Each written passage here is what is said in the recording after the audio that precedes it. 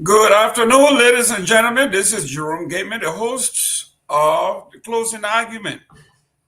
Today is the 29th of August, the last day of the week. In no time are we ready to go home and spend the weekend with our families.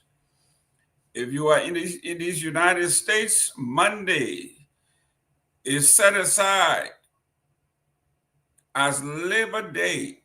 First Monday of every September is Labor Day. This is how we celebrate those who work to make this country what it is. We value labor no matter what it is that you do. You could be an engineer, you could be a street sweeper.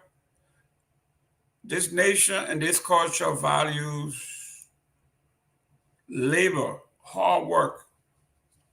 So Monday is going to be Labor Day.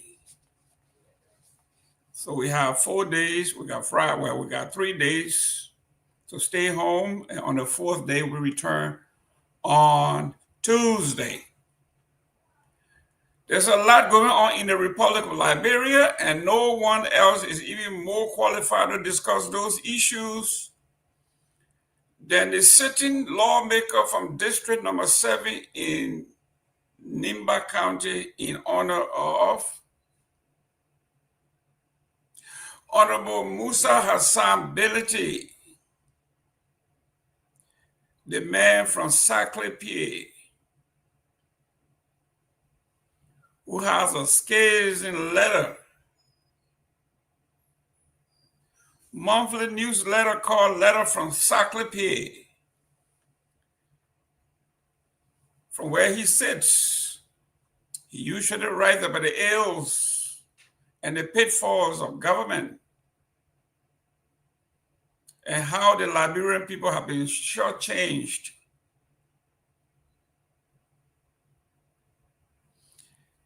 It is one of those letters that pains the establishment.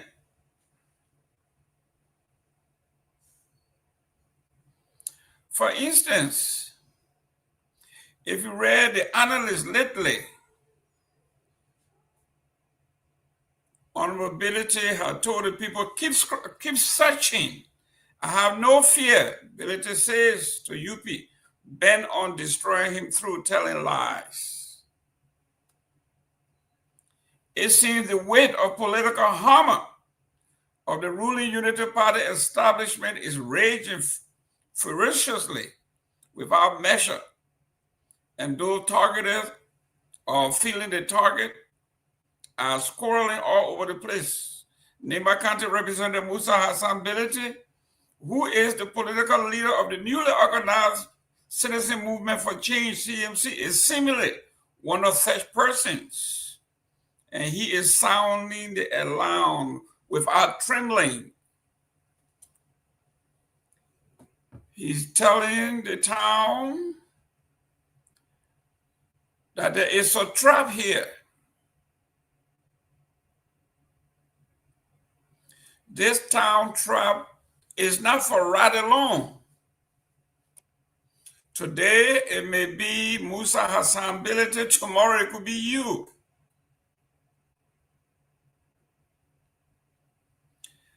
So if you are laughing and you are giggling and you are walking with glee,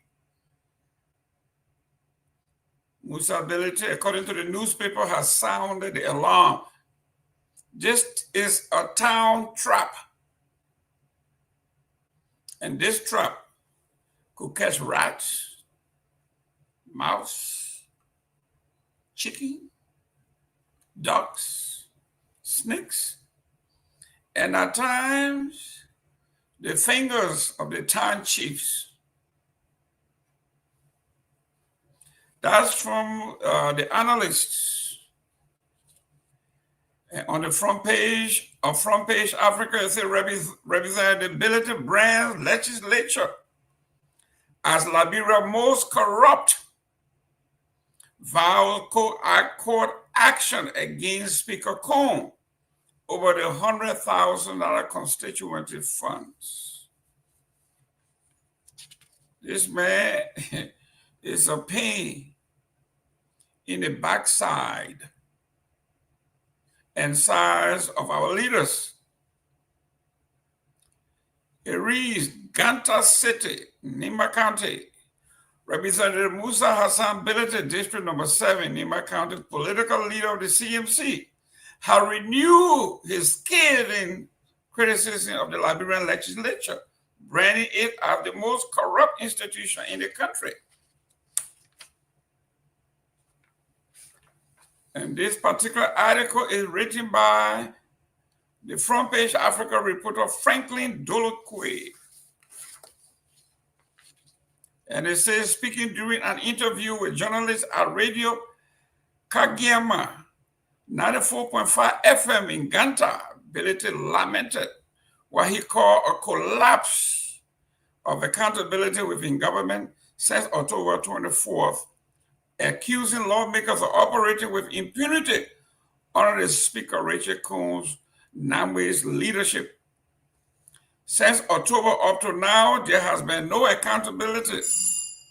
Government officials have not held responsible, nor have they answered to the people, Bilete declared. The absence of checks and balances and the culture of impunity have turned the legislature into the most corrupt sector in Liberia. The Nima lawmaker further accused the Unity Party, UP, government of President Joseph Yuma Bwaga of eroding governance discipline, warning that the refusal to enforce existing laws and regulations have fostered lawlessness and confusion in the country.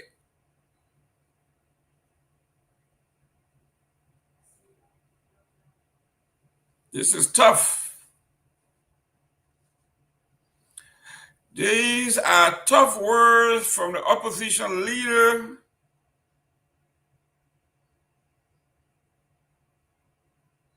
on the ruling party, the Unity Party. He didn't want to stop there, but he says he's filing a lawsuit. Bilete says he has now planned to sue House Speaker Combs for withholding $100,000 in constituency development funds allocated for District Number 7. He argues that the fund meant to support community projects across Liberia's 73 districts remain unreleased despite budgetary approval. My district has not received its legislative funding, which is allocated for development projects. The Unity Party secured over 20,000 votes from District Number 7 alone, but we have nothing to show for this support. He fumed. He emphasized that his lawsuit aimed to compel the Speaker to account for the funds and ensure that NIMA benefits from the national budget. He's also planning to take on the Unity Party and MDR. Bilete also criticized the Unity Party's leadership, accusing it of ignoring the rules of law. He responded to UP Chairman Reverend Luto Tape's recent remark, dismissing smaller parties as helping verbs to dominant political blocs, rejecting any attempt to marginalize the CMC. Instead, Bilete argued that the movement for democracy and reconstruction, MDR, of the late Senator Prince Johnson have become the true helping verb, citing the party's leadership vacuum since the death of Prince Y. Johnson. He reviewed plans to engage MDR officials in dialogue to preserve Johnson's political legacy and explore means of collaboration in Nimba County. He didn't want to stop there, but he also expressed his hope for change. Despite his sharp criticism, Bilete expressed optimism about Liberia's political future under a CMC government. He pledged job creation, infrastructure rehabilitation, and expanded access to education, healthcare as core priority as his party comes to power. Liberia deserves leadership that is accountable, that respects democratic principles, and that prioritizes the welfare of its citizens, said Honorable Ability. For now, ability acquisition add to mounting public concern over the credibility of the legislature and intensify calls for stronger check and balances in Liberia's democracy. Ability, who won on the ticket of the collaborating political parties, began his legislative career aligned with the ruling Unity Party alliance. However, he has distanced himself from the party following the acrimonious removal of the former Speaker J. Fonati Kofa as a member of the minority bloc that supported Kofa. Ability soon emerged as the chairman of the Rules and Caucus and became a vocal critic of both the Unity Party and the majority bloc in the House. That is Honorable Musa Ability's stance. We are going to delve into these flames. Honorable Musa Ability has become a flamethrower for the underdogs. He's going to also discuss the letter or the post from Kamara and on the headlines, front page Africa carries President Waka criticized over frequent shakeups at drug agency with no tangible results. And in bold letter, it says rat from within. The LDEA is ratting from within, according to Mr. Conant. The first step is to appoint qualified leadership for the Drug Enforcement Agency.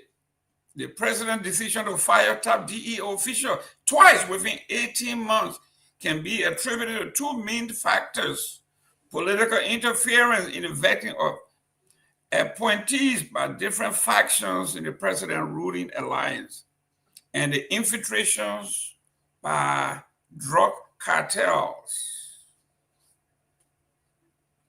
The drug cartels are infiltrated the Unity Party government, according to Kamara Conant.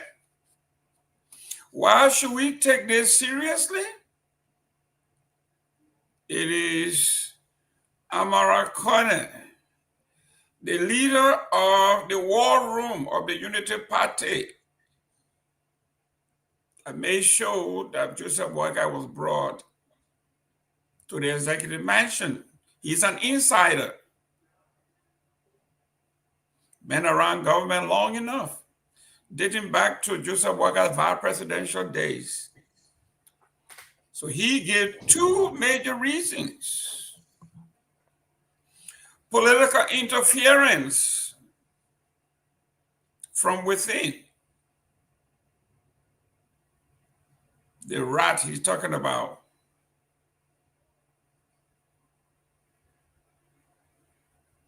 The administration has a rat from within. And if the government was about to fight the cartel drug in Liberia, it has failed, according to him, because it seems the drug cartel had infiltrated his administration.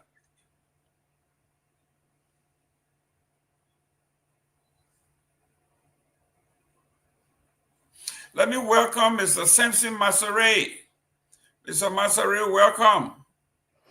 Yeah, Mr. Gayman, thank you. Thank you so much. And it's good being back here on the radio with you for especially hosting the CMC political leader, Mr. Musa Sampedede. I don't know whether you following the opinion pool we conducting currently on the page. Yes. Yeah, it's an interesting opinion pool. And so far, that's the first opinion poll we have conducted since this regime came to power. And it seems not to be favored in a government position so far. But it's good to be back, and we hope to see the CMC political leader to come and discuss some critical national issues as it relates to the growth and development of the country. Absolutely. As an experienced administrator on the side of the CMC, I would tell all members of the CMC, including the political leader, while the polls, the initial poll may look beautiful, we do not look at polls. We want to work. Whatever he's doing that is working, keep doing it. You promise to bring change to the folks, that the folks can feel and see for themselves tangibly. Keep doing that. Leave the polls and the opinions to others to take.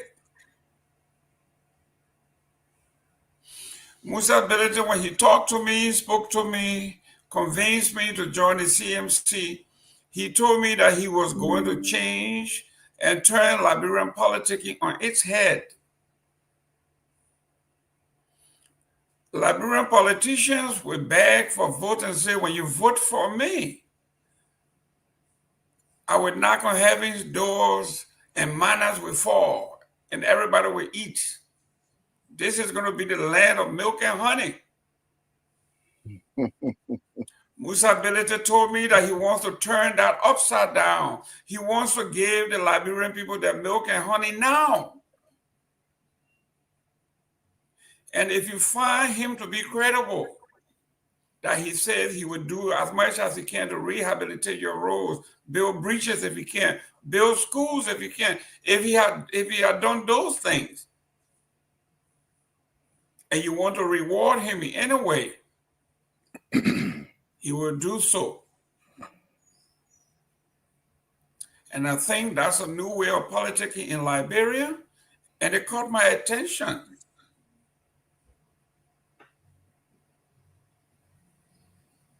The human mind, what sets the human body apart from animals is we are thinkers.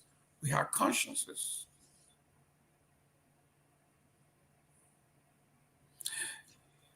If you have lived in Seleke Kromah or Gayman Town or Wee districts, and you have been in that area since Locke came to Liberia, I think 1958 or 1959 or so. And some of you have not seen any decent road from Buchanan to Locke. And if Honorable Musa Ability shines his light on us and did few of those feeder roads or fix one or two of those bridges that connect some of those towns, he will have done more than government officials have done since 1959. If you travel to Grand Bassa County, from Grand Bassa County to Locke to District Number 3, Compound Number 3, as we speak during the rainy season, by the time you leave the flour mills, and when you reach Compound Number 3, most likely you will have serious back problem. The road is that bad. Why haven't we paved that road? You talk to county officials, they tell you that is the job of the national government. But who are the national government? The national government encompasses our local people, the chiefs, Panama chiefs, representatives, senators, superintendents, you name it, that is national government. It entails three branches.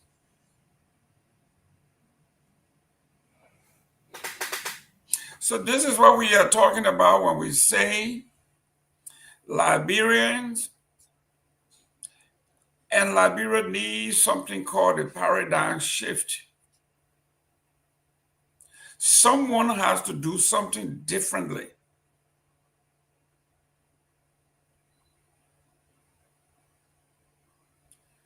And Musa ability have begun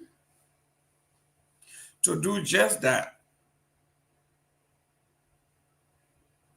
So when you read the analyst papers, they couldn't have said it any better.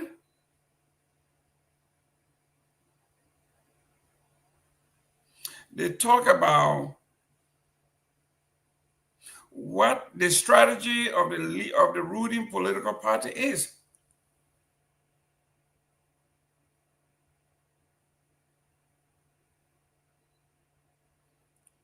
Musa ability told them, keep searching. I have no fear. Ability says, UP bent on destroying him with lies.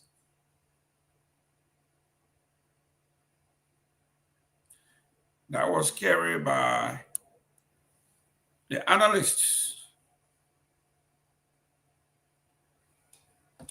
So let's go to current event in Monrovia. Mr. Masale, you are a reporter. You are the guy who are chasing the news, chasing relevant events on the ground. What's new? What's going on? What's trending in Monrovia? You are muted. All right, getting me now? Yes.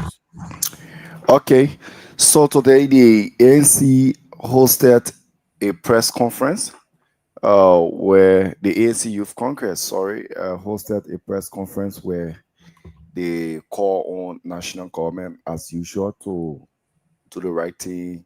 They also applaud the former ruling establishment, the CDC, for their bravery and their courage to allow the police to invade their party headquarters. They also call for a united opposition and encourage Liberians to remain hopeful that there is still better options outside of the CDC in the United Party.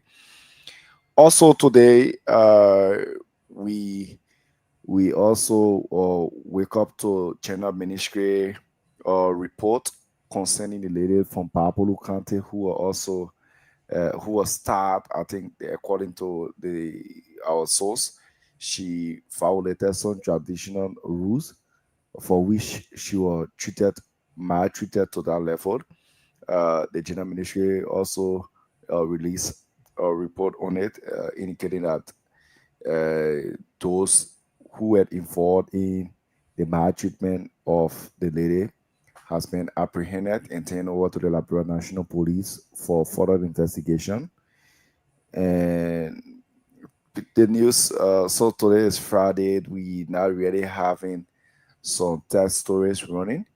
Just the regular conversation surrounding the government ability to deliver up to their promises.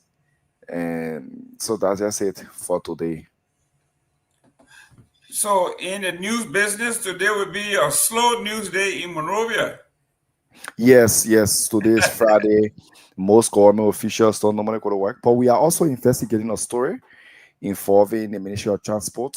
Uh, One of the deputy ministers where they had some program they got almost 150,000 for to train young Liberians.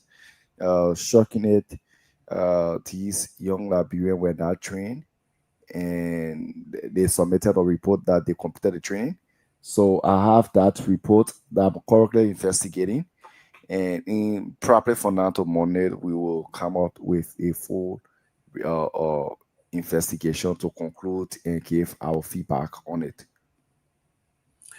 Excellent, excellent, excellent. We trust the ability of our folks on the ground to follow the news wherever it leads, and we will go from there. If you have access to that video from Wapulu, if you have it, I would like you to play it because it is one that is hard to watch, but one that we have to continue to remind our people that our country cannot afford this lifestyle. Let me welcome Mr. Victor Nagbe. How you doing, Chief? Hey, Mr. Gayman, it's good to be with you. Happy afternoon. Good evening to you, Samson. It's good to see you, my friend. Oh, yeah. Yeah, and welcome to our audience as well. Thanks for joining us. Yeah, do share the show. Invite a friend. Excellent, excellent. Our friends at Care Radio 95.9 FM, welcome to the show. Truth FM 96.1, Hot FM 107.9. And we are getting a lot of comments already. Martin Willie from South Korea, welcome. Seleke Kromah and Jai Eddie from Season, we district, Grand Bassa County. Absolutely. If you are from we district, you should Season, you should district, you should be able to know what I'm talking about, how bad the road is. From the flour mills to the compound. Before you were even born, Eddie, maybe before your father were even born, the road had been that bad. And yet, instead of talking about the development of our people, Grand Bassa County is usually on fire talking about who tilling the leftover iron ore from Lanco and who's eating the money and who's not eating the money. Now, once will anybody put these kinds of projects on the table? How do we pave the road from Buchanan to district number 3? The heart of the county. That's Mr. Jai Eddie tuning in from Weed District. Fuma Okenya, watching from Grand Kitmar County. Thank you for tuning in. And this is where we are, Honorable Nagbe. We have the analyst is carrying the story. Musa Ability is saying, let the government keep searching. I have no fear, he says. So UP is bent on destroying him with lies. We got Henry Crab Kennedy watching from Minnesota. Myean. I like that. I like that name. That's our man. Well, We're going to change the name from crab to lobster. W. Henry Lobster Kennedy. That's what I'm talking about. Then we have here on the front page of Front Page Africa, Ability Brand Legislature as Liberia most corrupt. Vow court actions against Speaker Cohn over $100,000 constituency fund. Mr. Nagbe, this is kind of hot, rough. it is. Mr. Musa Asambelete has made no secret his this disappointment with the legislature. Ever since he got in there, he has said time and again that he believes the legislature should be audited. And every time that he makes that call, it falls on deaf ears. Deaf ears, nobody seems to want to join him. If anybody does, it's probably not more than 2 or 3 people. And everyone wants to carry on as usual. But that legislature is a black hole. It is probably the embodiment of what is wrong with Liberia, what is wrong with governance in Liberia. a bunch of do nothings, and they just want to take and take and take and take. You know, uh, there might be one or two few good ones in there. I'll be hard pressed, but for the most part, that's what they want to do: just take and take. So he's making some allegations. His constituency money has not been released, about $100,000 for his district, and he's saying the district gave the president, this current government, over 20,000 votes. His district alone, they deserve, a part of the pie. That has not happened. Um, the government went ahead, according to him, and gave each of the people who voted against him for the speaker position to make this current speaker the speaker. He gave each of them $50,000. That money too was also for constituency development. So now they want to recast the budget because they've run out of money. They want to plug the holes that they have created, and he's not standing for it. Now he's alleging that if he has to go to court, he would take them to court. And we support that call. We have declared over and again that the legislature, we've joined him, we've joined his call, audit the legislature. We understand, you talk on the rope and it will pull bush. And there's a reason why, they're paying him deaf ears. Nobody wants to audit the legislature, but we're not gonna back down. We think the CMC believes the legislature, it is, if not the most, probably the second most problematic of governance in Liberia. Why does it have to be that way? We don't have to take it. Those people work for us. They have to understand that they're amenable to us. If we want them to be audited, they should audit. He's made it clear. I believe he said the GSC, the people with authority to call for an audit, the GSC, I believe the legislature itself, and I think the executive, I believe I'm quoting him right. Those are the people who have the power. He has made the appeal to all of them. Nobody seems to want to listen. He even said that there is a crew that came in there at one time to audit, and they were chased out.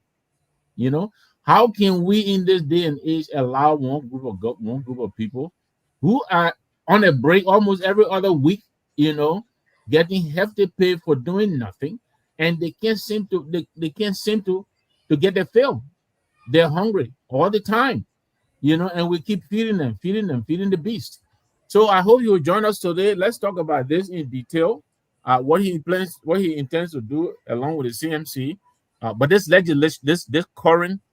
legislature, and probably the one before it, we need to audit them. We want to know how, and how they spend the money. Where do they put our money? Let them come and tell us.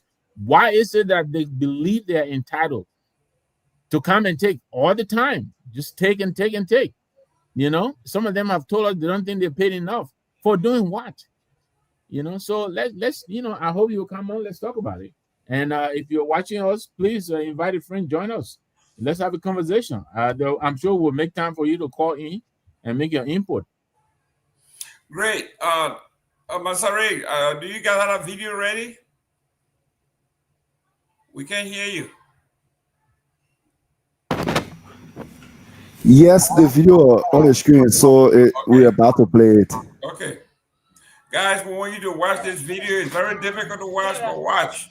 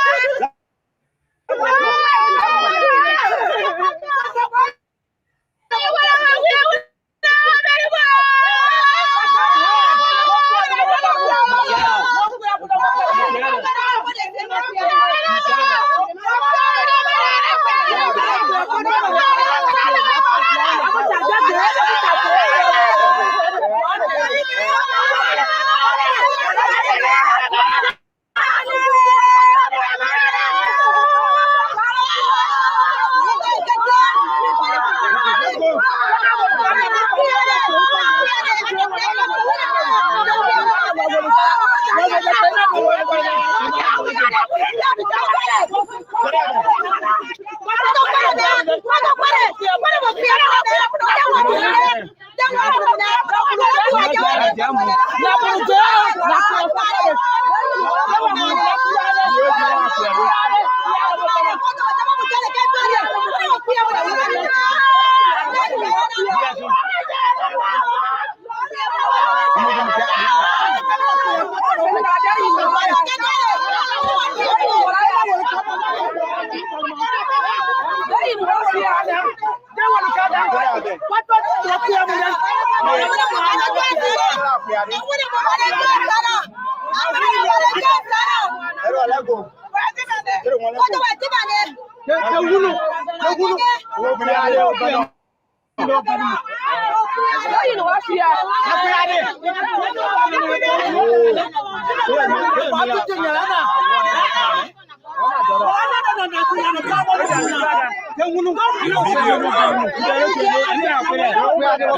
you seeing the video? Masare, can you take it down because it's not playing? It seems to just be stuck in one place now. I think it need to be replay. Let's see what I'll get off a replay. Okay. Okay. Ladies and gentlemen, this is a very difficult video to watch. But it is time that we expose some of these things that are considered to be culture. People are doing things in the name of culture, which is not true. Just like in our different religions, they bring their wickedness in and blame it on the culture. They blame it on the Bible or so-called good book. Yeah. I know there are some people who see this and they cringe, and I can understand that.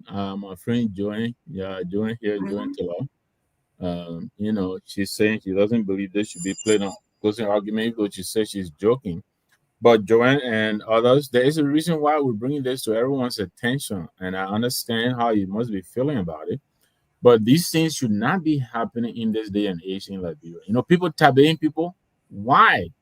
You know, there is a process here to pursue justice. You know, who are these people anyway? You know, this is another person's mom, another person's wife, another person's sister, you know, another person's daughter. They're putting their hands on and they're tying her up. And where is her husband anyway? You know, I understand this lady is a mother of 5. So there must be some man who is behind her. You know, how is it that she seems to be all by herself? You know, I don't see anybody rising except for the women who are crying. I believe that's the most they can do. You can't, you know, you don't see anybody else stepping up to say, look, you know, this shouldn't be done. So, you know, I understand one of them is already in custody and the other one is on the run, you know, but I hope they bring them to justice. You know, this thing should not be happening. It's wrong. I mean, on all angles, it's wrong. I hope, you know, that whoever, you know, is responsible for this, I'm sure there are a lot of people.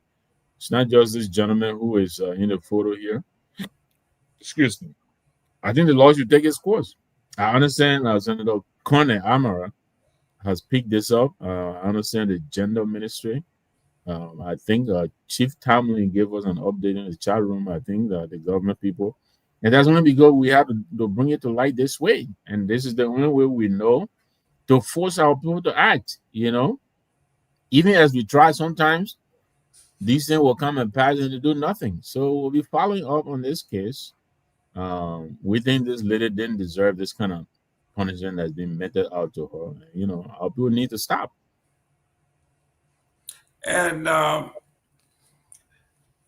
some of the greatest embarrassment of mankind would have never been dealt with if we had kept it under the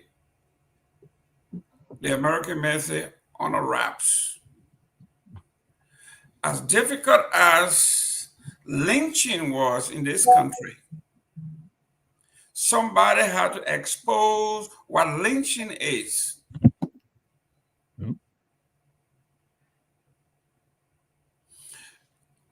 Some of these topics are very, very hard to deal with, but it is real. It's happening. It has happened.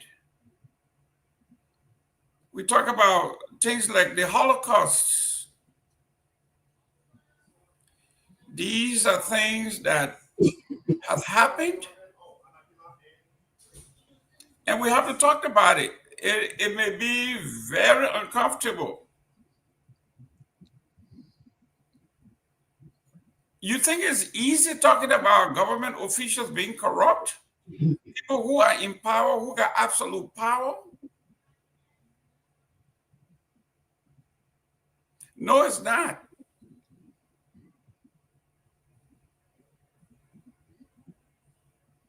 You think it is beautiful to talk about drug enforcement officers going to arrest drug dealers and drug dealers sent for reinforcement? And the drug dealers reinforcement arrest the government officials and took them back and their phones. Disarm him because this is about firepower, Jerome. If you come to engage me and you bring a knife to a bazooka fight, you know how that's gonna end. Our people are under-resourced. That's the fact. We talked about this, I think, 2 or so days ago in Bong County. And I'm sure it's the same thing in most of these counties, if not all of them. We put these people out to combat these people. And in most instances, the people are more prepared than the government people. And so when they go to face them, they face them down. They stare them down. The people were telling us in Bong, they don't have vehicles. They go and chase these tapes on these drug traffickers on foot. Imagine that. I live in Bong. I went to Cotton. I know about Bong County. Bong is a big city, and other parts are, it's a big place. How do you chase these people on foot? They have to go to people and beg, money changers, credit money to, pay the bike to go and chase these peddler drug dealers. That can be the way to fight drugs in our country. And so again, it brings to question the seriousness of this government. In this country, if you don't want an agency to do anything, you defund it, you underfund it, you make it weak, you tie their hands. That's how Trump is making these people to comply. He threatened them with withholding funding, and most of them will comply. Right now, he and Harvard are in a fight. He's withholding $2 billion from Harvard because he wants them to do one or two, and Harvard is trying to negotiate. That's how these people. Yeah, that's how these people enforce compliance. And so, if you are telling us that you want these people to fight drugs, and yet you're under resourcing them, you got their hands tied behind their backs, and you can't be serious with that. These people carry hordes of cash, liquid. Almost every time you read the paper when they're ready, people they see tons and tons of liquid cash. So, they have money readily available. Why is it do we think that our guys will not be bought as honest as they may want to be? You're paying them, even you're paying them $300, which I doubt they are, and these people throw thousands of dollars at them. What do you think is going to happen? And then we understand most of them are actually volunteers. They're not even on payroll. So it is really like you bring a knife, to a machine gun fight. How do you expect to win it? Well, we got a response from Mr. Connor, and it is from Mr. Amara Connor's office. Can you adjust that so we can see the whole thing? While you're adjusting that, I'm getting questions. Apparently, we may not be on Truth FM. I'm not sure. There is a comment in the comment section, something your care radio. I don't know if we are not on Truth FM.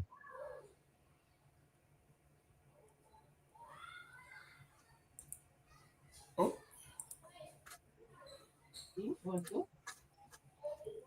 Let me welcome Mr. Seleke. How you doing there, sir? I'm doing good, Mr. Gayman. How you doing? Mr. Nagbe, how are you? So I got to ask you this, my young friend, and welcome to the set. Thank you. I mean, let's face it. I know you like to be modest, but you're a pretty big deal in the ANC, and you're getting inaugurated in Rwanda. as the vice president of all of the Liberians, all Liberians, all Liberians. And Mr. you're like the Gayman. vice president, and you got Dr. Moniba is there, and you couldn't get an ANC to go and do that. What happened? No. But congratulations. For clarity, Mr. Nagbe, Tata Moluba didn't come here for the inauguration. Oh, okay. We actually received one guest from Liberia, which was our guest speaker, Mr. Bezunga Finde, who Okay. left like 3 days ago to go to the US to attend a Is he minister. still with the? I mean, No. the CPP has been dissolved, but is he still collaborating with the ANC? No, he's an independent candidate. So Dr. Moluba Right. came. He Gotcha. came to serve as a lecturer at a university called the African Leadership University Graduate School. He and Professor Lumumba, they are both here. Okay.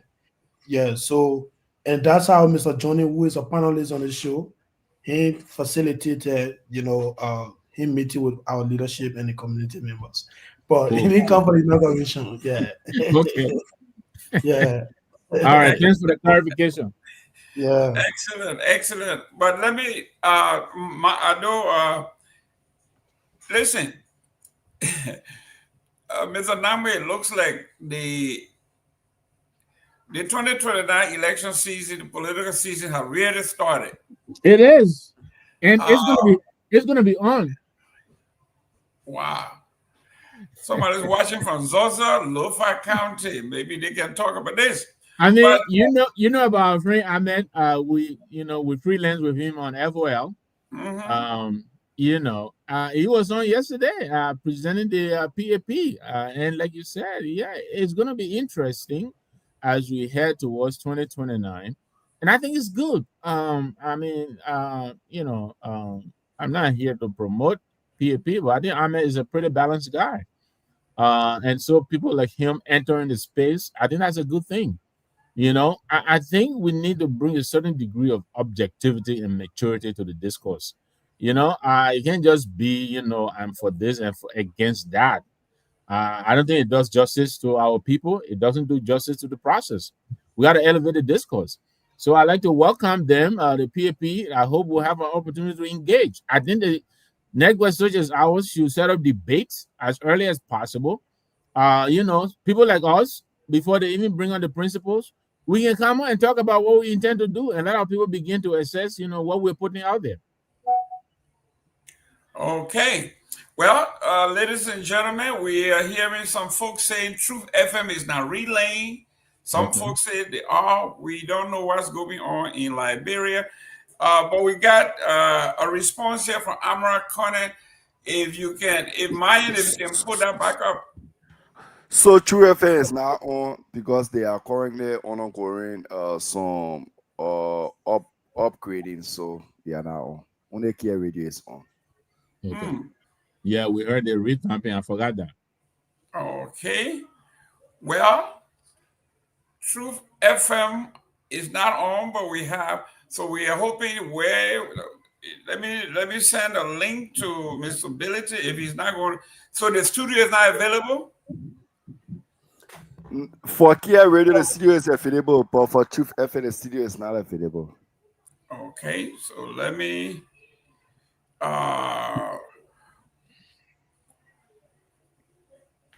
Mr. Nagbe, can you continue? Let me go to the back and call Mr. Ability.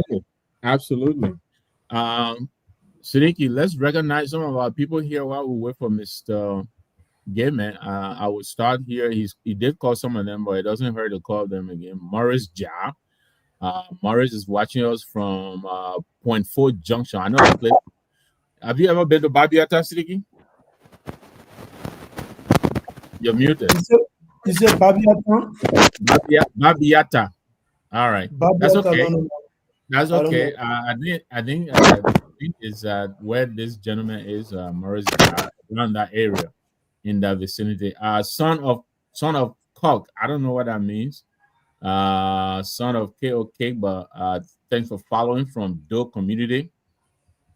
Omba Okenye, watching from Cape Mount, from Mapuma, Makpouma, Mapuma town. Grand Kidman County. I don't know what Seleke, can you say that better than I'm doing? Puma Town. Anyway, I'm not seeing some Kumba. of the comments you're reading. I'm only seeing Willie Chie, seditions and Okay. ANC people should forget about 2029 and focus on 2099. 2099. Yeah, 2099. Yeah. Fixed Wow. electronics. Our correspondent from Kigali. I think I mean he's referring to. Yeah, I Then guess so. plays the mighty Samson. Aliu Kamara, hi guys. Jefferson, watching live from New Jersey Gulf. We are 2029 show. Fixed electronics again. Wonder versus Nigeria qualifiers. What is he talking about? Yeah, so far that's what I'm seeing from my area, Mr. Nambi. Thank you. Thank you. I also see here Jefferson's September Blessing Jimmy, Yeah. watching from New Georgia Gulf. Uh, he says we are a show for 2029. Okay. Oh. Aliu Kamara says, hi guys. I'm sure you call here Uh, Wekley Chill. Seditions and ANC folks should forget about. I guess that's the person you're talking about. Okay. And Abdullah Dole, watching from Zozo City, all the way in Lofa County. Of course, Joanne here, Joanne Telo, and Joanne does not say where she's watching from. Let's see here, but thanks for joining us. Gabriel Boyman, he doesn't say where he's watching from, but he's urging us to tell Musa Ability to forget about fighting corruption because, according to him, Musa Ability is tainted. Okay, if you say so, where's your proof? This By guy. M. Freeman, locally, by says, what is the frequency? You can try Truth FM by Harris Tucker. Harris Tucker is watching from Detroit, Michigan. That's where my friend Michael Gilman is. Then we get Usain. Sorry, Mr. Nambi. We get Go ahead. Go ahead. Usain T Bia. He's following from Kigali. Okay. Kigali Wonder, yeah. He's a brother and friend. And welcome, Usain. Good to have you on the show. Okay. You're Yeah. saying welcome. And I know the CMT has a pretty large group there in Rwanda. The guys there, Yes, yes, yes. they're working very hard. Mr. Cooper and company. As a matter of Yeah. fact, we So, might be able to patch them in today when they are I political think I leaders. think this guy is part of your group, Usain. Okay. Okay. Yeah. All right. That's He's pretty following from cool. Kigali. Yeah. Okay. He's, All right. You're he's saying part of welcome, buddy. yeah. Yeah, so we told Mr. Cooper to stand by, depending on how crowded the set will be. We might send him the link, or we might have him call in to put the group's um, um, concerns or questions to the political leader. So Winston, if you're listening to me, buddy, continue to stand by. We have you on the wait list. You might either come on set, or we might have you call in. But let's see what happens. We might not be able to get a PR because I think it usually goes to the studios of Truth FM. So I think Mr. Gayman is working on that. So let's see what happens. Huh? Yeah, Musa Segu Dole, also watching from Grand Cape Mount, Mustafa M. Kamara, also following from Cote d'Ivoire, Ivory Coast. I lived in the Ivory Coast for about a year, Sidiki. Really? Yeah, I came from Ajame. Um, we Okay. came from Ajame and went to the military camp militaire, all the way in Cocody. Yeah. Okay. Actually, my first son was born at the CSU, the got a CSU, I believe, in Cocody. That's Wow. the teaching hospital. What year Uh, was that? 1991. My first son, he's in his 30s now, but he was born in that hospital. We were refugees then, my wife now. And Okay. yeah, we were in the Ivory Coast there, and I remember we used to go to the Riviera, so they say, and get on the bus from there. I think it was like 125 or something like that, safer, and go to the Liberian embassy. I mean, that's where we went to hang out. You go there and meet your colleagues, and also we went there to also make calls. Siliki, take over. Let me take this call. Yeah. Okay, Okay. okay. Oh, Mr. Gayman is already Yes. here. So Yes. then, okay. Yes, ladies and gentlemen, we are having some issues with Truth FM. Unfortunately, I sent a link to Honorability to dial in from wherever he is. But the issues here is we got this from Amara Connor based on the video that we have been playing. And it says here, okay, here you go. Let's look at the, okay, this is the release from Amara Connor. It says here, the Liberian National Police in Wapulu County have arrested a suspect in the video circulating on social media and in our inboxes of a woman being gruesomely tied to a chair in front of her children. Another suspect is at large and is being manhunted to face justice. This is from Amara Connor's Facebook page. Yesterday, those of you who were here, we discussed this, and I'm still disappointed that Ms. Amara Connor would do a lengthy release on the drug issue, criticizing President Joseph Boakai and the administration, but only did a post on his Facebook page on the human rights abuse that is so gruesome.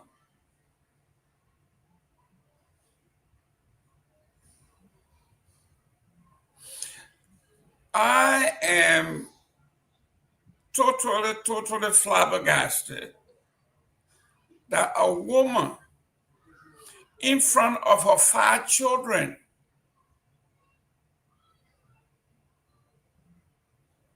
will be reduced to nothingness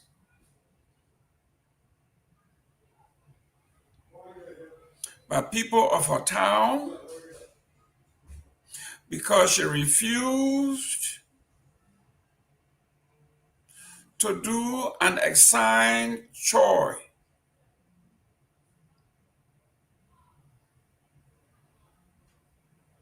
Not only that she was abused by the males in the town, but she was also abused by another woman who picked her up and slammed her to the ground after she was tied.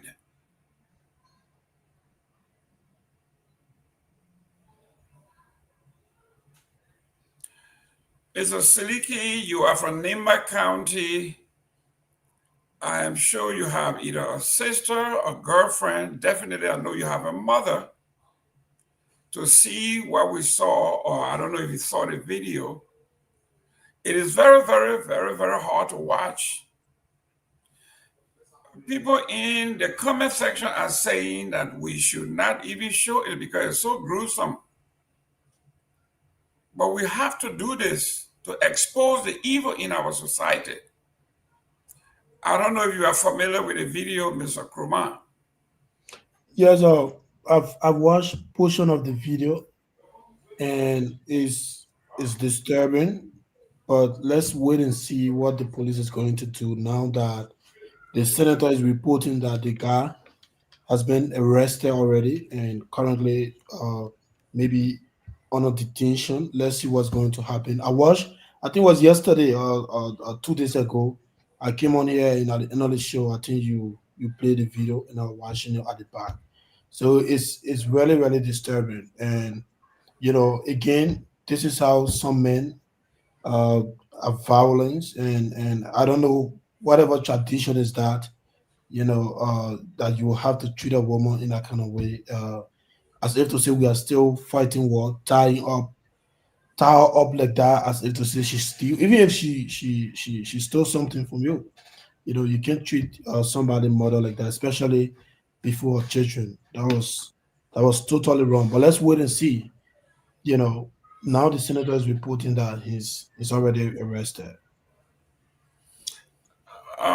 Before we go into the topics here, Honorable Nagbe, I just sent the link to honorability. I don't know what you're hearing from your end.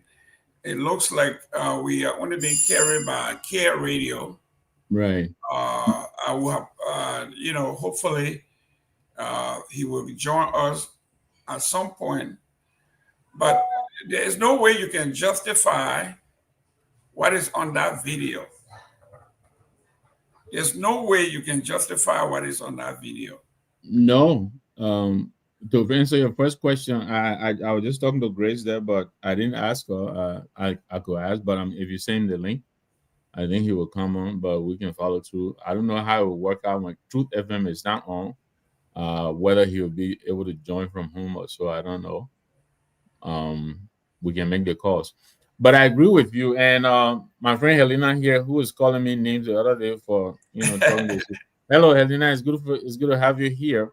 But she wants to know what the lady did, and it's interesting that she's asking that. I think many people want to know.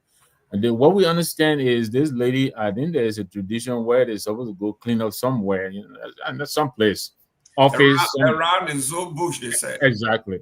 And I think the day they went, I believe she said she forgot, she didn't go, and apparently she did it for the second time. I'm not sure, but so now they are alleging that she is intentionally refusing.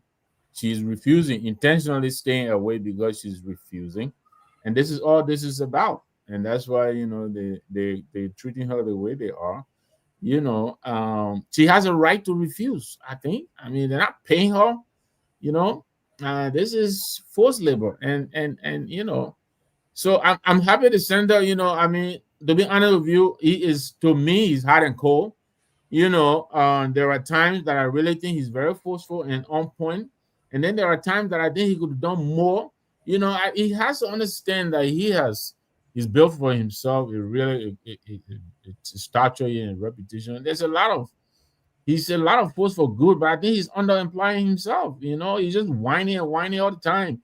Yeah, he helped this government and it is failing, and he's saying it. I hear that, but I think there's more he could do to help. He's acting like they are excluding him from the kitchen cabinet. I understand. He's not a cabinet member, he's an elected officer, but he helped to bring this government to power, and we are hanging the responsibility on his neck. You should understand that. If they fail, he would have failed us too.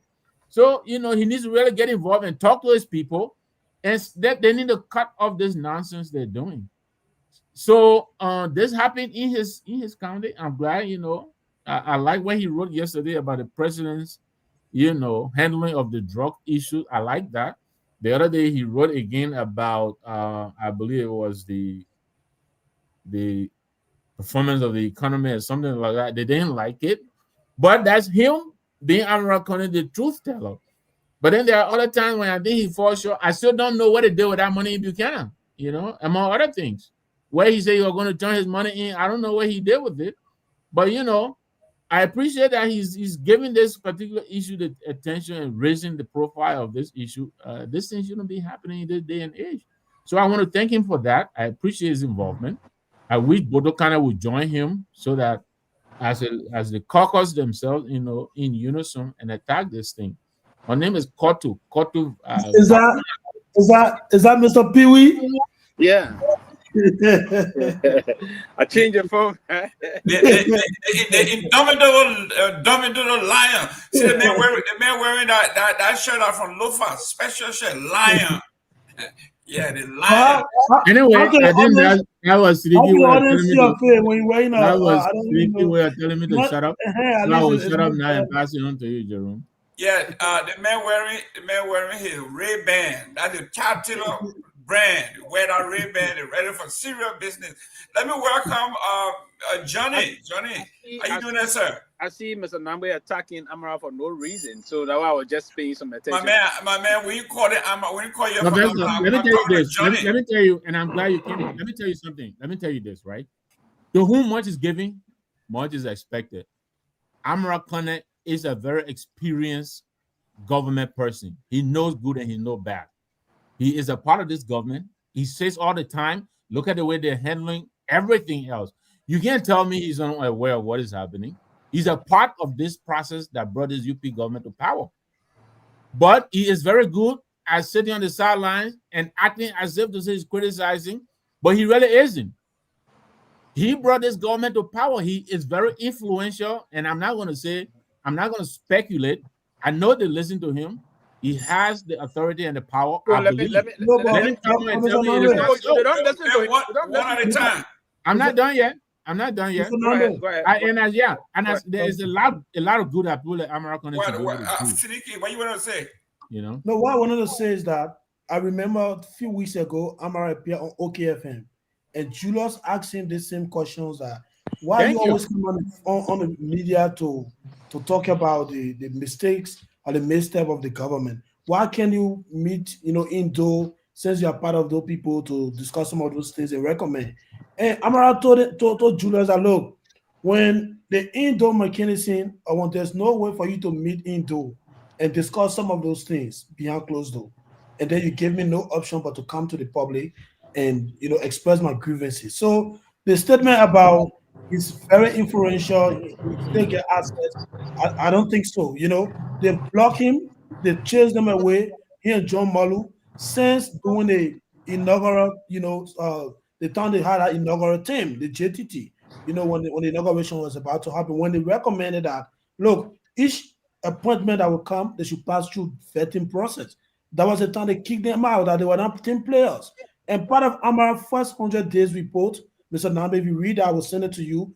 You will understand that they were actually, kicked out of the United Party circle. And let me tell you this. Let me tell you that, brother. In this country, I forgot his name. He held up Trump's appointees, over 138 of them. And Amara knows that. He has the power. He can hold up this president appointments and refuse to have them confirmed. There's a lot of things he can do. He alone in the Senate. Yes, one senator can put a hold to it. Okay, guys. You're a politician. You really expect him to do it? No. I expect him to build a consensus in the Senate. Good, but why are you building that? Come on now, Seleke, please. Let me welcome Johnny. Johnny, welcome, sir. Yeah, good evening, good afternoon, everyone, from where you are. I'm good, thank you. You're welcome. Thank God for life. Listen, guys, Johnny, how do you pronounce your last name the correct way? My last name is pronounced as Ndebe. Ndebe? No, Nagbe. No, not it's Ndebe. It's Ndebe. Debe. Nagbe. The end is silent. The end is silent. Okay. Nebe. Okay. Thank you very much. No, not Nagbe. Wait, it's not Nagbe. It's Ndebe. Your tongue is like up on your upper lips. It's Ndebe. It means catfish. Catfish? Yeah. Okay. That's the meaning. It means catfish. Okay. How are you related to catfish? So like when I'm in Bassa, like Mr. Gilman, when I go Bassa, I'm called Johnny Poo. Honorable Pewee, welcome. Thank you. Johnny, be good. How you doing there, Chief? It's good to see you guys here. Listen, we had sent the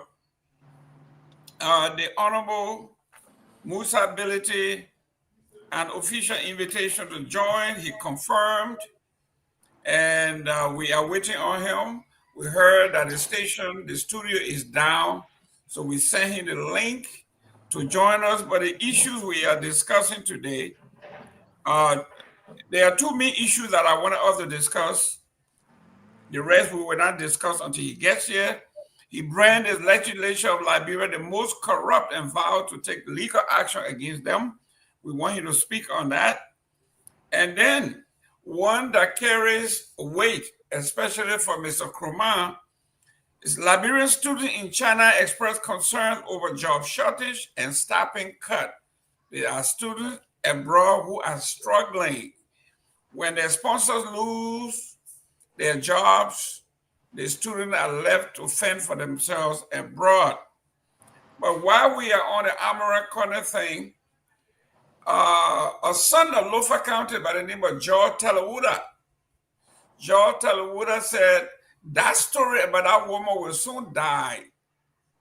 And it will change after the so-called investigation, which is the usual. If you are the president, you form a committee and you say everything you want to kill, you send it to committee and it dies in the committee room. George Telewuda is saying when they tell you it's going to, it is on a traditional investigation, whatever that is the end of it. In 2 weeks, we will not hear anything about this story anymore. Magnus Cassell wants to actually believe, telling us it doesn't matter what the woman did. What happened to her is inhumane and is a violation of human rights. So nobody should be asking what the woman did. It means absolutely nothing. This is human rights violations. Somebody's wife, not only that, but she is a mother of 5 children. And in front of her children, in front of those babies, their mother is being disgraced. And they sit there and watch this. This is a crime. This is what they call a human rights violation. Not only her right, but the rights of those children. Traumatized for the rights of their lives, that their mother is being treated like animals. Honorable Pewee, you are the diplomat here. How do you handle something of this nature that the whole world is watching? I think it is despicable, it is disgusting, it is unacceptable, and it is deeply inhumane. But yes, what if care is not taken by this government, and I would hope Mr. Boakai or Ambassador Boakai, His Excellency, the President of our country, when he sit or his administration or Minister of Justice that is on his way here now in the U.S. or should be already be here in the U.S. To attend to represent the government of Liberia and the President to the foreign Minister of State's funeral tomorrow, should take this very seriously. Yes, what I think they should take it seriously. If care is not taken, the very damning human rights report that the U.S. government just put out on the Liberian government, this will further exacerbate the situation and may cost the Liberian government a lot of things that they are currently pushing for, particularly this compact that we're trying to really battle for. It's a serious situation here. And the reason why this, and the person that video or video recorded this particular unacceptable video, the person did an extraordinary job. If I knew the person, if I hadn't contacted the person, I would have rewarded them. So yes, why the government should take it very seriously.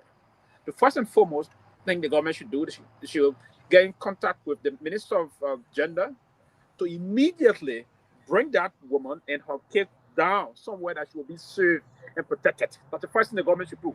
The government should announce that they have secured the guard a very secure area for her, where they will pay rent if necessary, and they will ensure that she went to hospital and they will all have checked, they do her signs and other things, and get her children and the woman in a secure environment first and foremost. The government is going to announce that publicly so that international partner will pay attention that the government of Liberia is not insensitive to what unfolded. That's the first thing you need to do.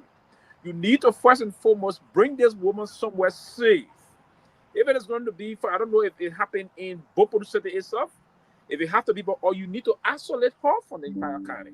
Bring her down to Monrovia and then secure her a nice area and put she and her children. And the first thing you have to do is that to send her to JFK, where her entire chemistry will be conducted. And then reports, medical report will be out from the JFK, and the government will use that to announce. Now, this is not only to announce to our people, we, the citizens of Liberia, but to announce both to the citizenry and the international partners that we took serious action and we're not taking lightly these kind of things. This is meant to warn who be perpetrators. Now, that kind of a battery perpetrated against this woman is not only something that we can sit here and discuss and tomorrow it dissipate in thin air. No.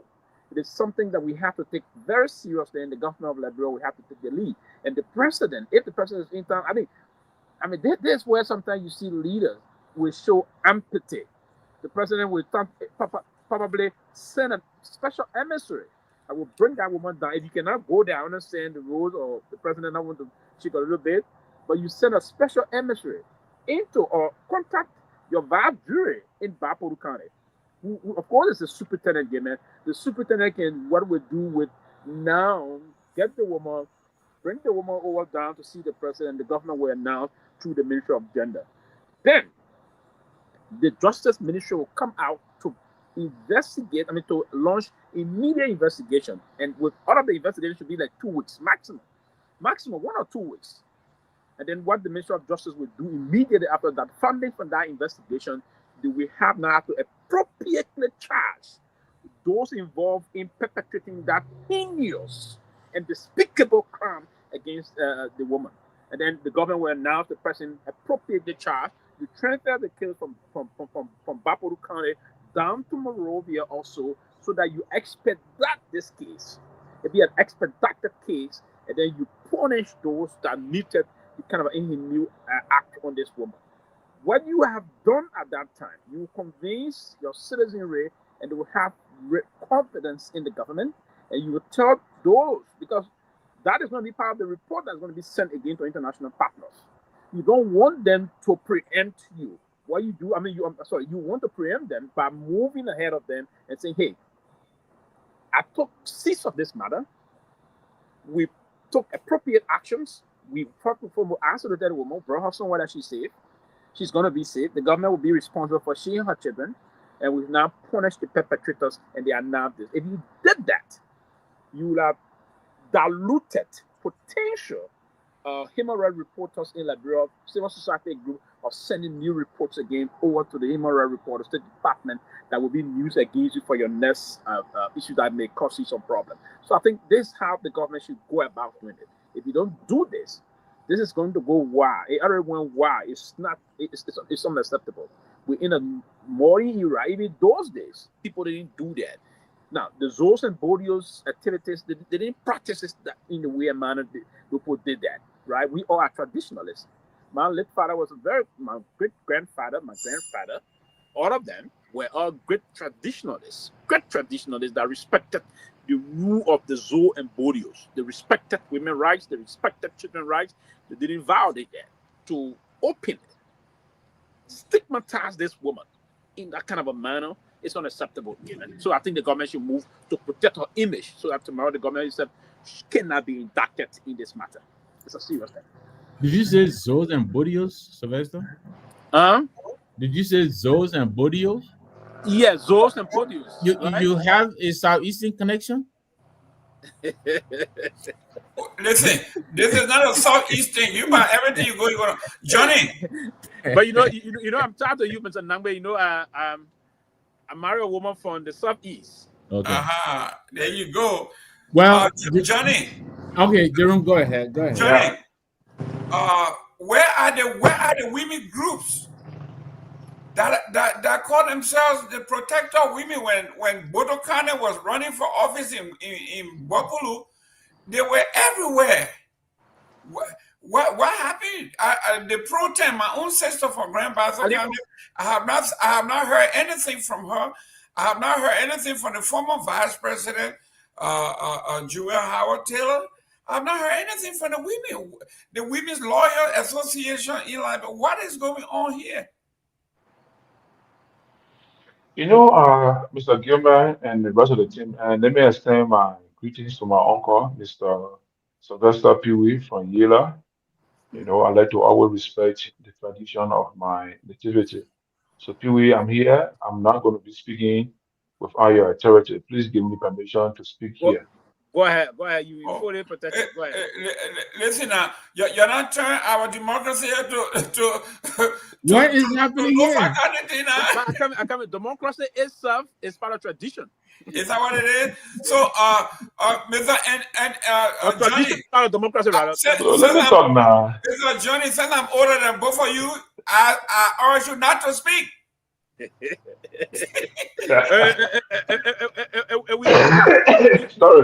We request that you please So let me say forgive something us. here. Okay. Go ahead, Jimmy. You forgive me. Go ahead. Go ahead, Chief. You know, Mr. Gayman, it's a traditional protocol. No matter how old I may be than Mr. Sylvester Pewee, from our perspective as a culture people, he's bigger than me. Even the shoes on his feet, the same from the shoes of his, from his shoes, that stand is by far and greater than me. But I had to give him the courtesy before speaking here. I can't be speaking over his head. Notwithstanding, democracy still prevail. So, Mr. Gilman, you referenced the action taken against the woman in Bapuru, and you want to know what happened with all the women leaders and advocates in the country. I want to draw my statement towards policy issues in Liberia. This is not the first time in Liberia where a woman or women have been violated in the same kind of manner. A few years back, like maybe 5 or 6 years ago, similar thing happened in Samuel County. And I was sent there from my organization to assess the gender-based violence and issues of violence against women. And this mob, we consider this as mob justice or mob action. And I would have thought that by this time, since the Liberian armed conflict ended, governments, we have had three separate governments. I mean, 2 terms of UP and 1 term of Unity Party. I mean, of CDC. I would think by this time we would have a strong and a robust justice system that protects the rights of women, children, and the vulnerable society. There have been so many NGOs, so many international organizations, and local and national organizations that work towards, access to justice, women's rights, children's rights, vulnerable society rights, all of things been happening for the last 20 years plus. I'm surprised that at this time, those issues that we all have been fighting to stop by creating awareness and education is still unfolding in this country, in Liberia. I know when Madame Bodo Barclay was attacked during the election, I was called upon them because the work I do, I have a lot of relationship with almost all the traditional leaders in Liberia, 15 counties, the ethnic groups, all of that.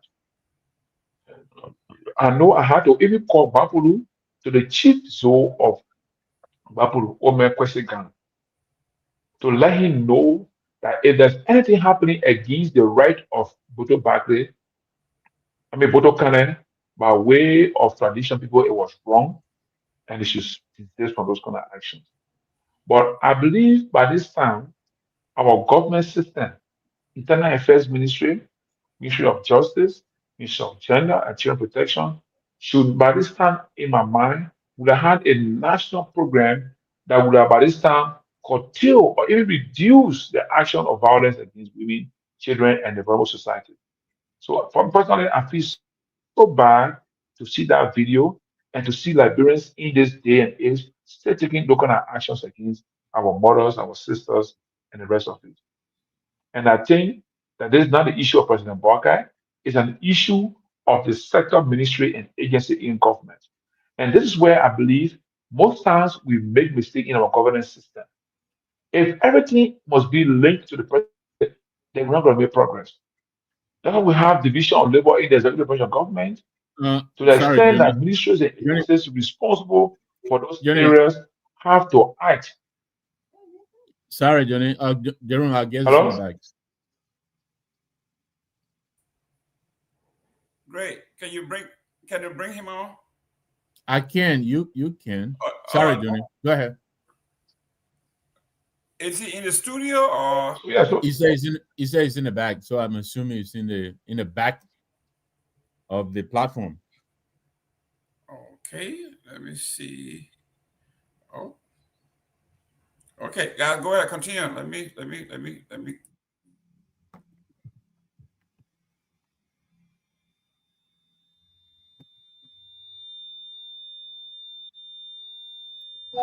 Johnny, go ahead while he's bringing him on. That's what he's saying, if you can hear me.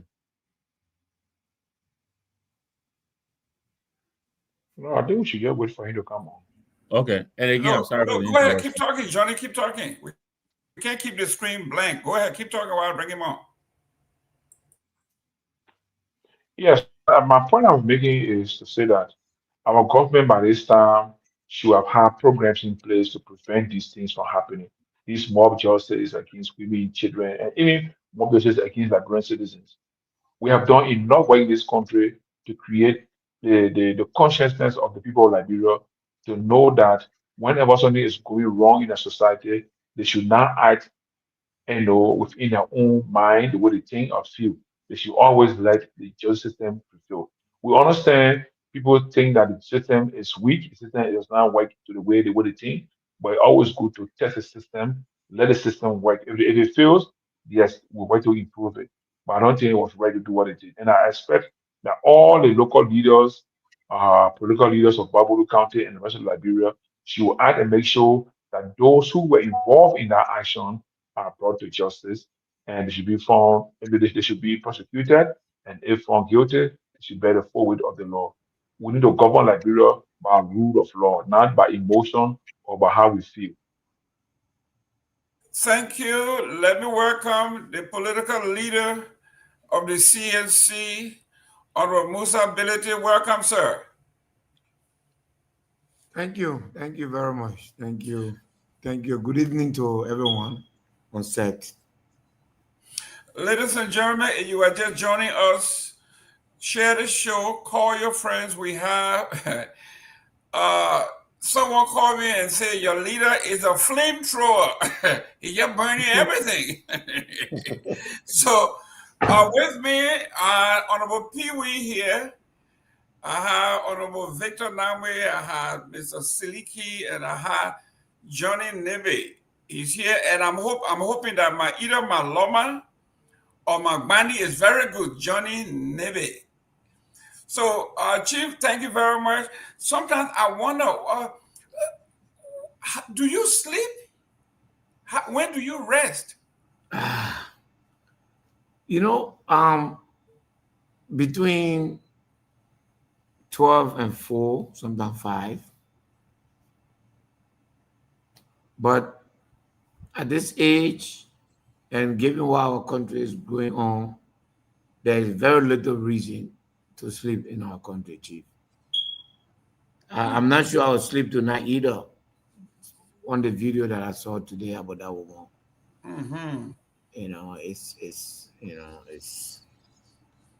it's tough. We're in tough time. Why you just talk about a woman? Sorry again, man. If I were to ask you to continue from there, is there any plan that you personally get in touch with her?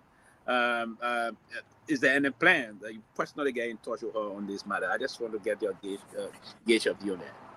Absolutely, absolutely. And how do you intend to go about that? Well, we have a complete network. Just as soon as I leave the phone, I've already instructed the chairman to identify her location. I think this is Lofa County, right? No, yes, Babulu County. Babulu, yeah. So we try to identify this very hour. We'll try to see her and see how we can help her. But more important, to see how that cruel beast can be prosecuted. Yes. That's even more important. Why is not time to blame anyone? It just points to the fact that the Liberian people need to see that the government they've been having, government after government, care less about the people in the bush. To even think that anyone with a relationship to government can even do that tells you how remote we are. I mean, that video is going to go around the world. Do you know what that video is going to do to our image as a country? Do you know how much hurt that video will do to us? It's going to be all over. It will not matter what part Liberia is, believe me. Baboluni will not be called. All that will be said today is this is what happens to women in Liberia. And we have to come up to say this is not in our character, but it's hard because that's the kind of government we have. Everything is money, everything is Morovia, martial, capital building, temple of justice. Nothing. I hope that will change. But we know that, we're going to change that at CMC. That's what we were formed, to change the dynamics of how people do things. There has to be a government by and for the people. In Liberia, we have a government by the people and for few people. That has to change. That video is really, really painful. Ladies and gentlemen, the reason Honorable Musa Ability has a say so on what's happening. Let me go down the list that he is surrounded or has surrounded himself with capable women. So when he speaks on women issue, he has a legitimate footing. The global chair of the CMC is a lady, Dr. Richardson. The chair of the United States and Canada, Grace Garguah, obviously another capable woman. And even if you went to the business that he runs, my own sister from the Bassa people, where they power, that's another powerful woman. So if he speaks about the plight of women, he got a lot of girls too, like me. So he has a legitimate point. He knows what he's talking about because he has done it. Surrounded himself with capable women that are able to do things. He's married, he got daughters, just like I have, just like most of you have. And even if you don't have a daughter or a wife, you have a mother. To have a woman, a mother in front of her 5 babies, to be treated the way she was treated. I am glad that the congressman is here. The few more years he has, let's talk about what is it that he wants to do to prevent these kinds of stuff from happening through legislation. The first thing that I want to do right now is to see how those children are doing. They are traumatized. We want to bring them to town to de-traumatize them, to have them, somewhere where they can, a safe haven. And then beyond that, I think that, the government is going to do something about it. I believe so. Honestly, look, this is not about this government. I will not attack this government on what happened today. Obviously. This is just what is wrong with our society. And I want Liberians to know that what you saw today is what children and women across the length and breadth of this country are enduring. And unless we have policy that ensure that justice is closer to the people, we have to make laws that allows justice. Look at Nimba County. The police does not even have 2 vehicles in Nimba County. This is a country that generates over $100 million in the mines. This is a country that generates more than at least $20 million in taxes from business activities. And yet it cannot provide because there's nothing there. The police have nothing here. The immigration have nothing. The DEA have nothing. Those things need to be addressed. That thing that, I have personally been traumatized by it, honestly speaking. Looking at that woman, looking at her silence, her refusal to shake while she's being tortured. Yes. Wow. She was very Do disciplined. you know? in Do being you taught. know what? Do you know what happened? Do you know what?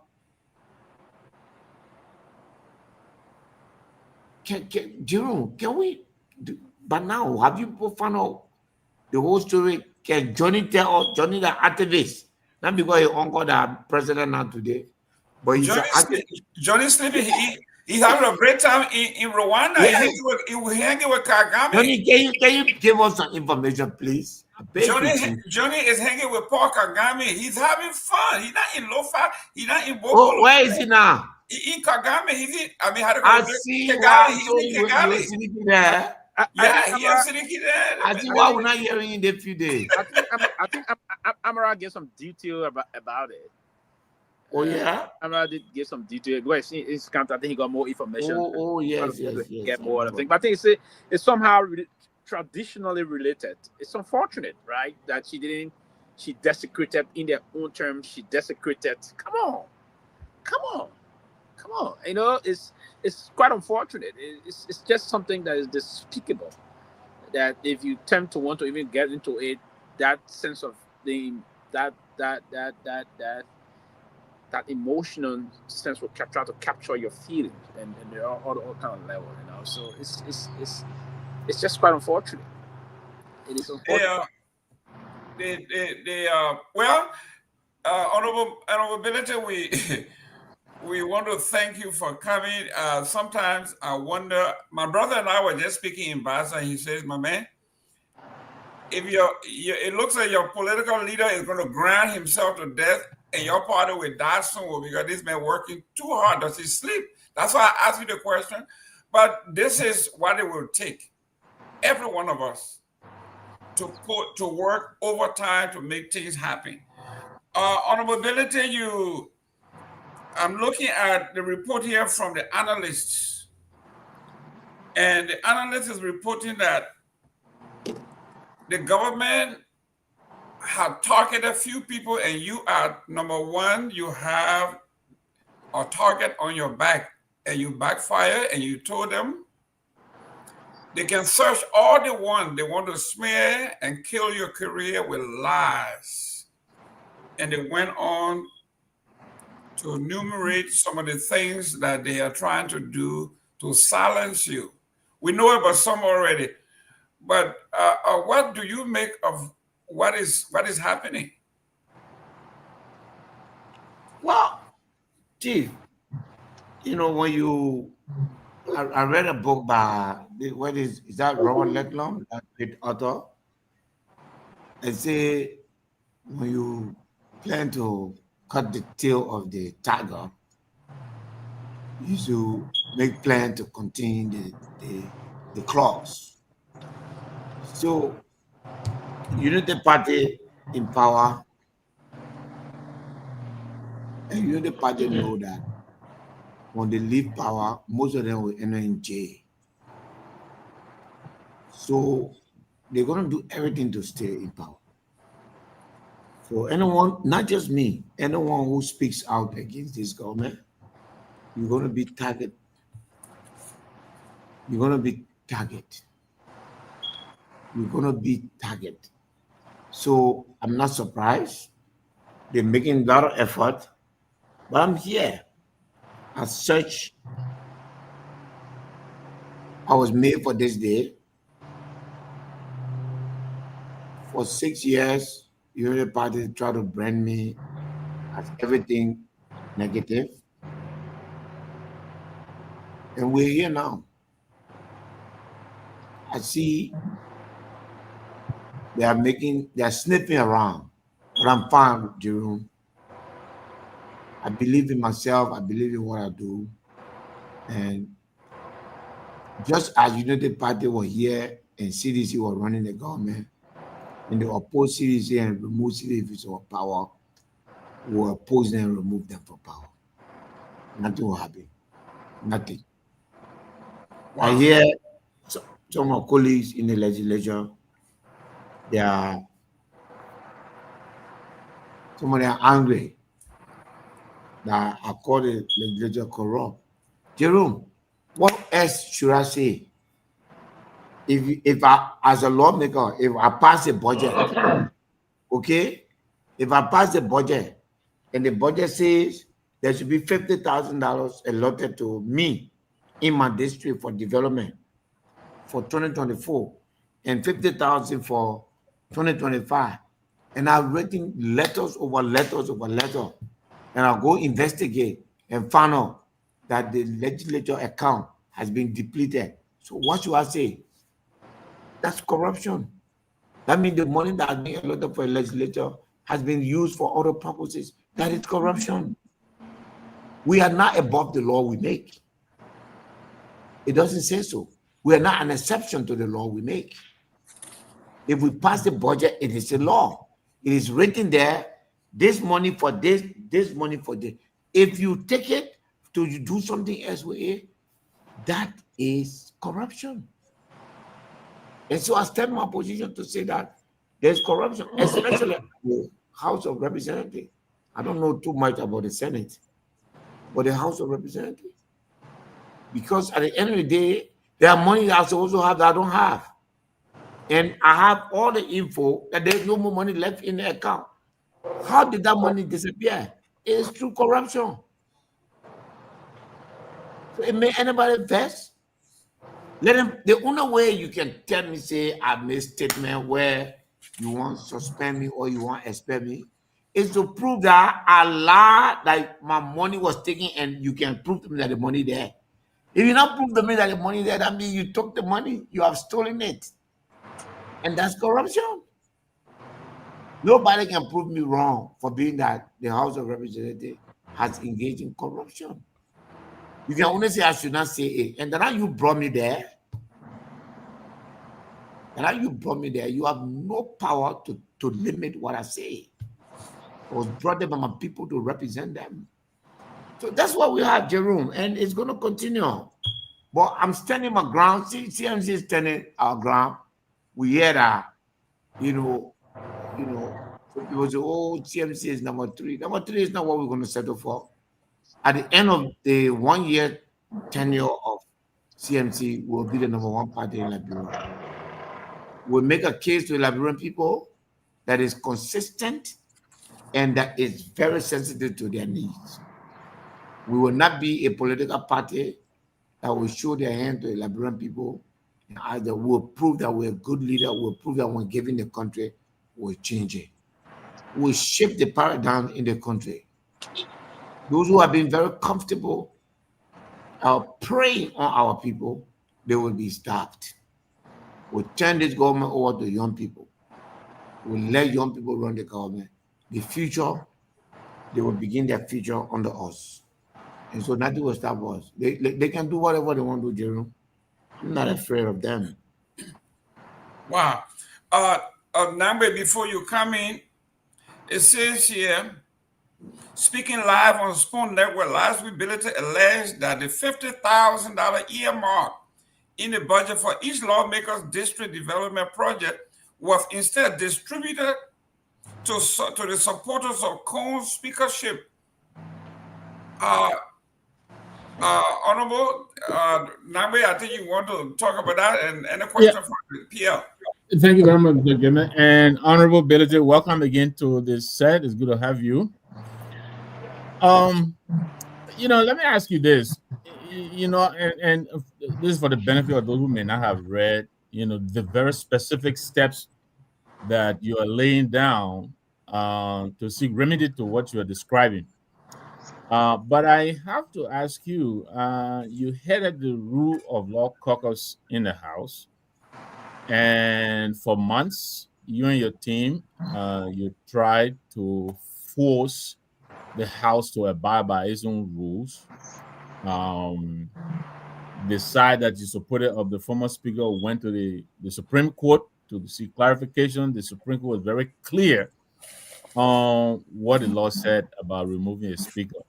At the end of all of that, the executive chose to set aside the Supreme Court's intervention and decided to do as they pleased. And so I'm asking you, sir, I know you say you may have to seek legal remedies to force the legislature to audit itself and also, to abide by the rule of law. If you intend to go to the courts, what gives you animal confidence that the legal process will help you to attain this objective? First of all, it might have been slow, but the Supreme Court did its work. The Supreme Court,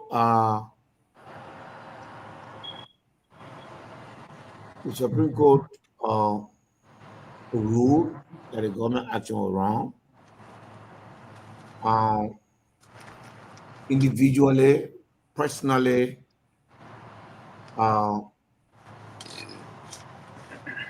the government, the executive decided to, with the acquiescence of the Senate, disrespect the court. The Senate later on back out, and then they were forced to election. After all that they did, they were still forced to election. We had an election, and the legislative money that we had to invest into the district, that's the money that we're taking and spread in cash to people to vote. And this is fact. I'm prepared to defend this anyway. And I brought it up to the president, and he shouted at me. He shouted me down. He said, "You just like to talk things every day. You just talking, no evidence." But here's the evidence now, Mr. President. The money is not there. There is $50,000 in the 2024 and 2025 budget. I have not received any of mine, and half of, or at least 30% of the lawmakers have not received their 2025 legislative. Pierre, hold on for a second. Jerome, there's an echo in the. Yeah, can we so, all just mute? Yeah. It can be from you. There you go, Pewee. Okay. The man from DC that you put all kind of thing. Yeah, go ahead. So it is the fact. People keep saying this, but Jerome, unfortunately, I have a constituency to answer to. Okay, those who voted for them from Nimba, I see them doing their project. I'll get my own members of the rural local. About 90% of us don't have our money. When we go down to Lace, they say there's no money there. I've written Lace, the letter that I've written Lace is for last year project. Up to now, they can't give my money. I mean, what should I do? I have to go to court. I'll go to court. And I'll also go to court to audit the legislature. Because the audit has to happen. And if the audit does not happen, this time around, the CMC will take to the street and will not move on that capital building until there is an audit. Wow. Thank you. Thank you, sir. Breaking news. Honorable Pewee. People don't know what, you know what? For that legislator to stay that way is to embolden people to continue to be in power. Those who cannot explain their wealth cannot continue to run this country. No way. And we'll take to the street, we'll put people in that capital. Let the process start. We'll put people in the capital building. We will block that entrance.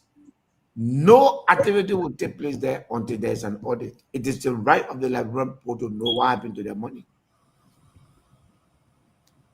The president has entered into a cahoot with the legislature, and they are just, I mean, I'm sorry, man. It's bad. It's bad. Mr. Pewee. Thank you. Sorry, I'm sitting outside on my patio, so the vehicles. You, you, Boy, you, you see when you bring your body from way low-fi, you see what they do to us? They sit in the patio. Low-fi will be sitting under the tree. you can see the They sit patio on the anyway. You don't even have to tell. We can see it from here. No, but I say something that the feedback when Mr. Nagbe said that. So that's why so I want you to get but Yeah, you look very relaxed. yeah, let me say this to you, Mr. PL. I think let me commend you for your bravery and the commitment to move the country forward. You have to be one that is extremely brave, one that is committed, and one that is very, very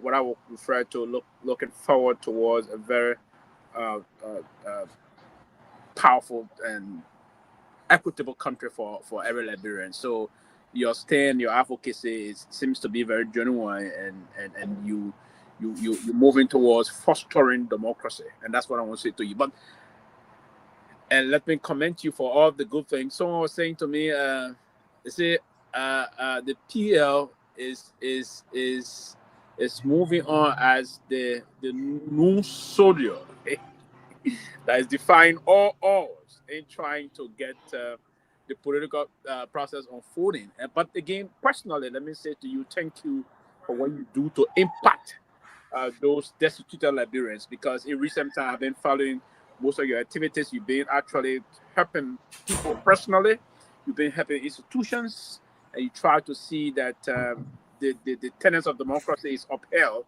by allowing everyone to have a say. And also from your own party, you try promoting other young people from all facets of the institution so that they will have a say, both female, the young adults, and the very young one, and you promoting. So I want to commend you personally for all of those things.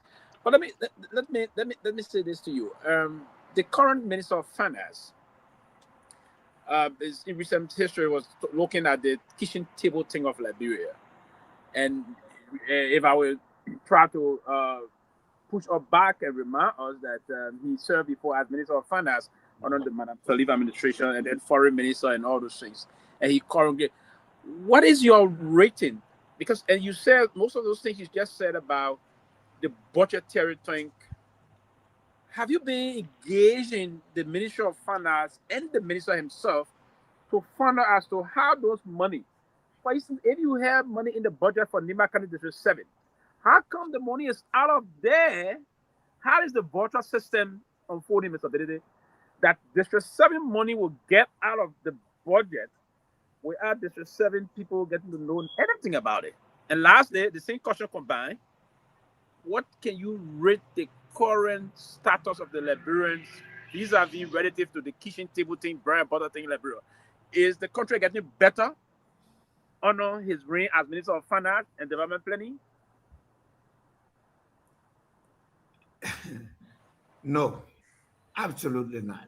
And I have to say, Liberia will not build Liberia if we're not honest. The current finance minister is my good friend. We have very close relationship. When he was not the Minister of Foreign Finance, we used to exchange a lot of notes. Before he left for Uganda, I believe, we did a lot of consultation. We spoke, we talked, we used to gather in one place sometimes. But I'm very disappointed.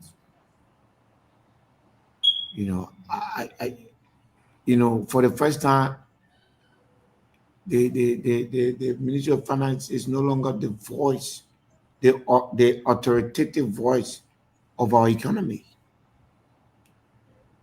When Garguah was finance minister under Ellen, I'm sorry, but this is not the same Garguah.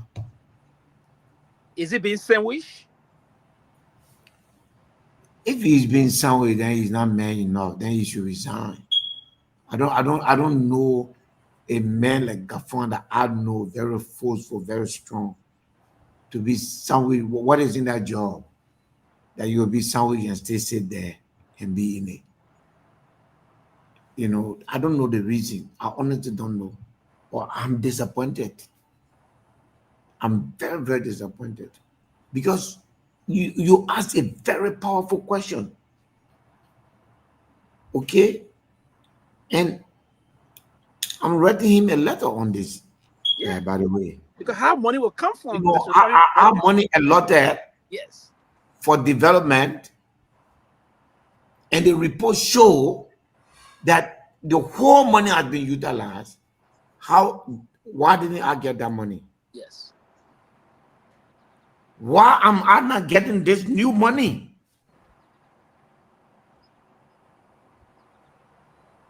You will receive my letter on Monday. And I'll make it known to Liberian people. Wait, the last thing I just asked, I'll rest it in just 30 seconds. Mr. Pierre, let me put this back to you. Do you still believe and stand for this telling thing where the appropriate forces align and come together? Do you want to be the champion of that? Can you tell us today how far are you looking at that? What's the signal that we getting from that perspective about the appropriate forces aligning at the appropriate time to ensure that the United Party government is out of 2029? You know, you asked me a very powerful question. Is the CMC struggle about removing United Party from power and that's it? No. That would be contributing to the vicious cycle where yesterday George Weah were in power. They would say, let's get together, gather around the table, and let's make sure that George Weah is removed. And then the CMC is not about that. The CMC is about removing United Party from power and replacing it with the CMC, and that will govern differently. And a coalition in our country can only remove the United Party if the CMC is the head of that coalition. We're going to make that case to Liberian people. We start nothing here, Chief. People talking about we are third place and this. We have not done anything. We are still in formation. We are raising membership now. We just set up a 6-month period where we want to make sure by the end of 6 months we have at least 300,000 bona fide members. You know, that we can publish. We're not going to do no ghost name story. That can take you almost to the runoff. Yeah, we can publish that name and see the people, the town they're coming from, the place they're coming from. We name everything and put it down so that once we do that, the next phase will be to double that at the end by December of 2026. To do that is to go direct to the Liberian people. We are not prepared right now to talk about politicians sitting down around the table. This is not time to talk. It's time to work. It's time to take care of Liberian people. It's time to take care of their needs. It's time to look after them. We'll talk later. I am not in the position to talk now. This is not about power grab. If you engage in talk now, it means that your whole goal is to get power. That's not what the CMC is about. Anything we do, our people will tell us yes or no. For now, this telling the first 2 lanes, the Liberian people being on those lanes, my brother. And look, either this country chooses the telling or we continue to suffer, and then at that point in time, we just need to shut up. If we cannot stand up for change, if we cannot take up this time to know that we've had enough and we are moving to the telling, then we can't keep complaining. We have the chance, and CMC will give you that chance to change Liberia.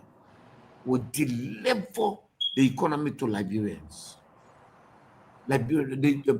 Our government, when we formed in January 2030, at least 60% of those that will be employed will be between the ages of 18 and 40.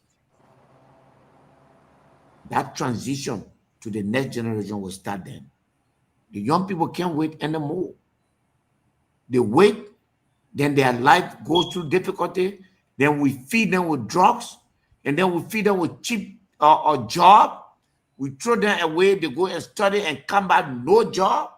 No, it has to stop now. So we are, for now, Chief, we're not interested in any political collaboration. We're interested in reaching to Liberian people, feeling them, telling them what is wrong with our country, and enlisting them as members. According to what I saw in Nima today and Bon County, by the end of October, Bon County will reach their goal of 75,000 members. Nimba County is 100,000. Once we get all those things and get Monserrado, when we get to our number, we will have another look at our politics. But we ain't talking to nobody now. We don't believe. So you're just going to go and negotiate like Rumpo out. Let's talk the government issue. What is the government? Look, we in about a month, the manifesto of the CMC will be out. I ain't going to talk to nobody who does not have a governing plan for this country. So any opposition party that want to talk to me, you have to be like me. You have to have a goal just as we do, so that we can talk on the basis of what we have in common. Okay, this is not about power or people. At the end of the day, if it was about power, the easiest route to power right now is the Unity Party. If it was about power and money, I have, abdicated and agreed for Unity Party not to cut my business into two, I'll be in peace. Now, but it's not about power, it's about transforming this country. And we're committed to that. And I believe this is not a time to talk. You send a signal to Liberian people that all you want to do is to negotiate. Oh, that what Billy is doing all the thing here so that you can have a negotiation. But I want to negotiate with nobody. I want to have a relationship with Liberian people. And once I know that I have reached my magic number, which I will reach before December, and then we'll take our next step, which is towards taking this country. Finally, 2 million people did not vote the last time. I want you to understand, let me repeat. We have 5.5 million people in Liberia. Between CDC and Unity Party, 1.5 million people voted. Assuming that there is another 1.5 million at that time that have not reached voting age, 2 million Liberians did not vote. That's all go. That's the numbers. Yes. When we talk about the war room in politics, we're not looking for numbers. People who will kill themselves unreasonably and get off between the so-called big party. No, we're looking for the people who will see reason to realize that they need a better direction for their life. So the frustrated people, the disenchanted people for Unity Party, from other political parties, will take them, and then we will go after that 2 million people. And we'll make our case to Liberian people, both home and abroad. And by the way, we are moving ahead to ensure that we take the necessary legal action so that the right of Liberians in the diaspora under our constitution will be respected. Okay, let me go to Seleke. Seleke, you are one of the young people that Honorable Ability is talking about. Between the ages of 18 and 40, your guess, question to the Honorable Musa Ability. Okay. Again, good morning from my end. Chairman Benedict, good to see you. But I just want to take us back because this is my first comment or question to the chairman. So, um, initially we spoke about this issue, but you came on. I think you started with the issue in Bapolu County, and somebody wrote on here, and I think it's an interesting comment. So I just wanted to bring it to attention to respond to it.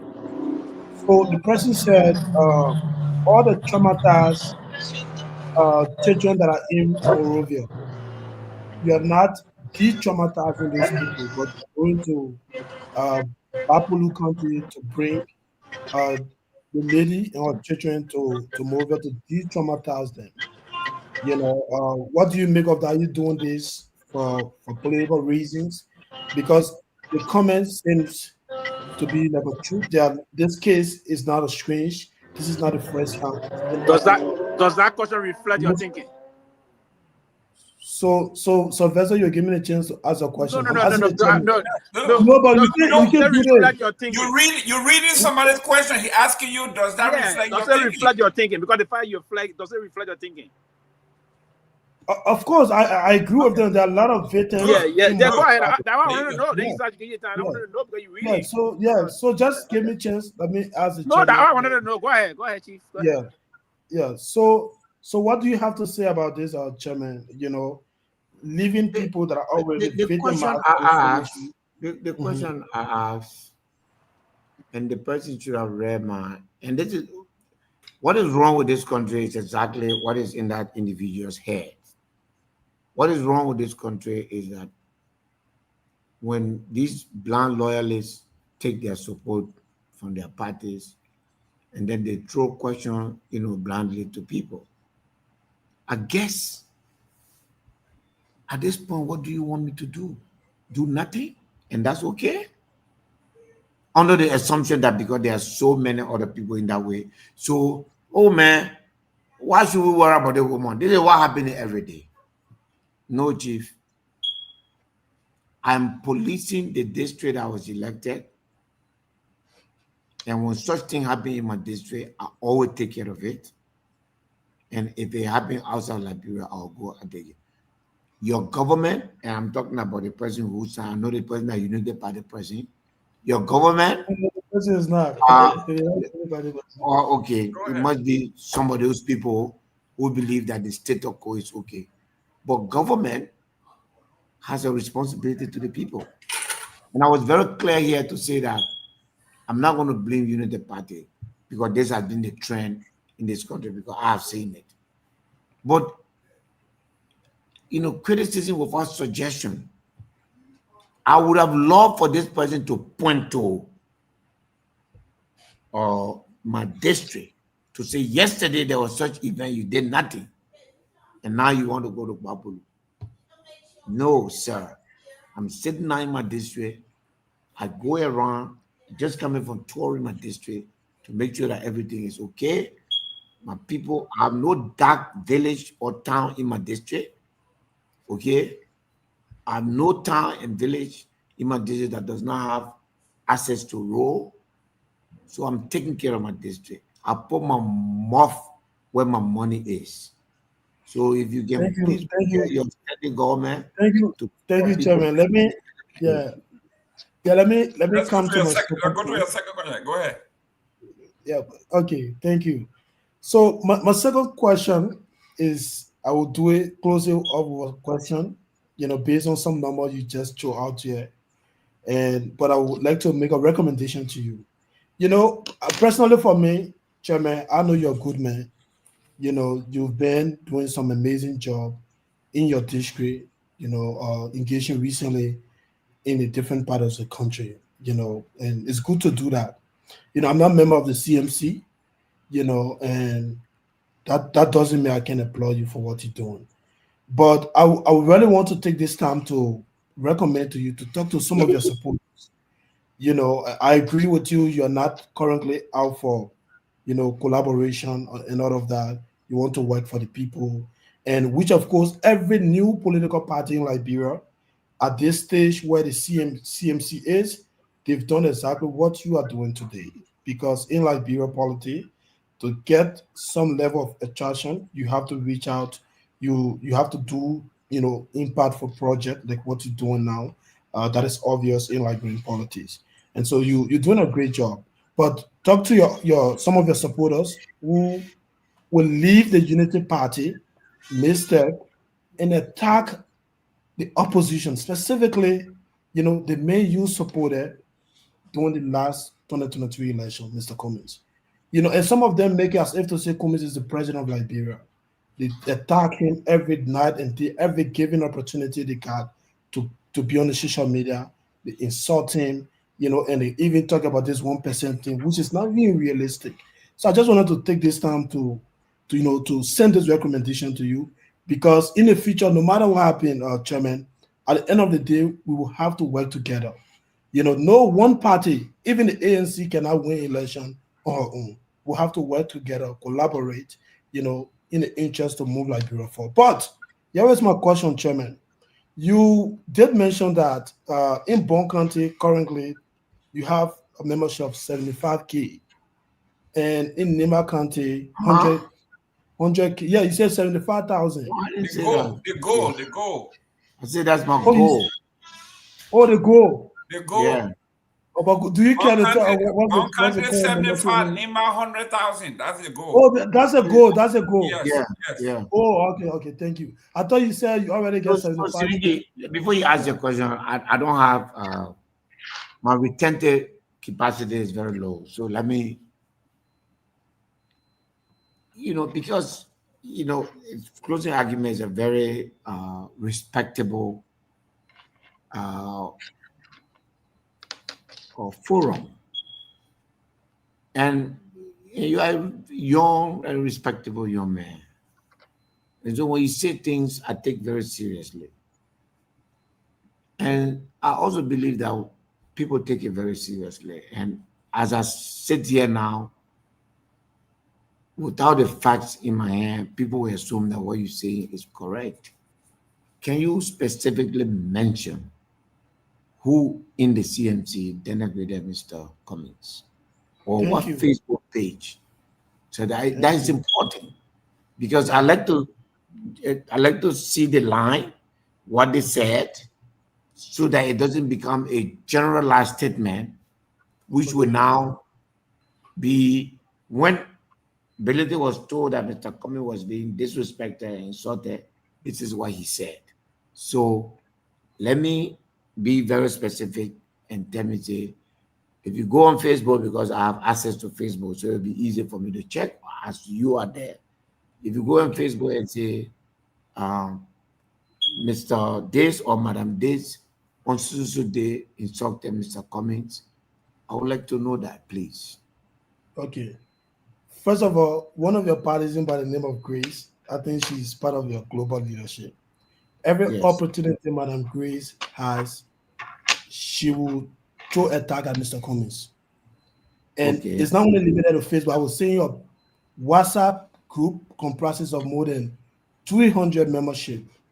Let's take to the Facebook, which is the public, because WhatsApp is private. I since I'm not there, I don't want to. Okay, the CMC platform, platform is open, which is always relayed on Truth FM, where she and Tato Rich is saying they always appear on.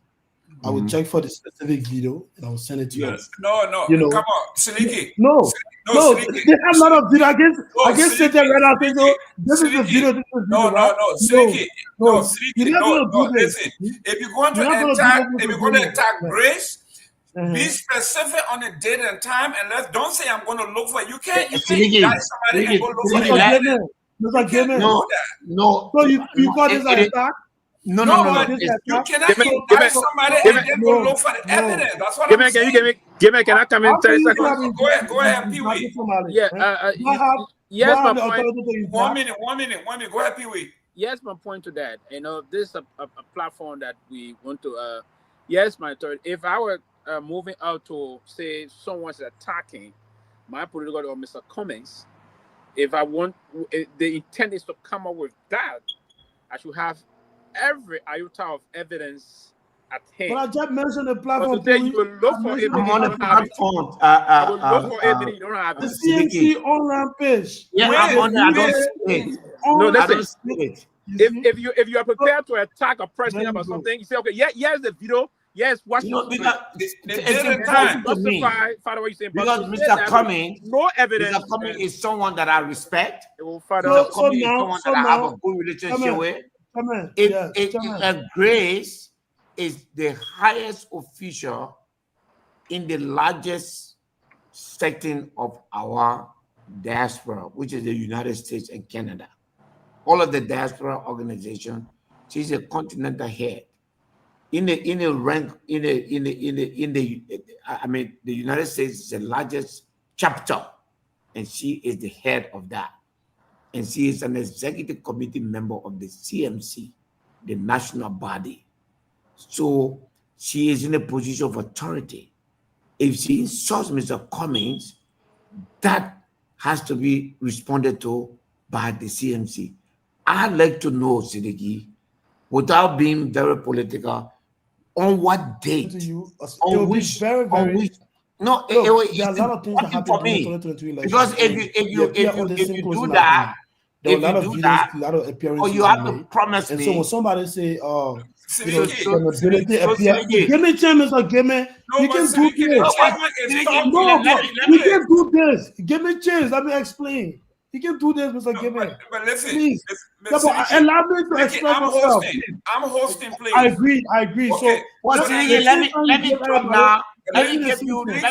Seleke, 1 minute. I don't want to answer to hypothetical question. That's what I asked you. We are still around here maybe for another hour.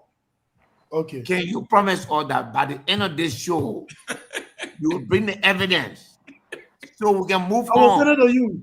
For now, tomorrow, I will take you say the evidence. But I didn't know what Let me progress, please. Mr. Billy, why you putting the man in the box? Let me welcome Mr. Grace. So practically, Mr. Gayman don't want me to speak. So no, I want you to speak. What I'm saying, you can do this. No, Mr. Seleke, yeah, you can do this. Give me a chance now. Let me welcome Mr. Gay. I'm holding you as one of the people that we are working to hold the future of this country. Do not, and that's in fact, this is actually my warning to you. Do not practice old politics. You are one of those we depend on to change this country. That which you are doing right now is the old politics, which people sit in there. I want to be able to deal with this issue. I want you to promise me that before we leave from here tonight, you will show me something that Grace put on social media insulting Mr. Cummings. And that means I'm not going to be participating on the show, Chairman. That means I'm not going to be participating on the show.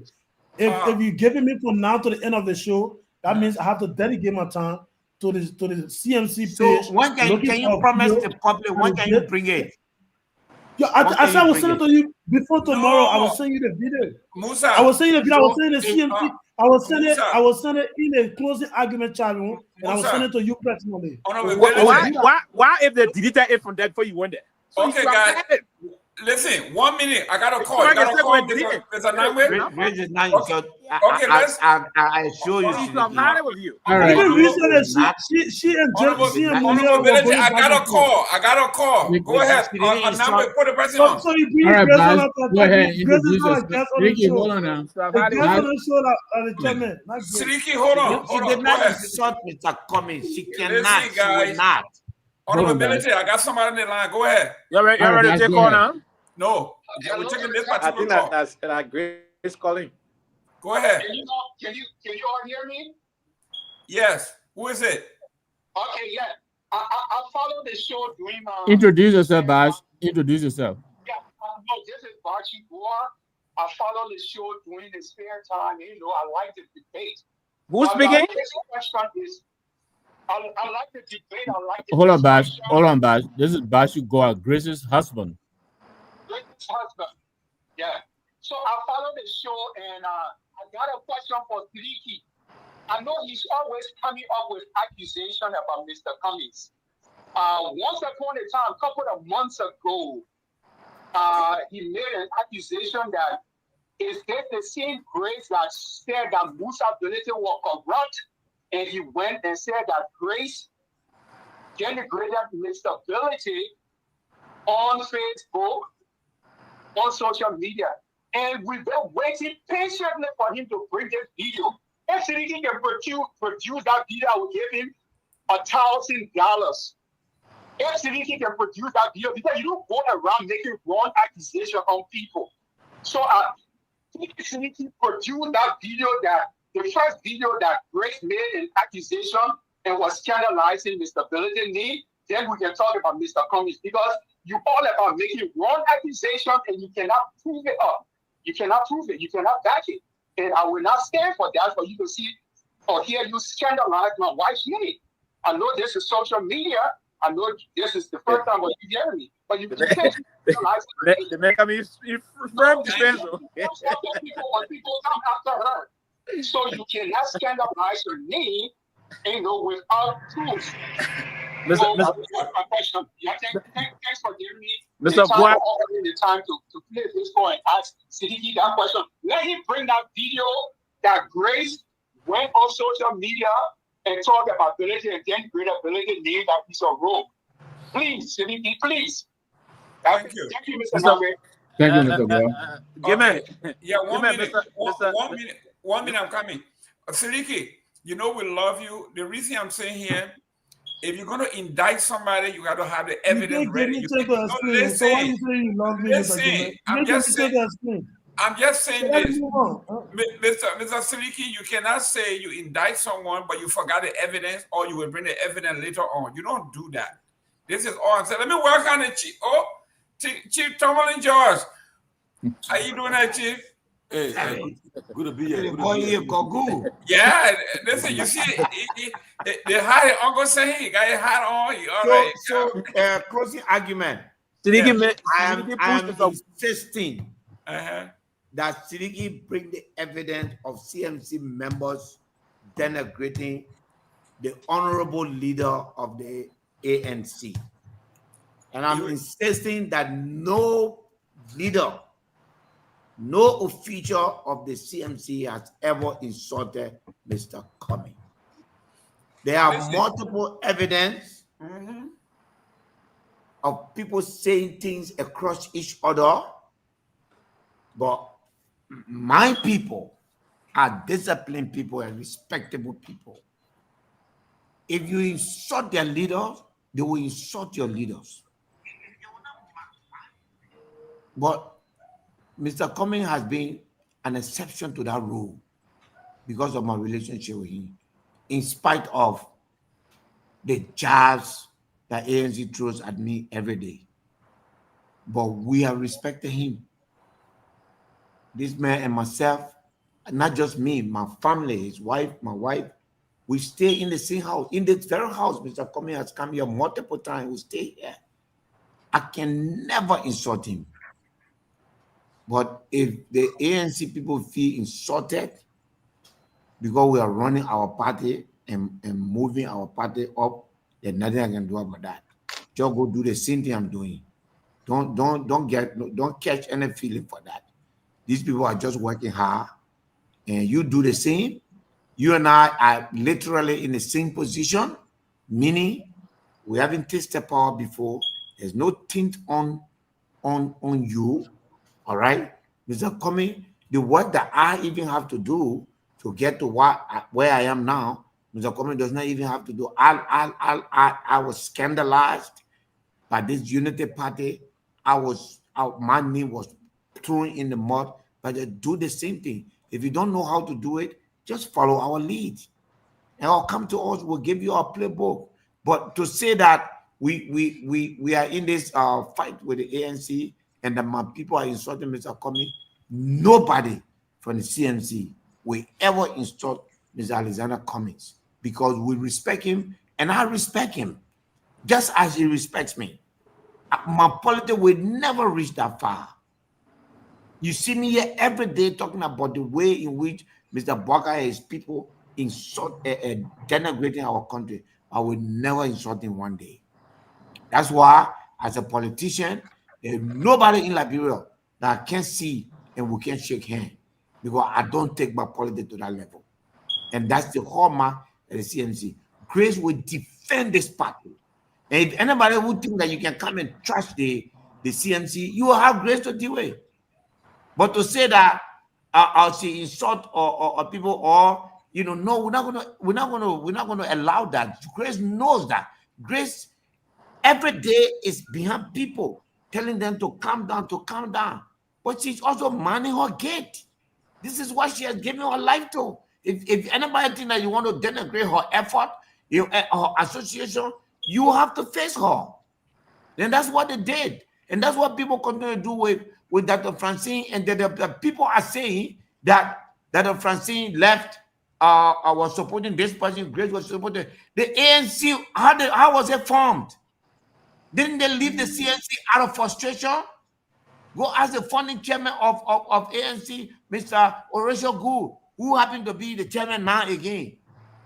There was CDCN that got frustrated and left CDC and formed ANC. What you benefited from? The process you benefited from, where people must have the right to move from one place to another. You are not sitting down there having the nerve to say the person moved from one party to another, so there's something wrong with that.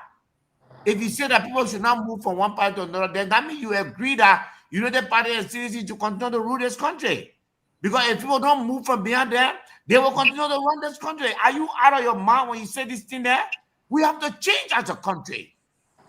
We have to change leader. We have to change our minds. The very America you're in there,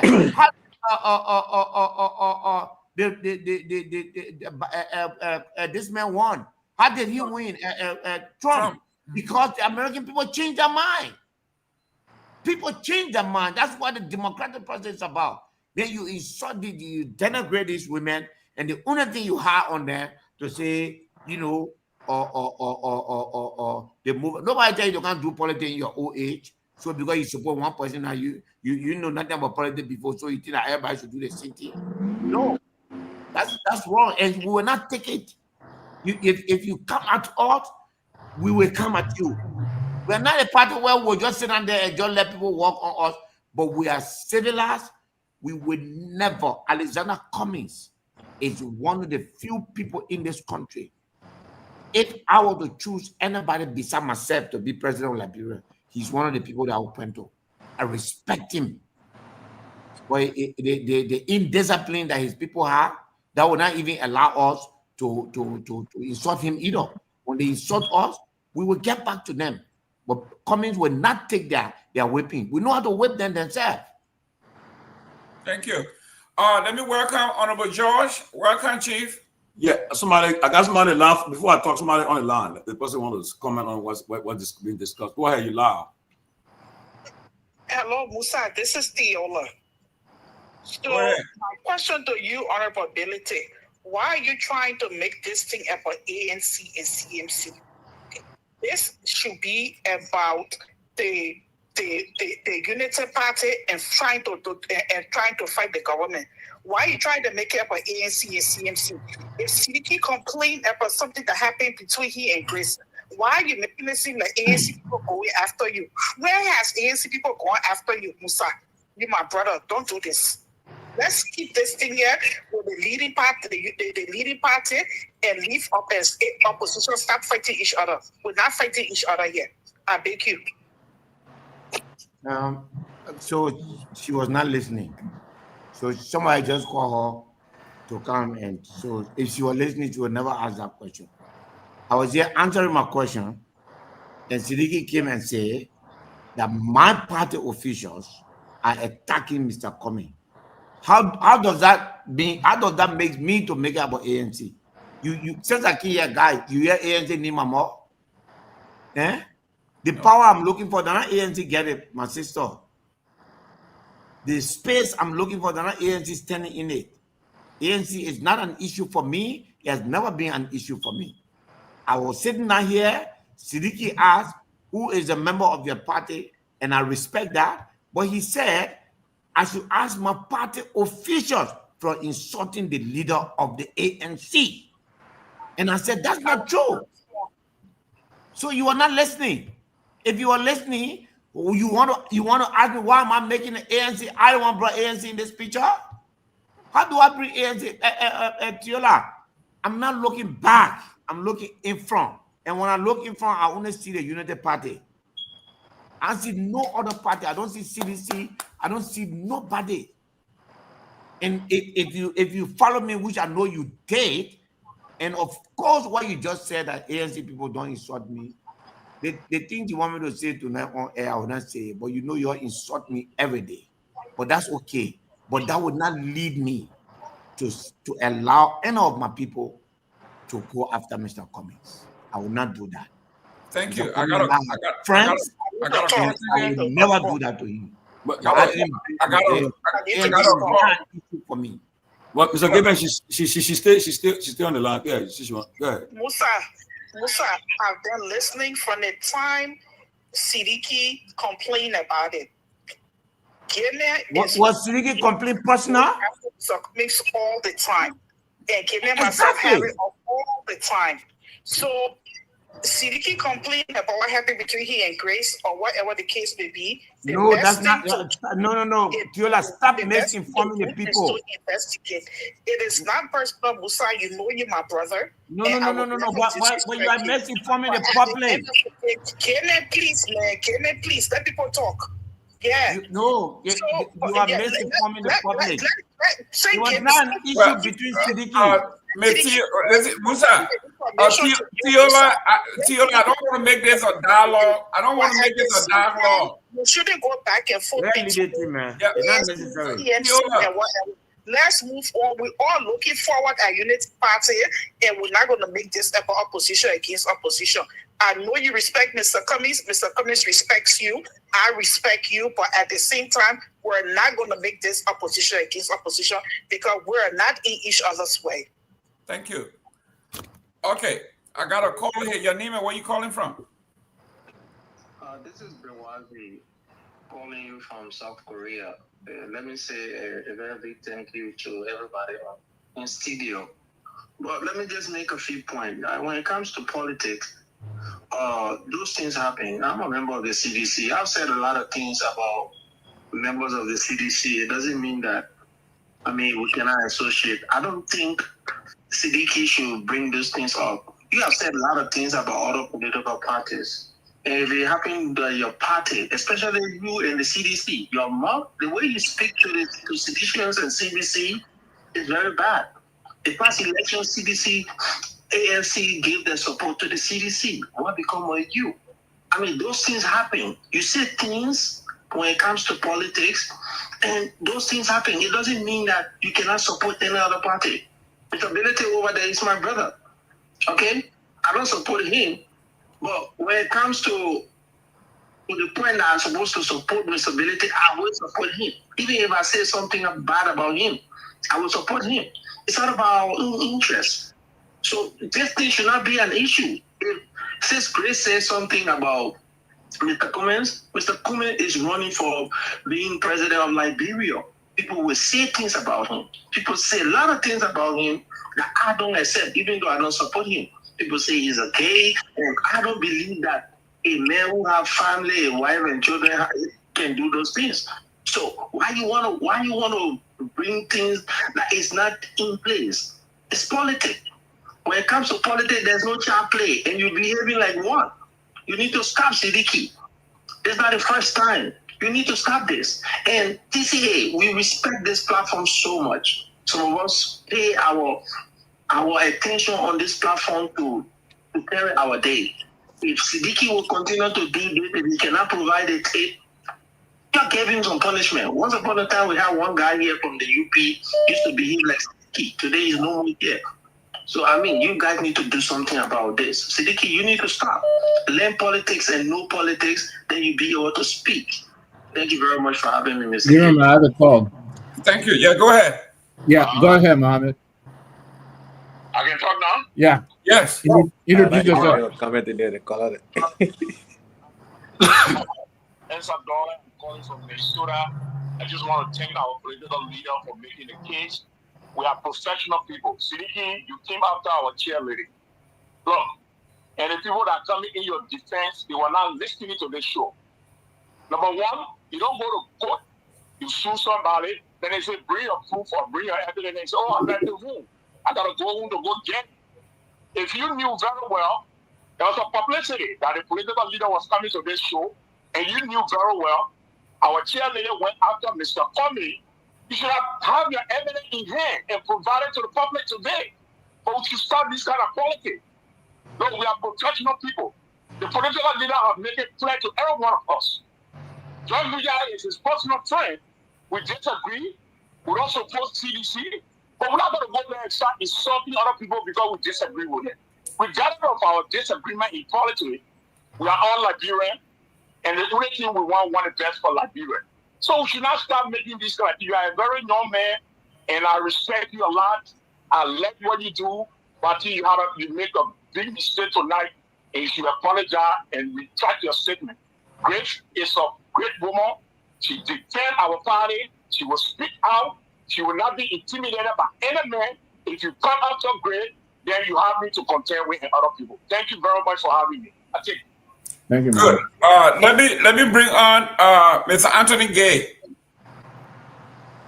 Thank you, sir. I've been very patient, and I want to say good evening to everyone, good evening to our listener, and good evening to Representative Honorable Musa Belete and the political leader of the CMC. Good evening, sir.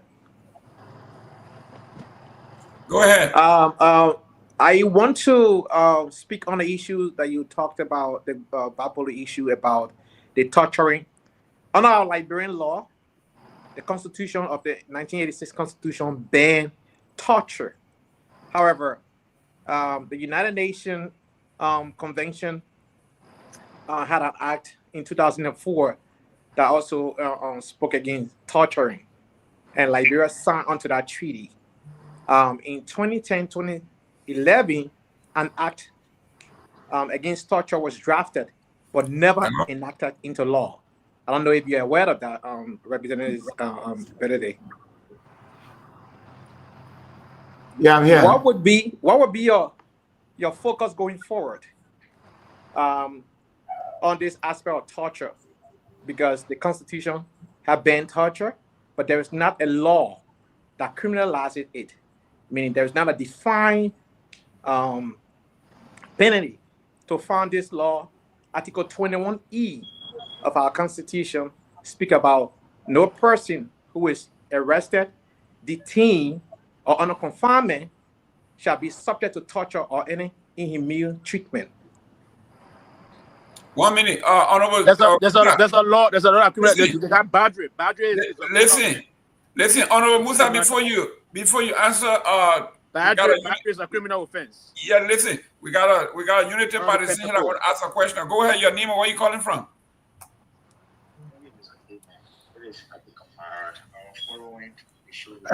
Yeah, you gotta speak up loud. If your boss listening, you don't want to hear you. You gotta speak up loud so they can hear you at the Port Authority.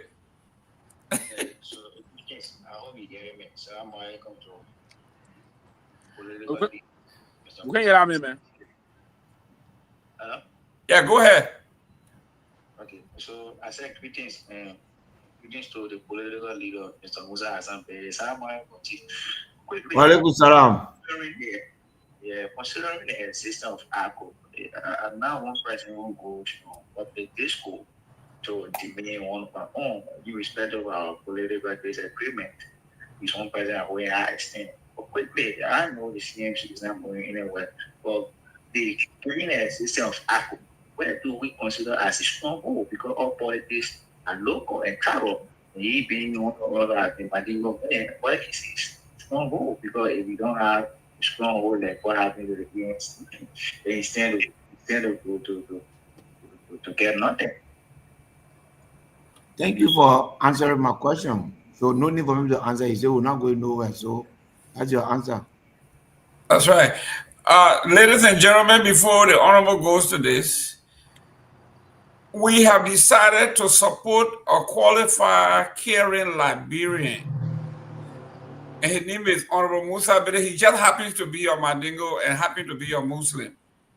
He is a Liberian. That's who we want to run our country, just like anybody else. So don't try to put him in a box. He's a Liberian that happens to be Mandingo and happens to be Muslim like me. I'm a Liberian and I happen to be a Bassa man and I happen to be a Muslim. It absolutely has no bearing on what we are doing. So Musa Village's base, CMC base is Liberia. It is not in Bassa, it is not in Nima. He's taking his kids to the entire nation. Let's go, Mr. Ability. Mr. Gay had a question for you about torture. Yes, I think there's Mr. Gay, you know, it will surprise you. I'm trying to look for the particular chapter, but it will surprise you, Mr. Gay. Somebody Article 21 of the 1986 Constitution. That's 21E. Not the Constitution. I'm talking about Pewee. He added on his push. I'm talking about the criminal procedure law. I'm currently studying law. So we have a criminal procedure law that talks about torture. It's there. What I'm trying to say, Mr. Gay, everything that can make this country a good country is already in law. Take your time, please, and read the drug law of Liberia. You need no other law to take the drug out of Liberia. You just need a few regulations like installing scanner at the airport, and you know what I mean, to make sure that, you know, the things that come, but the law itself and the penalty, we got it. We got under the torture is illegal under criminal procedure law. So we got the law on everything. You know, the only thing we have not had is the people to run the country. What I still have you, I have a follow-up question here. Yeah, I want to please. commend you for the work you do in your district. That's a good work. Even though the Constitution does not, you know, oblige you to do humanitarian work, you're doing it out of your own gesture, and I want to commend you for that. But also your own obligation as a elected, as an elected official of government in the legislature, as a representative of District Number 7, Nima County, and also a representative of the Republic of Liberia. So part of that's what brings me to my question. What have you done legislatively to impact the living condition of the Liberian people that you represent at the legislature? I passed a law at the lower house. If passed by the Senate, we change our labor law and change our immigration law. What is that law called? Once a Liberian, always a Liberian. A law that currently Liberians like yourself or, you know, Mr. Gayman, when their children come into Liberia, they have to look for visa because they have American passport and they are not considered to be Liberian. Or if Mr. Gayman has an American passport, he wants to run to be a representative or president, or someone appoints him as minister, he's not qualified under our current law. I passed the law in the lower house that remove that and say that once you're a Liberian, nothing should stop you from participating in anything in your country. Also, how far is that law? So do we have that law concurrent now with the Senate? No. We are negotiating with colleague senators that we know so that law can be put before the Senate and subsequently passed. Well, that's the first thing I did. Can we have a privilege of having the electronic version of that law or the print copy so we can read what is in that law, so we can, you know, advocate for that law as well on this platform and other platform that we are? Yes, it's all over. I mean, I will send it to you. I have it in electronic. Mr. Gayman will give it to you. I'll take it. There you go. Send it to Mr. Gayman, the chief Tomalin. Okay. So we've done that on day one of our existence as lawmaker. We also requested the audit of the House. Unfortunately, that has not happened.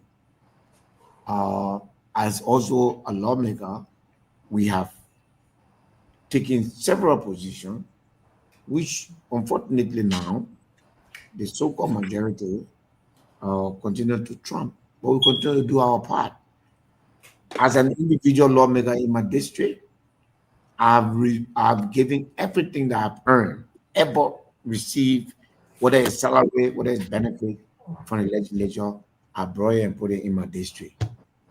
And also, I'm proud to say that I'm the first lawmaker that I reported to my people and I published my annual report, which lay out everything I did from day one to where I am.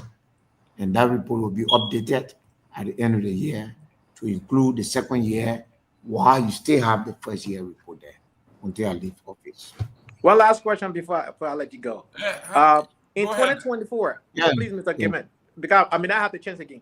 In 2024, there is on the budget line legislative projects where lawmakers, representatives to be specific, will receive $100,000 each, and senator will receive $150,000 each. That law passed in 2024 and also passed in 2025. Do you support it? And if yes, why? And if you do not support it, and why? Thank you.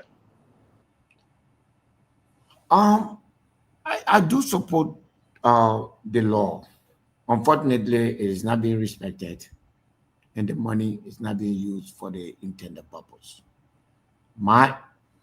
It was meant for me. My interpretation of that money was the closest the ordinary people can get to the budget, so that they will sit and discuss as to what they want to do for themselves in the community. I believe that money has been part of it has been taken away and eaten, and today I don't have access to it. The one for last year, I don't have. They have driven me around. I can't get access to it, and then unfortunately, I support the idea, but it's being abused. The question is the finance ministry now disbursing money to the legislature unconditionally? Because that money should become as project. It should go to implementers of this project. How did that money reach into the legislature account? And now it has been, whether it was sent to the legislature account or it was sent to LACE, but the legislature have access to it and they have taken it. And now we're looking for the money, we can't find it. More than at least 35 lawmakers don't have access to their 2025 $50,000. And I think me and Honorable Yeke, and maybe another person, we can't get access to our 2024 funding. So now I have 100,000. It's actually 50,000. When they did the budget first, it was 100. When they brought it back for recast, they cut it to 50. So it's 50-50. And up to now, I don't have any access to it. Thank you. I have a call from East Africa. Okay, go ahead. Go ahead, introduce her. Winston, go ahead. Winston, go ahead. East Africa got no cable. Winston, go ahead. Okay, while Winston is coming on, let me go to Chief Tomalin George. Your question, please, for the Honorable. Winston, you're muted. Yeah, okay. First of all, let me say thanks to Honorability for making his appearance. And let me also say thanks for what he's doing in the throughout the country, helping our people. But let me make a disclaimer. Because a lot of people watching this show now, so you see, whenever you get important guests, they draw attention.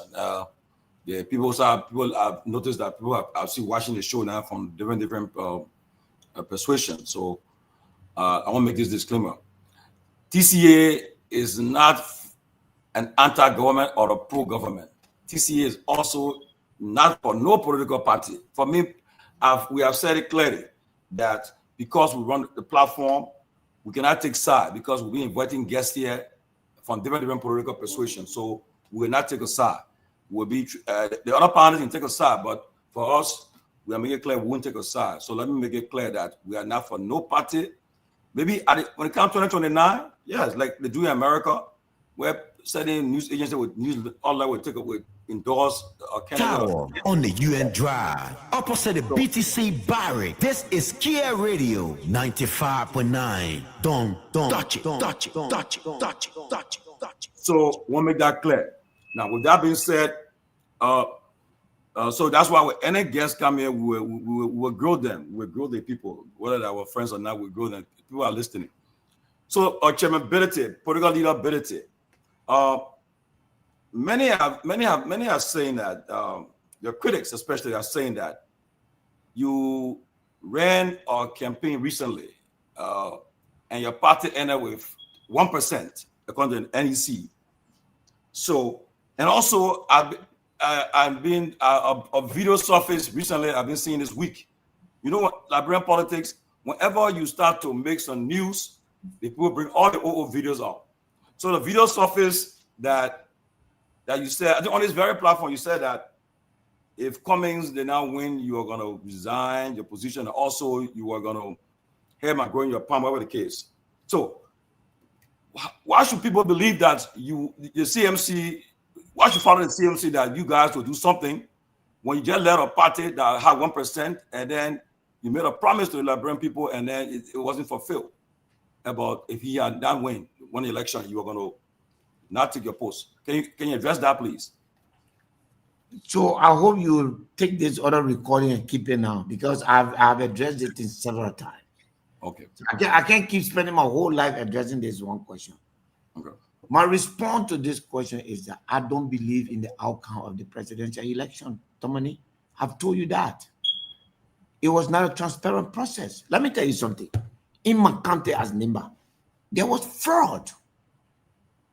Where is it possible for an election in first round, for the second round of the election to have more people to vote than the first round? How?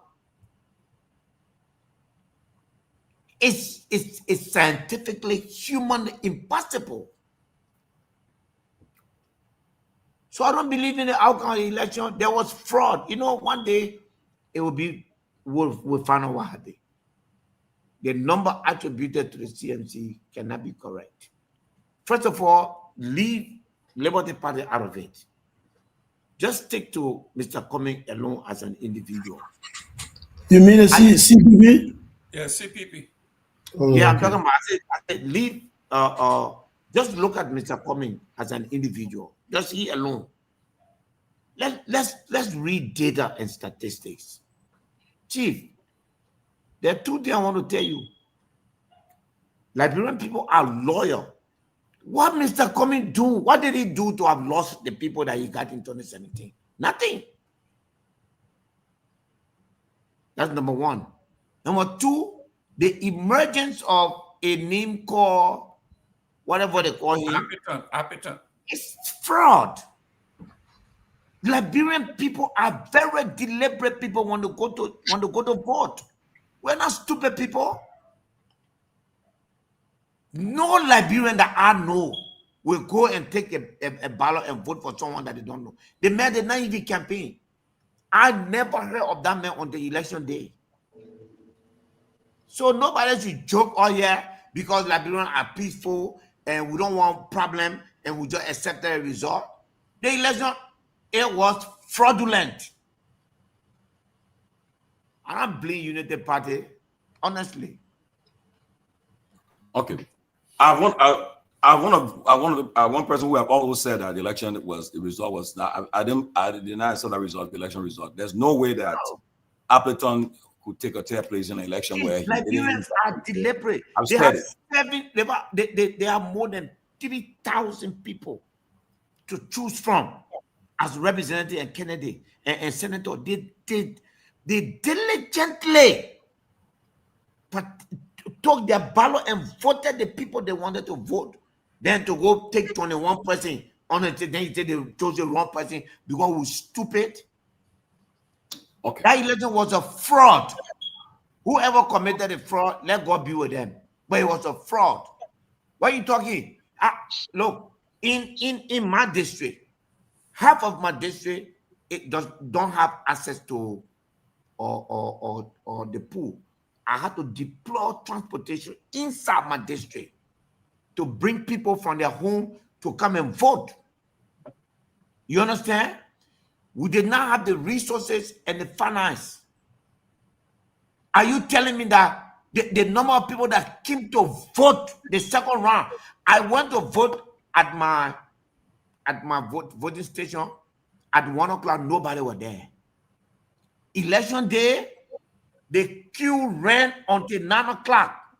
Second round day, there is nowhere in the Republic of Liberia where there was queue. And you can't tell me, say, more people voted in the first. I'm not stupid. So that your election result, I don't have no respect for it. So the outcome, I cannot hold myself at it. Okay. So record the one now. Anybody ask you the question, just play it. Mr. Gayman, I'm my last question. Yeah, go ahead. Go ahead, Tomalin. Okay. Now, a good thing about I visited your district and I saw the work you were doing there. So you did a lot of work there, but election result was so close. Now, my second question is, take it or leave it. George Myean remains one of the most popular, in fact, the most popular politician in the country. And in 2029, if George Weah decides to run, I mean, there's nobody will tell you that they can win election with all George Weah support. If George Weah is on the ballot, I believe if they want the opposition parties that are the new parties, the parties led by Mr. Joseph Pewee, Honorable Ability, CMC, there's a fact that the new parties stand no chance if George Weah is running. There's no argument about that. George Weah, he don't even have to go anywhere. He just appears somewhere. He commands that attention. So if George Weah is running, he decides to run. With all the work you're doing, all the investment you're making, will you still run against George Weah if he's running for president 2029? Yes. Nothing. I've lost my mother and my father. They're the only people that will be running that will not run. Nothing. Even you bring Obama, I'll run against him. Well, so that means to say, because it's obvious that Mr. Chairman, that you will just be just to be in the numbers, because there's no way George Weah has proven it. 2005. There's no way George Weah can be on a ballot and anybody comes second or go to the runoff. You go to the runoff. We are facing a different Liberia right now. And I want you to know that. And I want you to know that, and I want you to take a sober reflection. Liberians have tasted the CDC leadership. Mr. Boga was voted because there was some kind of sympathy for him. Liberian people have tasted leadership. 2029 will not be about popularity. It will be a judgment call. I don't want you. You are making mistakes. Give us 2 years and ask me this question again. Or see whether you have the courage to ask this question again in 2 years. We are deliberate. We did not come. This party was not formed as a negotiating tool. We have no plan to put ourselves behind anybody. This party is not an annex in the world of the chairman of Unity Party, a happy verb to any party. This party is meant to liberate this country. We started making our case in 4 months, in 6 months. Today, when you say 1, 2, 3, you can count us. My brother, I take that in stride. Give me another year or two, and you can ask me this question again. Liberia will never vote the way it always vote in 2020. You know, let me tell you something about power and politics. The person who have never exercised leadership before, it's easier to get power than the person who has exercised leader. The CDC and Mr. Weah will be judged, not by Mr. Weah's popularity. I guarantee you. They will be judged by the past performance of the CDC. If that was good and Liberian people love it, that's what they will vote for. If that was not good, they will not vote for it. The United Party will be the same.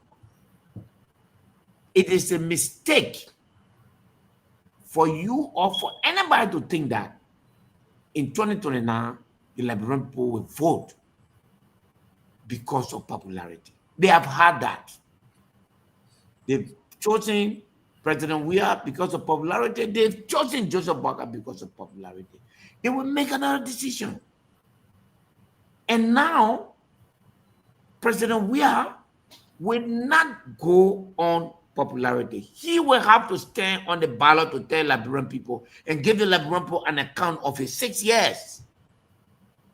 Mr. Boakai will have to stand now on his own, minus Ellen Johnson Sirleaf, and tell Liberian people and give them an account of the 6 years. Me, if I become standard bearer of my party, I will get account of my 6 years as representative. That will be the judgment call. There are 2 million Liberians that did not vote for Mr. Weah or Mr. Boakai. Those Liberians will wake up and know that it is time to end this vicious cycle, and they will take another decision. It is our responsibility to reach to them. I want you to watch history being made in Liberia. Okay. While we're on the phone, while you're talking, the former president of Weah office just called and they said I should say this. President, I should say this. That is no if and and. President Weah will be on the ballot. He's running. They say made it clear that he will be running 2029. He'll be on the ballot. There's no if and and. And he will be running to win his second last term. So I want to just call the announcer. Let me piggyback on that, Tomalin. Musa Hassan Belede will be on the ballot 2029. No if and and, no injured gay bread, nothing will stop me. Oh, breaking news. Tomalin Joy, you remember that thing? Oh, yeah, breaking news. Jerome, my caller is still on from East Africa, please. East Africa, you got to speak out loud. Go ahead. Go ahead. Winston, go ahead. All right. Let me say good morning from my end, and good evening to the people of Liberia, and good evening to my political leader, Honorable Musa Hassan Belede. This is Winston Koba, the chair for the East Africa CMC chapter. And it feels good to be here this morning, recognizing some of the level of work the honorable man have done, and to also ask a question from the Liberian community in East Africa. So first and foremost, I want to appreciate the honorable man for the level of work done. You know, he has proven beyond just being an honorable man for a one district.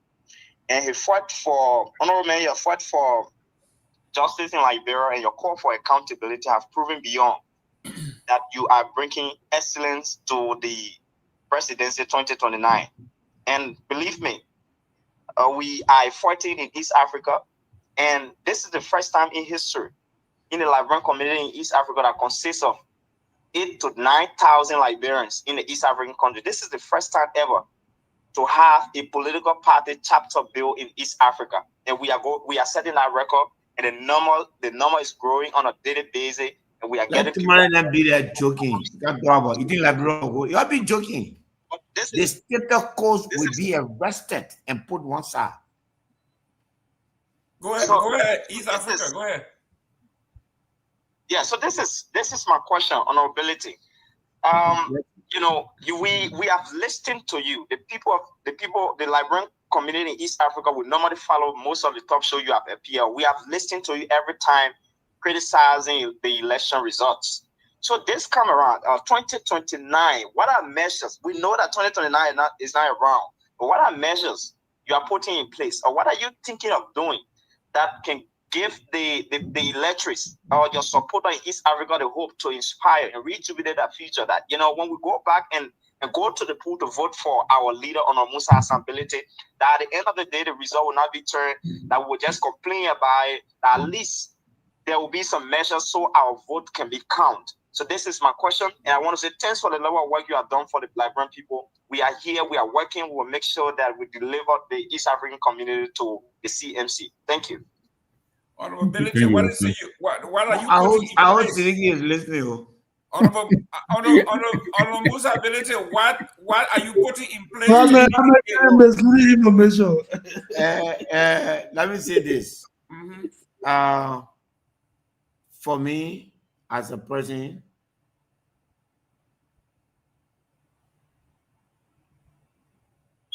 I was not on the presidential ballot, and I will be asking my party to put me on it. I'm a fighter.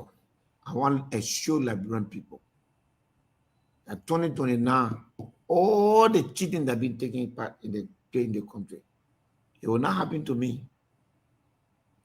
We will put every measure in place to ensure that the votes are counted.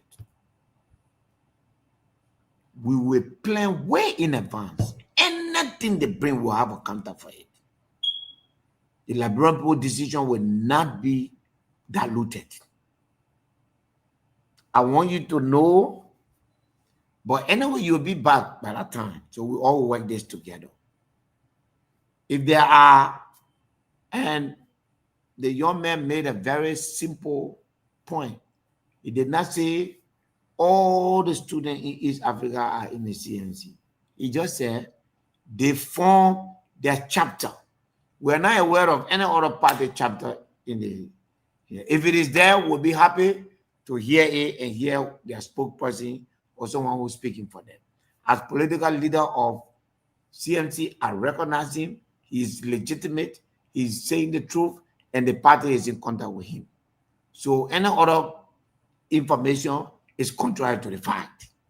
So I want to inform the Liberian people that their vote this time around, there are two different votes. The diaspora vote will be counted as per the Constitution, and also the vote of the Liberian people. We will police our vote in a way that has never happened before. All these things that, all these gibberish that take place here, and people will have been taunted, it will not happen. I guarantee you, I will not complain 2029. That will have no reason to complain. Great. Honorable Ability, I know we got you for a few more minutes.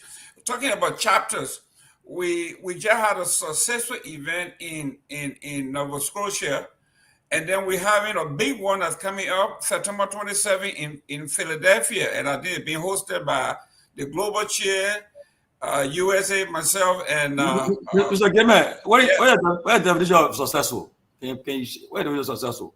Can you let me? What's the problem? Why your problem with the statement you're making? National platform. Okay. Let me no party. Okay, Mr. George. Go ahead. Okay. Our program was very, very successful. Enough for you. We who had a program we say was successful. Why? But we the media. Our job is to critique. Okay, you asked me. Let me tell you. No critique. We asking for critique. Mr. George, when we make a plan and we execute our plan to the T, then it's successful. It is successful. Nothing stopped that. We are having an event September 27 in Philadelphia. Everything is in place. That we look forward to being very successful as well. Mr. Nambo will talk about that. I'm an administrator. I'm a planner. When I plan, and if it happens, and there's no obstacle, whatever obstacle there is in this one, we correct it in Plan B. That's how it goes on. We are building. The young man said it from East Africa.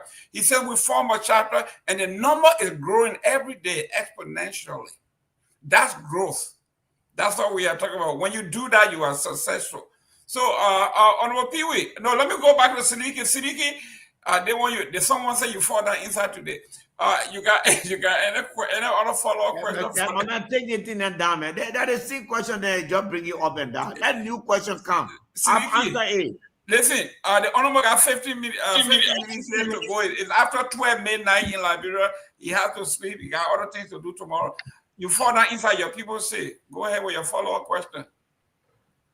Me, right? Or yeah, Sylvester? Okay. I hope I'll be protected this time around, Mr. Gayman.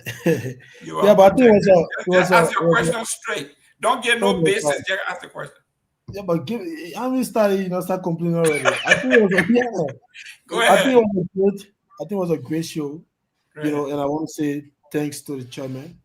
You know, and for clarity, I never attacked Grace on the show. I just talked to Chairman Pelete, who is the political leader of CMC, to talk to his partisans, to stop attacking Mr. Cummins that he shared a special relationship with. And I'm glad that he admitted here that he would never insult Mr. Cummins. And also, thank you, Chairman, for your clarity in regards to the last election result, which was a fraudulent result. You know, but you ever said again, just to clarify what I was saying here about Grace. She just went on Facebook, did a whole post, and post some screenshot and all of that. I was participating in an election here in East Africa, specifically in Rwanda. And so the leadership here, the part I was running on, we did a letter soliciting support from all Liberians. I shared that letter with Pewee on the show. Mr. Gayman received that letter, and even Mr. Nagbe, the rest of the other people. So that letter now she took a screenshot of a post that I'm begging her in your inbox, at the same time lying on her name that she, you know, ANC people pay me and all that kind of stuff. So this just proved exactly what I was saying here. And for me, this is normal. Even Chairman Benedict on the show, the political leader of CMC, he will be participating in an election in Liberia come 2029. He will be asking people for support, even though he's a millionaire. Seleke is not a millionaire. Everybody go into an electoral process and ask for support. So if you consider that you know Seleke is a big you know, and out of that, he came in my inbox and begging me, and ANC people paying him to be insulting. No ANC people pay me, you know. In fact, when I was coming here to school, your political leader, Chairman Belete, you know, supported and contributed to my coming here. And since I came here, you know, whenever I need any support, I reach out to him. And he do whatever he can do. So ANC people not paying me, Kumi is not paying me, you know, but when we come, this is some of the intolerance we're talking about. And this is a, you know, person you call, I know, global chair or whatever it is. You know, but at the end of the day, oh my God. At the end of the day, you know. Listen, brother. Listen, please go ahead with your question, man. I think what you're doing is very is what you're doing is distasteful. Grace is not here, you know that. We've already gone through this. Just go ahead and state your question, please. You have another opportunity to face over Grace. What you're doing here is uncalled for. No, it cannot be uncalled for. No, but everything you're saying here, there is no way she can come here to defend what you're saying. Just go ahead with your follow-up question. Right now, right? Her husband called right now. A husband called on the show, and he never said that he should not make a comment that he made about me. Yeah, he challenged you, and you haven't produced what you say you have. No, right? I just thought to bring this to the Mr. Nagbe, it will be fair enough if you get the young man the time to express. Give me the chance. Because yes, I believe it will be fair enough. If you took away it's unfair. Listen, guys. Fair enough. I need to respond to that which Seleke is saying. Let you finish talking. Yeah. He just go ahead. Yeah. Allow me to end, Mr. Nagbe. Allow me to end. Do you have a question? No, it's just a comment. I don't have a question. Okay. But this is to validate that your people, Chairman Belete, they are intolerant. You know, they don't take any feedback. Grace is on record. Even Mr. Gayman and Tiola been making the comment here. Even Mr. Gayman, they all attack Mr. Cummins. Let's see one person thing you just clarify. This is Grace's key talking point. Oh, Cummins got 1%. The Liberian people rejected him. They don't even want to do nothing with Cummins. And you just made it clear that it was a fraudulent election. So thank you. You know, it was great having you here. And I wish you all the best. on your endeavor with the CMC. Thank you. Great. So the again, Seleke, and this is a new path for you. I don't care how you look at it. You got a long way to go as a young man, and I'm sure you will endure the path and reach to your destiny. But what I can say to you is that at the end of the day, your statement that Gray insults Mr. Cummings has not been proven. Mr. Cummings is not the ANC. You said that Mr. Cummings is, Grace insults Mr. Cummings and I should stop her. And I said, I want to approve, which is important. Secondly, if Grace said, the CPP got 1%, she may be robbing, and my position is clear, my position on that. She may be robbing or salt in the wounds of the CPP, but it is not a lie. It is a matter of fact and record. And when someone says that, when someone says what is the fact, that I don't consider that to be an insult. The third thing is, whatever that transpired between you and Grace, personally, I have nothing to do with that. Absolutely nothing. And I also ask you that whatever that happened between you and myself personally, what I do for you, it's not for the public. And therefore, let me explain to you, there are several reasons. There are more than almost 30 students in that country that you are in. Every day we get a call from them. It's not every one of them that we do it for them.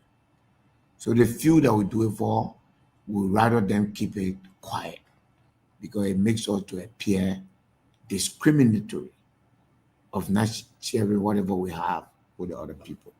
So whenever there's something between you and I, leave it. But at the end of the day, there's no proof. And I repeat, officials of ANC have called my people. Gayman here is an example of that. And says stuff about me, saying that they have stuff on me, and if Gayman continues what he's doing, they will insult me. I didn't say anything. I said nothing. Because I don't believe in that long distance shot. And I don't want anyone to make me and Mr. Comey children. The point you made tonight, even if it was true, for the sake of the fact that we are not the object of each other. Unity Party is our collective object. Whether we like it or not, CDC is not. Why should CDC be my object? Joe, we are my friend. He has run twice. I supported him. Okay? 2 times I supported him. If I run enough crime against Joe, if he become president, so be it. If I become president, so be it. We'll feel the same way. The last government you have, I will not in it. If he become president again, I will not be in it. If I become president, he will not be in my government, but we'll live freely.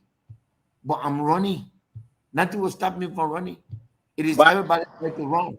But Chairman, Chairman, people will say at least when you were president, you were allowed for your business, you were allowed to try. You did well when you were president. No question about that. I mean, I fared 10 times better.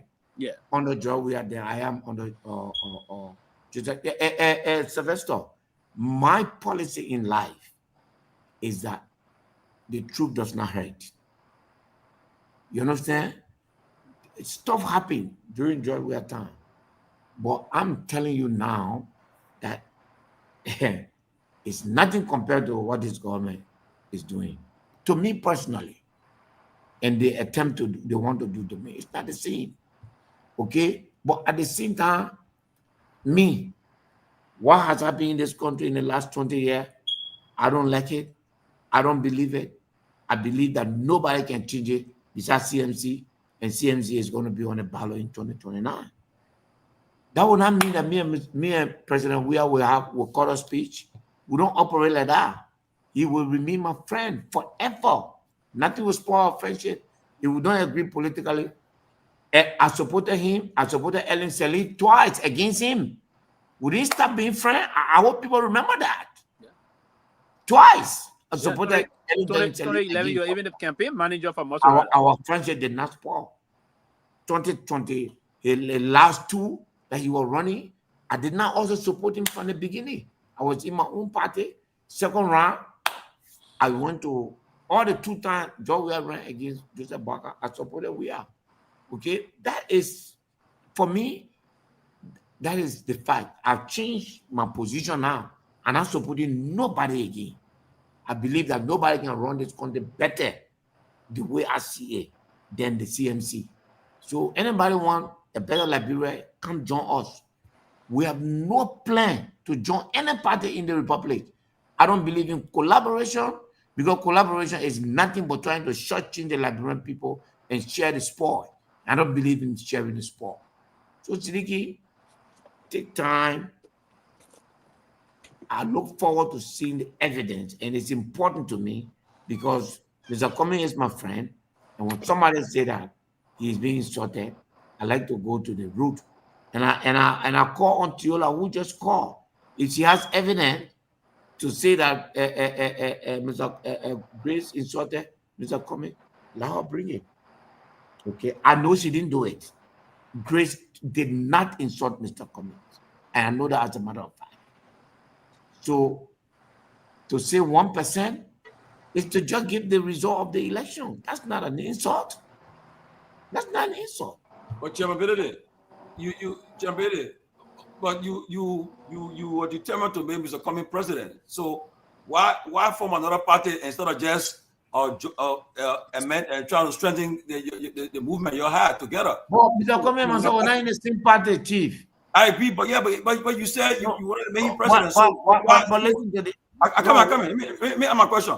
Yeah, you should instead of saying, "Well, I formed a different party," and why you just not strengthening the say, "Well, see, we already have a candidate," also. Now just strengthening what we have together because I'm speaking Madingo. I said at this point in my life, I don't believe that anybody can do a better job than Musa Belete and the CMC. That includes, my brother, that's my position. Okay? You think if I had a different position, I would not tell you? No. Look, Liberia is not a country to wait. So I did not even have to make a decision against Mr. Cummings. It was a runoff. After the election, Mr. Cummings has never told you or me that he's running. Okay? We finished with that journey, we closed it, we left.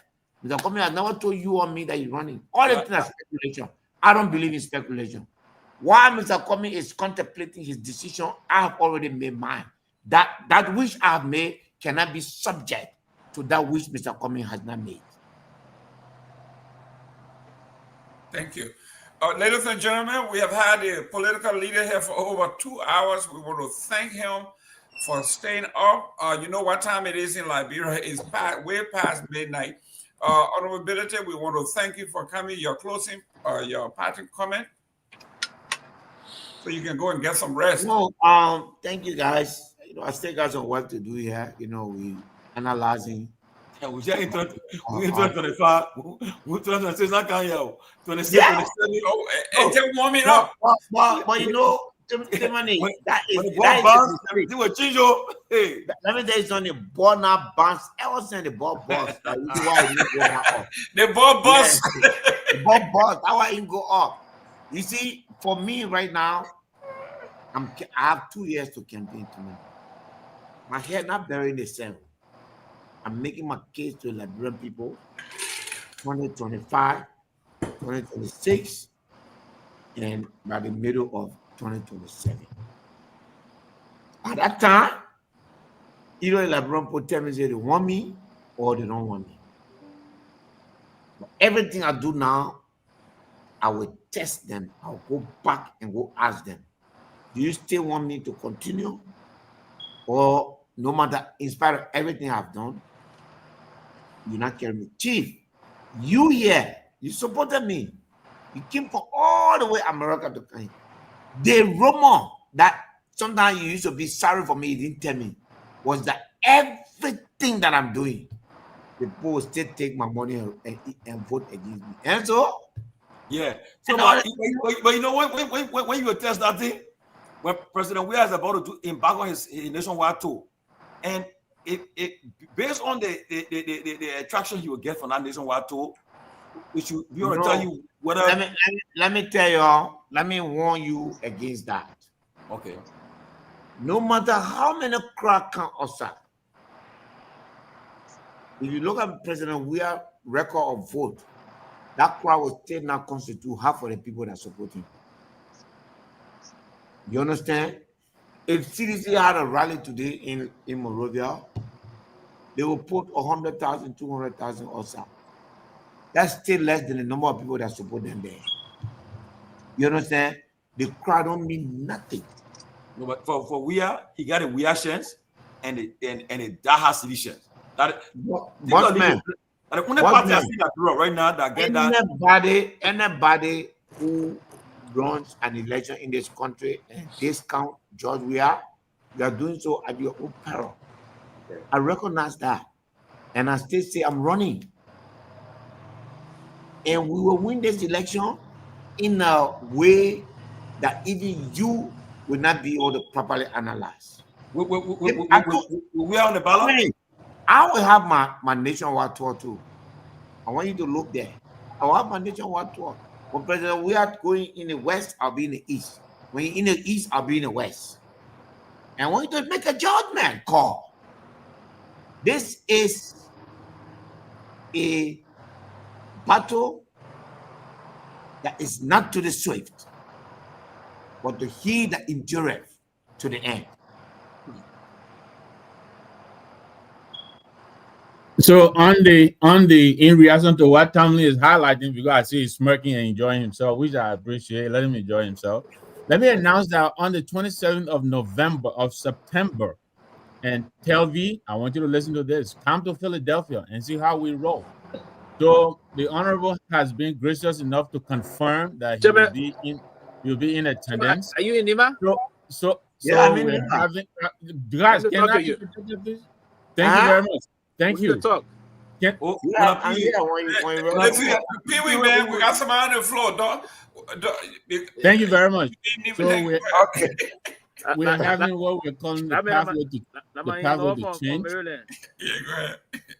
We're having what we're calling the pathway to change. We'll be at the Clarion Hotel, 76 Industrial Highway, and you can inbox any of us, Mr. Gayman, Dr. Richardson, Ms. Goa, myself, any of us here, if you need additional information. But we encourage you to come out and bring your questions.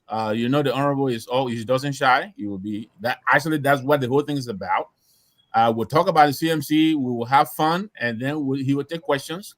We'll serve dinner. Yeah, everything is on us. Come in and let's have fun. Come and see what we're doing. That free event. You can pay to me. No, listen, if you want to make contribution, there'll be an opportunity to do that. If you feel that we need help, they will take it. But I come in. Don't mark him. He's supporting CMC. Just pretending. Oh yeah. He on the cover. Look, you see, he wore his dark shades today. You don't want people reading his eyes. We see he wearing that. He can't help you. You part of the party. I don't know why you just talking about that. Yeah, man. Well, Chief, thank you very much for coming. Look at the light encyclopedia. Jesus. Yeah. The light encyclopedia better than the one in Pewee. Look at Pewee. Look at your backdrop. Your backdrop is dark. Look at encyclopedia. Really nice patio. Yeah, your patio dark. Look at encyclopedia. They play the man sit down and read that letter from encyclopedia. Look at that. It looks I'm good. sitting on a 2025 patio, not 1900 patio. You see, and when you can see the signal, Chief, thank you very much for coming, and we look forward to see you more often, and hopefully, on the 27th, your next month, we'll all be in Philly and interacting with you. Okay. Thank you, guys. Good night. God bless. Good night. Chairman, for the record, we get. Oh, you can go. Go ahead. You're listening. No, I wanted to tell you, for the record, we get ANC Rwanda since 2023 election. So that thing was saying, oh, only East Africa or CMC get East Africa chapter. No. This is my first time hearing it. This is my why can't my first time hearing that. Okay, no problem. But we get ANC East Africa specifically in Rwanda. It was established since 2023. So not you been on their platform for months. The first time you sent it, somebody just reminded you. No, who sent it to me, Mr. Gayman? Chief, the chairman was here. What do you think about his appearance, his utterances, the comments he made? What do you think? You know, I will answer you. I think I told somebody today. I think Pewee were having discussion today. Pewee and Peabody were having discussion. And I'll tell you this. Donald Trump, his elections should teach people a lesson. He's the only president I've seen in modern history that have press conference almost every day. Donald Trump talks to the press almost every day. And that is helping a lot because every time, look, you meet some hostile journalists, but guess what? If they give it to him, they'll give it them back. So now he tell them, say, you nasty. Look like he's asking a question, you nasty. He kind of person he'll be compatible with them. But the ability for the fact that he appears on any platform and then anytime he's called upon is a good thing. And if he wasn't making noise, you won't be getting all the they won't be bringing all the video coming on here now, all the stuff coming up. Whenever you're making noise, what can happen? You saw when Cummings 2023, Cummings was making a story in the counties. One little book, the next thing they put on him, they put some bogus case on him because you're making a lot of moves. People were making a lot of moves, and so as a result of that, he got a problem. So Musa is in the news every day. Musa is in one area every day. He's going on a platform. He's going everywhere. That's good for our politics. And I pray that other candidates will do the same thing to start engaging the press, going like tomorrow. Hopefully, I should be interviewing the Liberia Party political leader tomorrow in Pennsylvania. Hopefully, I know people will join me. Hopefully, you'll join me. And the former CPB vice chair, vice Senate Barrow too.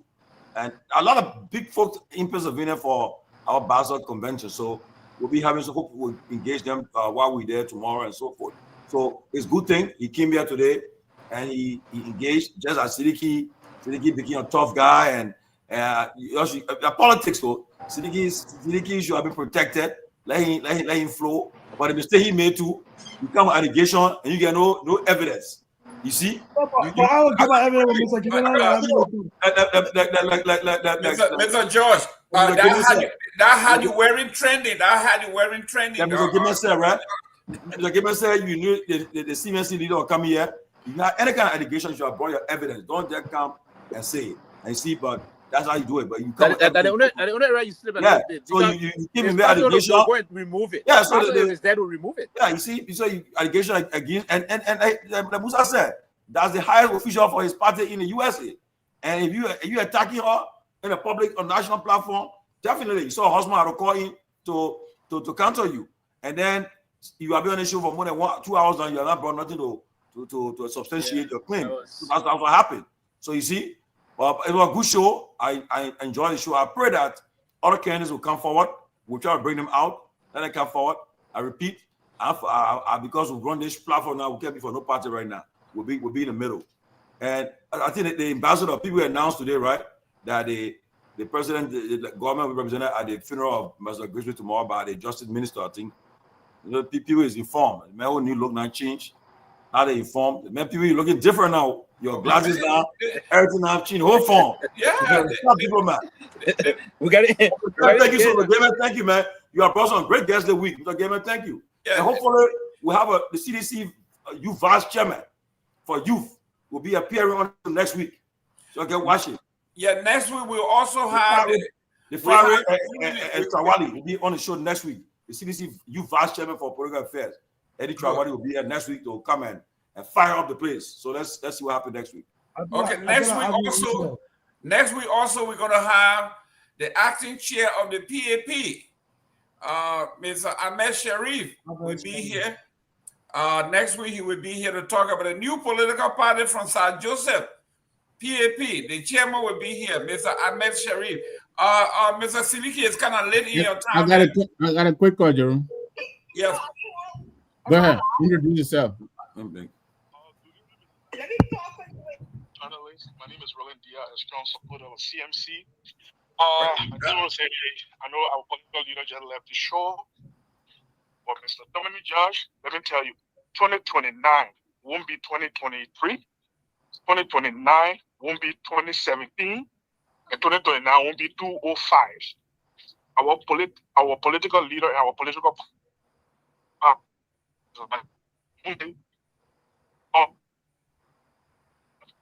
will make responsibility to our party, and you'll be our stand-up bearer.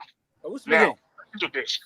When you look at the Hold on, Roland. He introduced himself. Roland, Roland, say your name again. They didn't catch your name. Say it again. I am Roland Dia, calling from the East Coast of the United States and a member of CMC. Which one is the East Coast? Where on the East Coast? No. I say I'm on the West Coast, not East Coast. What is he talking? You know he. No, I mean I just want to know. I know. Yeah. Administration. You should know other parties. Yeah, please listen to what I'm saying. And then when you see most of the time you guys asking, oh, you have to collaborate, you have to do this. TMC is number 3. We are not fighting for the number 3 position. We are fighting for the number 1 position. We want to dethrone the Unity Party. The old way of doing politics in Liberia, we're going to change that. And our political party, let me tell you, do you know how many people calling every day want to join the CMC? So, ladies and gentlemen, take Musa accountability serious. We are not fighting. We are not a helping verb. We are not, like the way they say, auxiliary. We are a strong political party. And come to we are not looking for the seat. We are not looking for CDC seat. We want to dethrone the Unity Party with Mr. Luther Carpet. Thank you very much. Thank you. Thank you, Roland. Mr. Seleke, go ahead.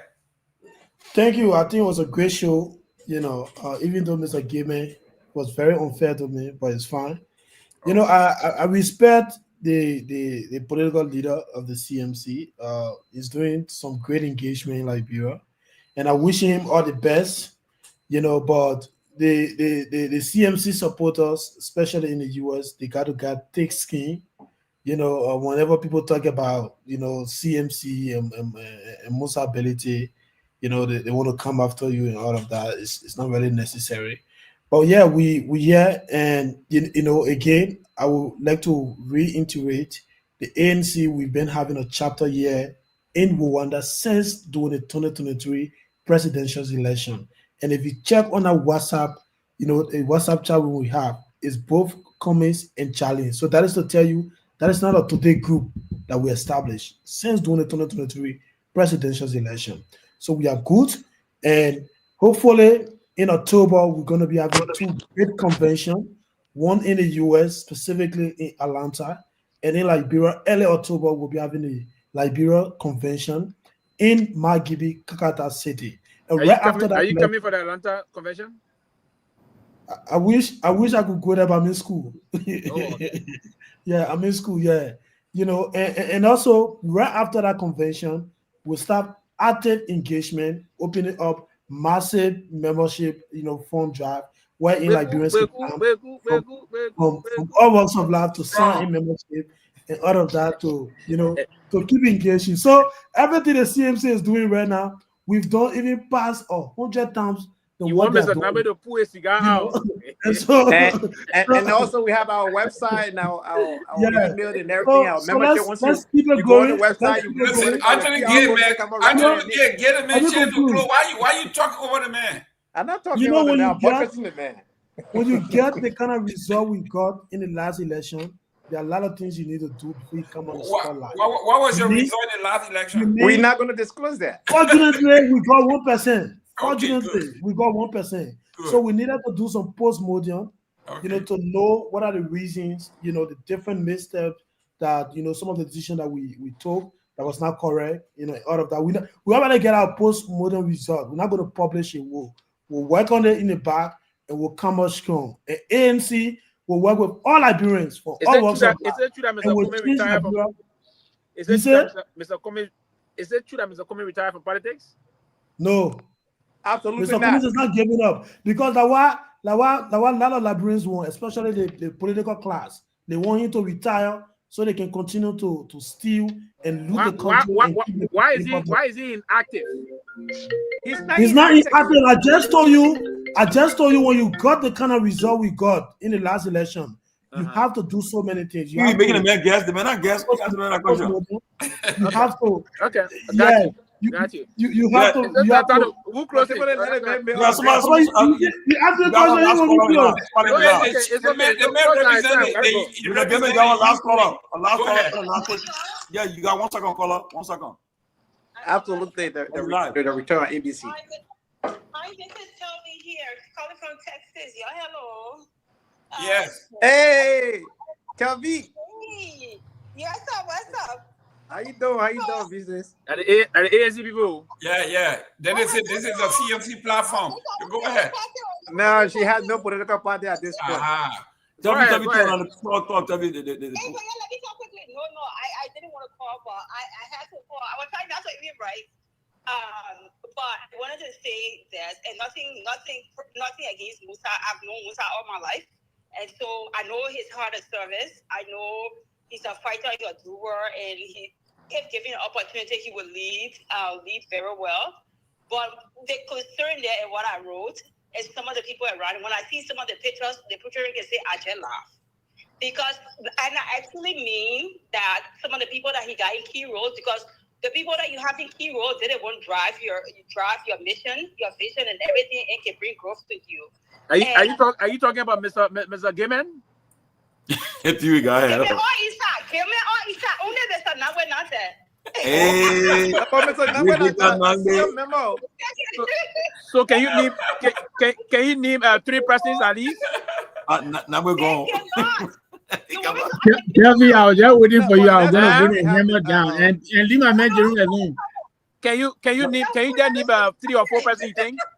Yes, yeah, go ahead. Go ahead. They cannot win they cannot increase his following or followers. They cannot even give him 1% additional votes that would make a difference. Most of them, and I can name 3 of them, they lack people skills. They lack the opportunity to even grow their own little groups and organizations, let alone a global organization. And who are those? Let me finish. Okay. I would say there's Musa and Shah Joseph. They're the new ATM machine. That's what I call them. It's the new the new cash out. The new cash And out. catching out right now. They're cashing out. That's all it is. Hey, It's Mr. a free Gayman, I eat contract. some. It's free money. It's free travel. Everything paid for. They're just cashing out. That's all I can say. I can. Mr. Gayman, 1 second, please. 1 second, Mr. Gayman. 1 second. Yeah, and I also hear you, Mr. Gayman, one of the caller who call, I don't know from which part of the state, putting CMC at a 3rd position. That is a no, you didn't say that. No, you didn't say that. My man is like, I'm coming. Hold on. the best minister. I'm coming. Let me conclude, please. I beg you, Chief. You know, he's trying to put CMC at a 3rd position. It's a not guess because have to do.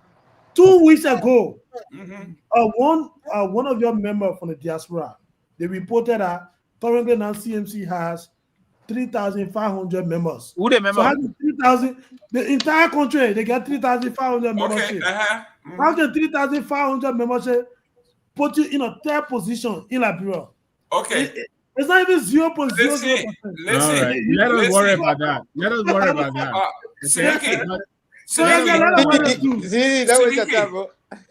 Seleke, do you have any respectable data collection system that you can tell us how you derive your numbers? Of course. Where?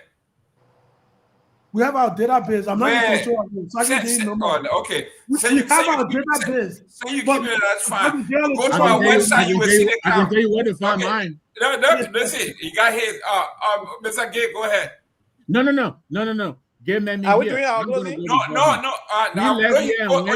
I have been sitting here waiting for him. He got to wait for me. I know. I'm talking Thank about you. closing. I Thank you wanted very to much. keep you. I wanted to keep you to close last. Go ahead. Oh, Go okay. ahead, Gay. All right, Mr. Gay, go ahead. Are we doing our closing? Yes. Okay. Thank you, left gentlemen. and went to dinner. You left and went to dinner. You left us here. Then you walked away from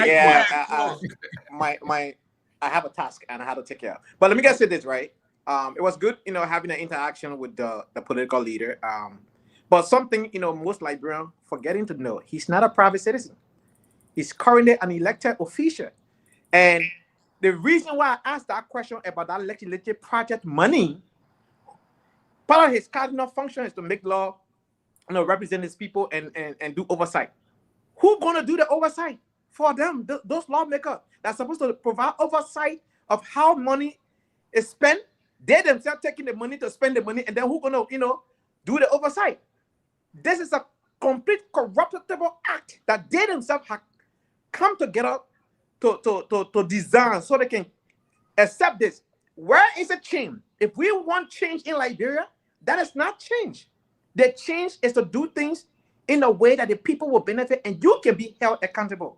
The next time if he come here, we'll have to ask him which committee he's serving on and which one of the committees he's chairing, so we can better direct our question towards those aspects. Because like I said earlier, yes, all of these things he's doing in Nima County, in his district, they are now required of a lawmaker. These are just personal humanitarian gesture.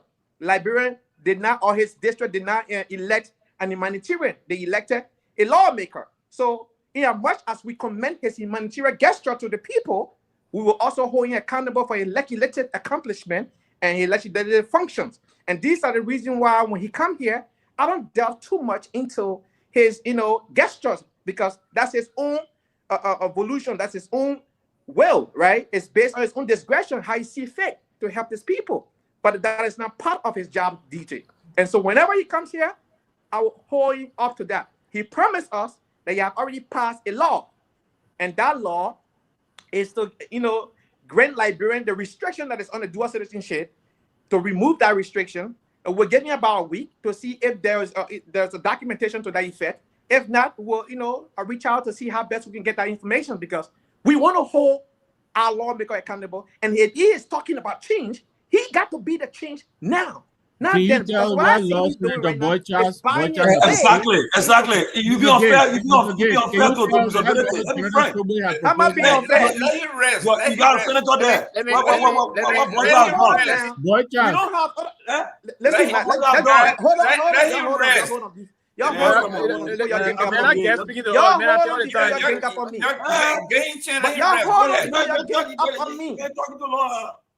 All right. So let me close by saying this. Yes, we don't have other than 103 lawmakers before us. We have one today.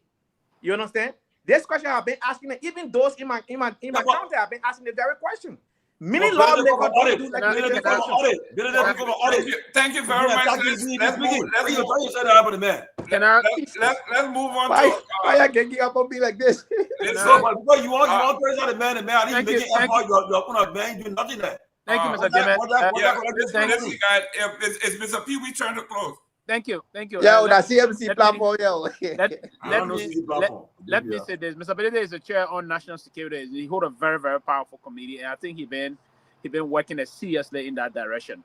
He didn't say he passed a legislation. No, he said it passed at the level of the lower house, and that it would have. It's still passing. It have not. It has to be. It has to have concurrence. The Liberian Senate will have to concur with that, sent to the president. President signs it, and then print it into handbill before it's engrossed, before it becomes a law. Yeah, but we got to have an electronic copy of that. So he said, but he's very open to that. He said he's going to provide that. He's going to, as a matter of fact, he's going to give it to Gayman. He's going to send it up. So that is actually a fact. I checked that out with the senior stenographer of the Liberian House of Representatives that have passed the House, but it's still pending approval from the House of Senate. But let me go back and say, I think he been a flow fighter in terms of representation and rights. But again, if you, and that's the thing we always say, if you come in with this equity, your hands should be absolutely clean, and that's one of the issues. I can recall. I don't know what you would say to us about the former rebel leader, what he's done ever since he went there, the man that you can't vote for, Thomas Yaya Nimlan, the rebel leader. Ever since he went in the Senate, what has he done for the people of Grand Guinea and Liberia? He legislated actually nothing whatsoever. The only thing we know about him that he brought war to Liberian people and other things, and the people suffer. Since he's when he legislated nothing. So I haven't heard your advocacy hitting those people every time. He's a lawmaker, right? and you will represent No, himself. listen, you finish. I know I spoke about it for you on the show. No, but again, let the man speak. You finish speaking, man. Don't do that. Unfortunately, the only referral hospital is that even in Grand Guinea County, they didn't have no money. I think they had around 25,000 in the budget for that hospital.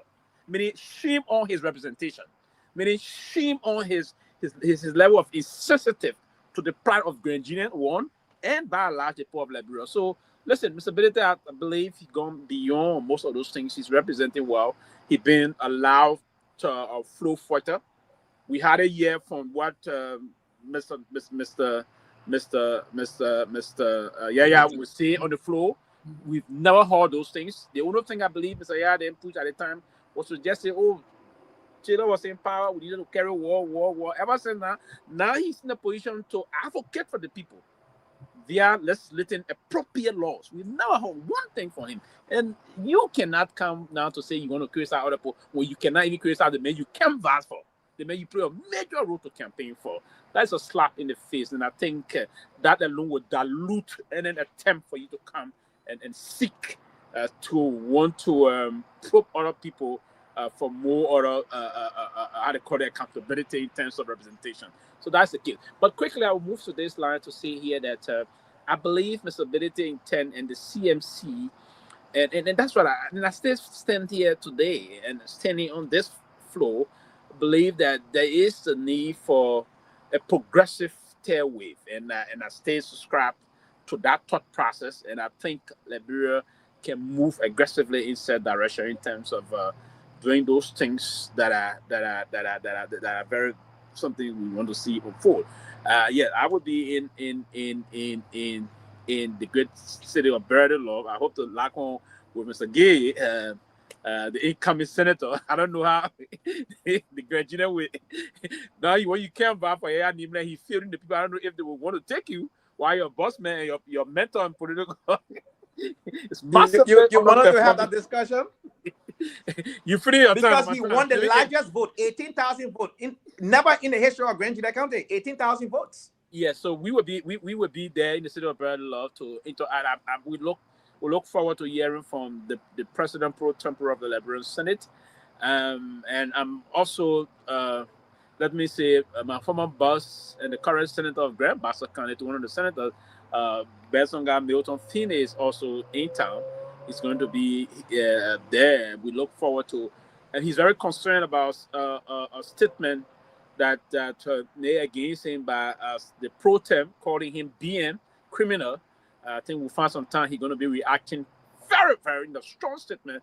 He's going to be coming on his side of the story. So we look forward to this weekend. Going to be a lot of tough things coming up, beginning tomorrow, Sunday. Then Monday we're going to come and have a lot of things going on. But I think we're on course to see the country move forward, and we say all the things. Or what I said, people like Anthony, your quest to nurse or nursing senatorial ambitions is a very laudable effort, and trust me, I would give my moral support, if not my moral and financial support to that endeavor.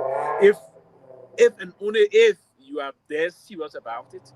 I hope that it don't be that dream don't dissipate in the near future moving forward. When I call you maybe next year or 2027, you say, "Oh no, the community people talk to me, our quarter or the district will talk to me, or probably somebody will call me." So no people they get it. So I just got a new promotion on my job. Yeah, I just got a new promotion. It can't afford me to move.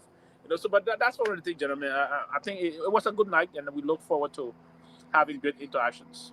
Great. Let me go to the chief. The chief himself. Chief, they say you came on here with Joseph Worker hat. Now you took it off. What's going on? Nobody had to look good with the chief. He went for ability last week. Ability. Yeah. They had to look good with the It was a good show. I'm happy that when ability can make himself, avail himself to the public, and I encourage other leaders who want to seek the high office to also do it too.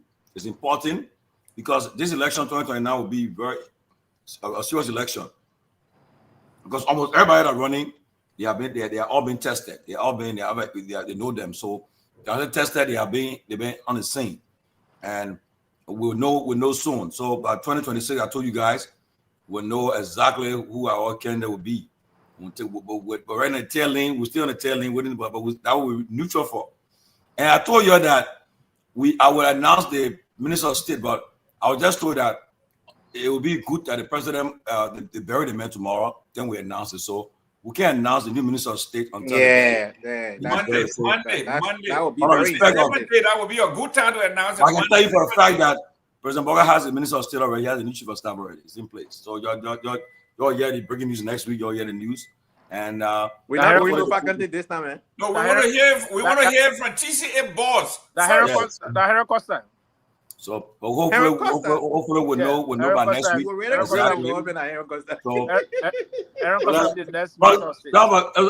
Today's the last weekend for summer, right? Liberty weekend. After that, we're going to fall. So that's correct. No. We're still going to be. Listen, we're still going to be in summer. We're in summer up to the 22nd of September. There you go. September. Okay. Oh. But officially, our time is that most of the time we're getting ready to change the time over anyway. Thank you very much, Mr. Nagbe. Thank you very much, guys. A great show. Look, let me just say that quickly. I listened to some of the inputs. I read some of the comments, the callers, and all of that. It's because of callers like Kelvina Cole, Theola Gibson, Tomalin George, that are doubting the CMC. It's because of you guys. You fuel us. You give us the inner motivation. Even Tomalin himself, as difficult as it is for him to admit it, he will tell you, Musa works the hardest of all of the political aspirants he knows today, presidential aspirants. And it is not by accident. We have the formula. We see a pathway, and we'll continue to work. We're not taking anything for granted. We know the odds are stacked against us. We get it. We don't need anybody to tell us. So, I don't like what Seleke did because we have to find a way to coexist. I think if he had any information against Grace, he should have brought it here. What he did, I will maintain. I talked to him in the back. It was disgraceful, and that's not the way. I don't believe that's how we in the opposition community. If you believe Grace has said something, just like everybody said, bring it. If you don't have it, don't do it. Oh, yeah. Because it makes you look bad, and we will collaborate at some point in time. So Musa has a formula. We continue to talk about it. Nobody's listening, but it is okay. We go to Canada and come back and we say we're successful. Tomalin is asking us to define success. We don't mind. We will define success by our own standard. But we believe we had a successful trip in Canada. I was on that trip. We have another cameo in Philadelphia. Join us September 27th. Come and see for yourself. And you come back here on the 28th and let's talk about it. It's going to be a one-day program. Just the 27th? September 27th. Yeah, just the 27th. September 27th. It's a Saturday. Well, ladies and gentlemen. But these are limited, though. We are going by. We're going by seat assignments. So you got to let Jerome know, let me know, let Grace know, let Dr. Richardson know. When is Arrival? When is Arrival? Arrival is what, Friday? Yes. No, it's a one-day event. If free to enter that free event? Yes, free it event. is free. It's free to come in. When you But have it's to free to make a donation if you want to. I'll consider that. I'll bring a beat some. Why do I want to arrive on a Friday? I want to see the party. I want to see the party that will break our record, city's record in America. No party. Why record? CDC having the gathering back in the day.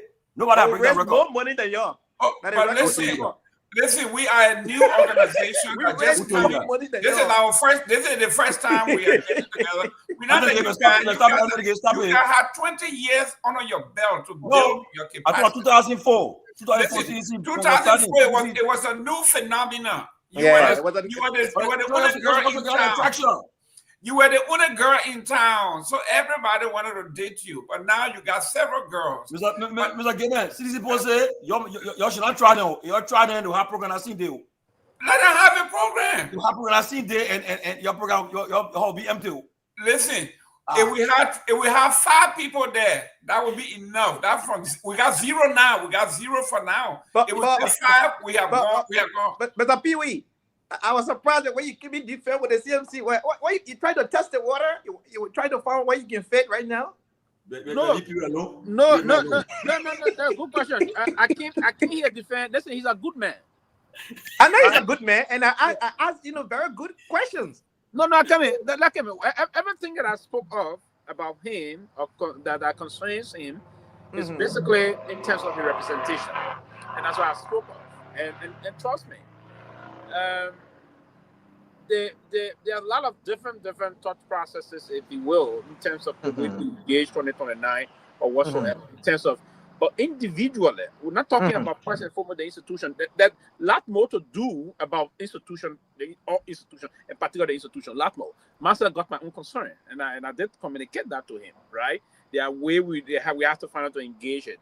Liberia Party is not about and a political party, right? Political party. For instance, you saw what the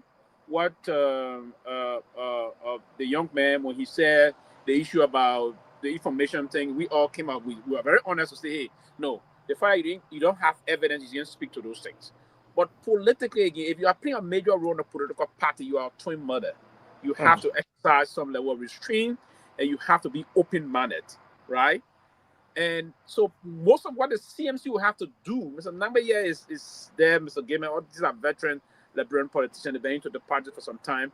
You have to be a little bit, you exercise a lot of restraint and patience if you want to move in terms of your resource mobilization, in terms of how you want to bring people on board, right? Your ability to be tolerant to issues, your ability to understand and balance and strike balance and move on. So I have some of my own personal differences in terms of how the party can be balanced and how the structures can move on.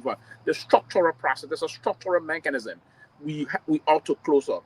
But looking at the individual himself, I got absolutely no problem with him.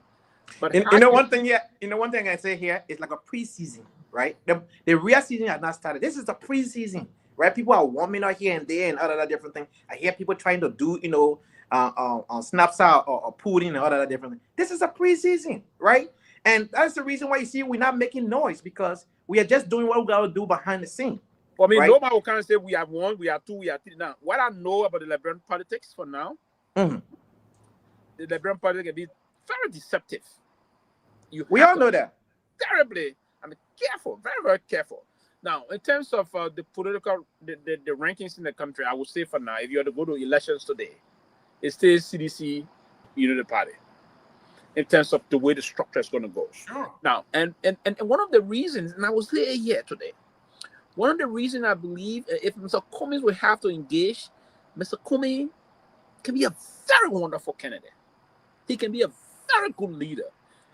The thing I believe Mr. Cummings is lacking is Mr. Cummings does not have the requisite foot soldiers deployed to send the message. Now, those messengers will have to be strategic messenger, and there's a few things that scare Liberian people away from Mr. Cummings.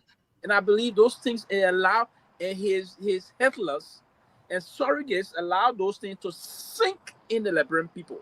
And the fact that those things sunk into them, they carry away, right? So number one, there are some petty issues that they took.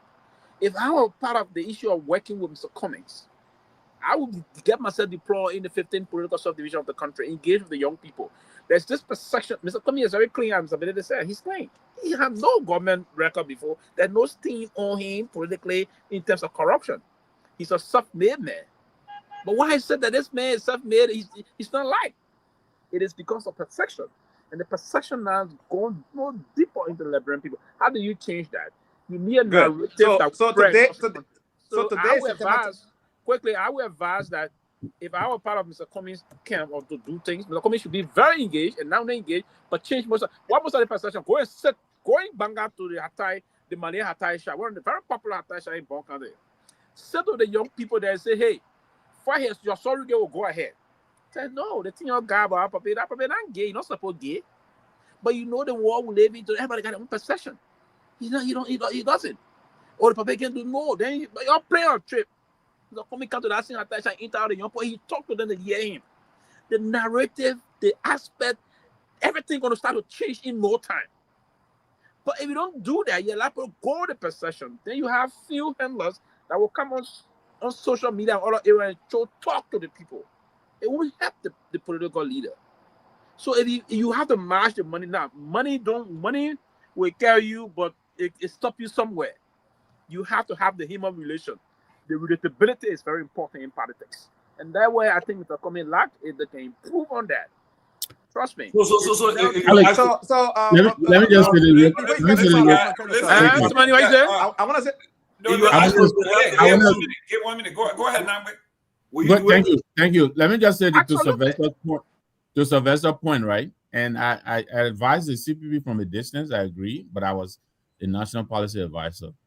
What Sylvester is saying is one of my observations, and several people. There was a lot of superficial politicking in the CPP. There seemed to be a lack of strategy on how to engage. Mr. Comey is a nice guy, but he's very impressionable. He is a Western style kind of politician. And the kind of politics that works in Liberia is what Pewee is describing. You got to engage the people. Does Mr. Comey look to you like you can wake you at 10 o'clock and say, let's go have a beer? Does he look like that to you? The people around him have to make him that kind of guy. Yes. I didn't see that happening. Hey, if I engage Comey campaign issue, I get Comey. I would take Comey blue quarter. You spoke and listen. Let me say something to you. No, Mr. Gayman, Mr. Gayman, please. Mr. Gayman, please. You've been talking. Listen to the moderator. Go ahead. You got 1 minute. Go ahead. All right, good. Just give me 1 minute, please. So here's what I want to say, Pewee. Today, September 28th. This same day today, mark this 29. Today, 29, okay. This same day, mark it. Next year, 2026, September 29. If what you describe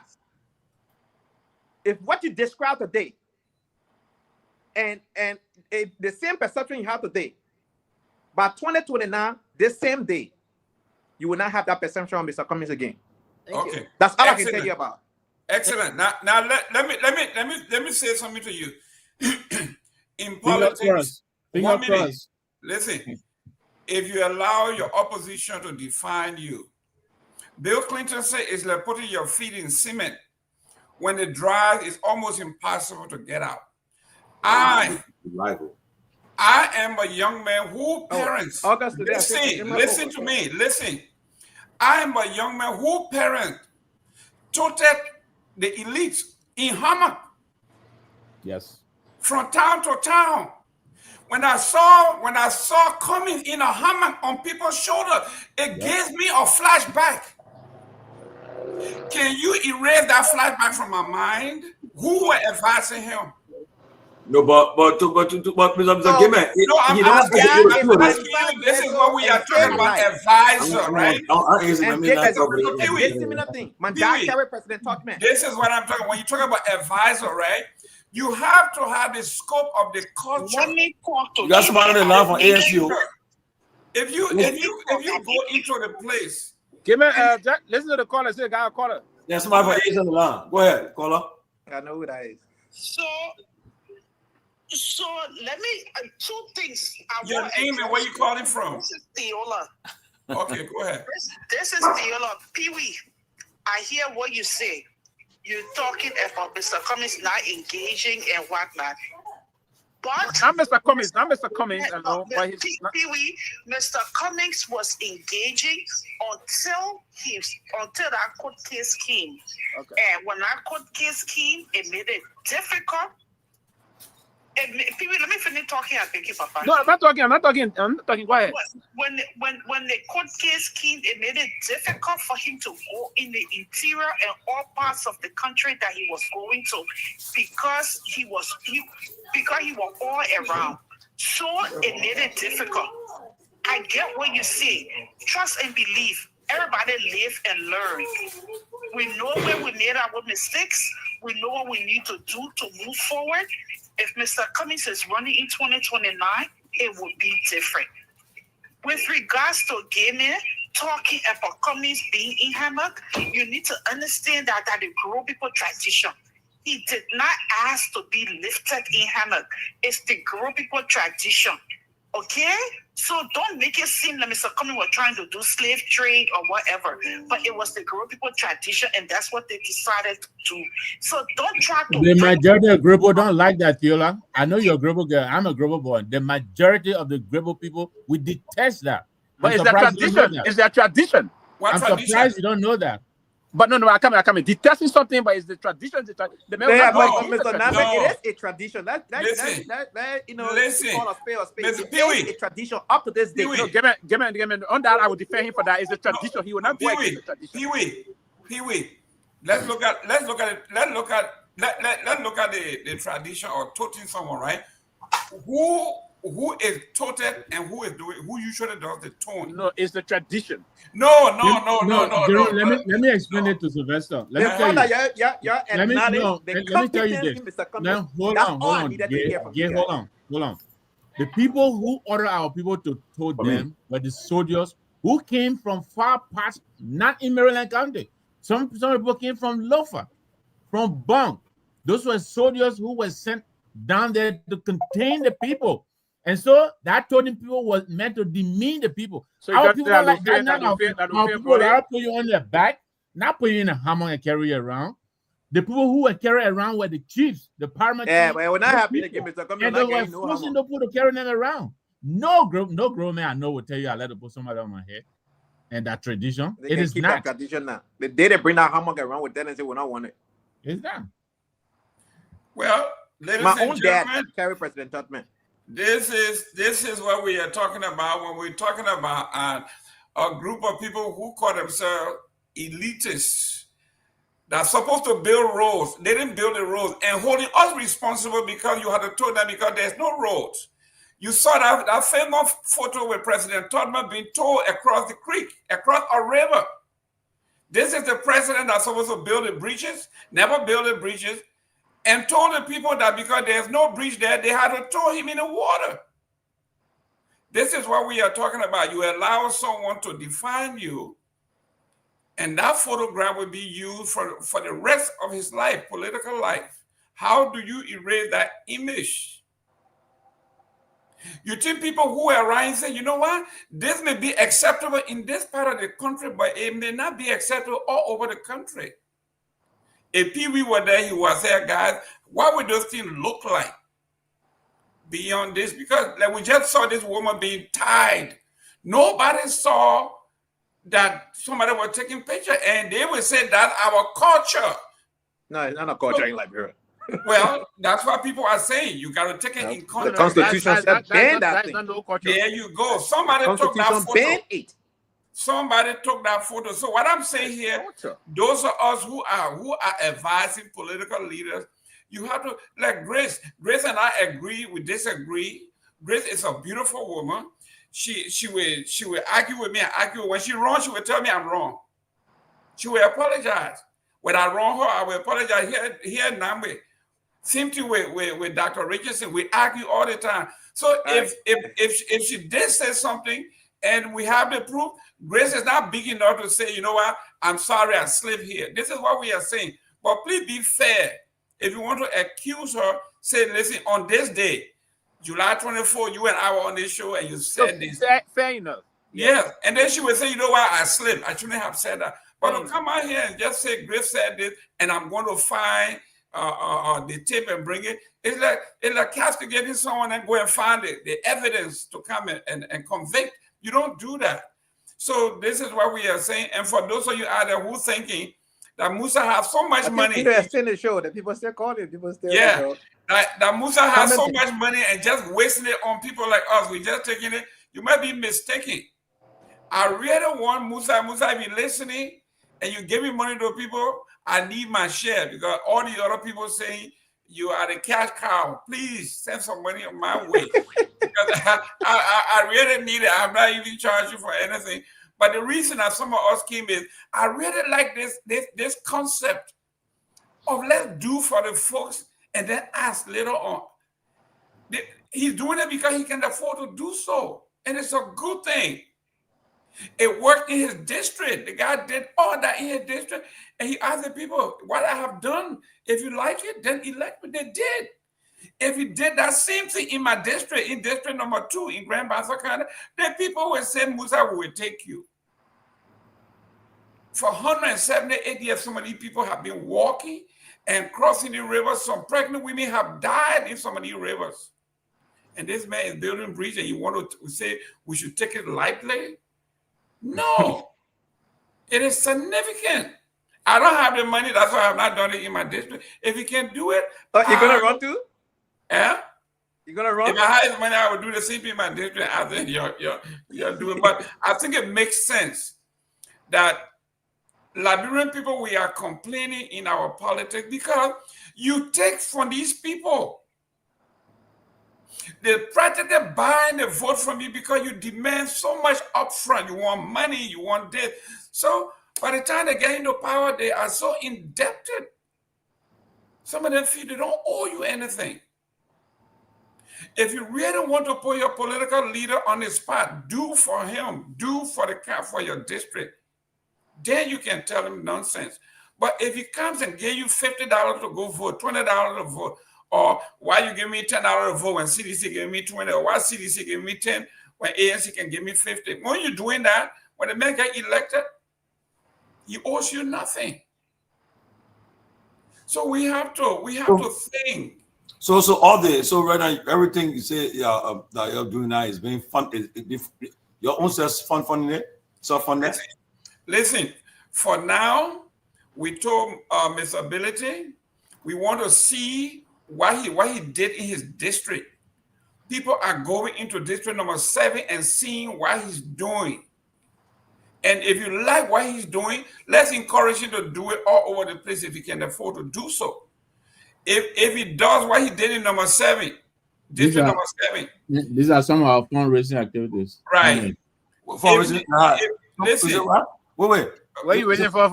From right here. From where?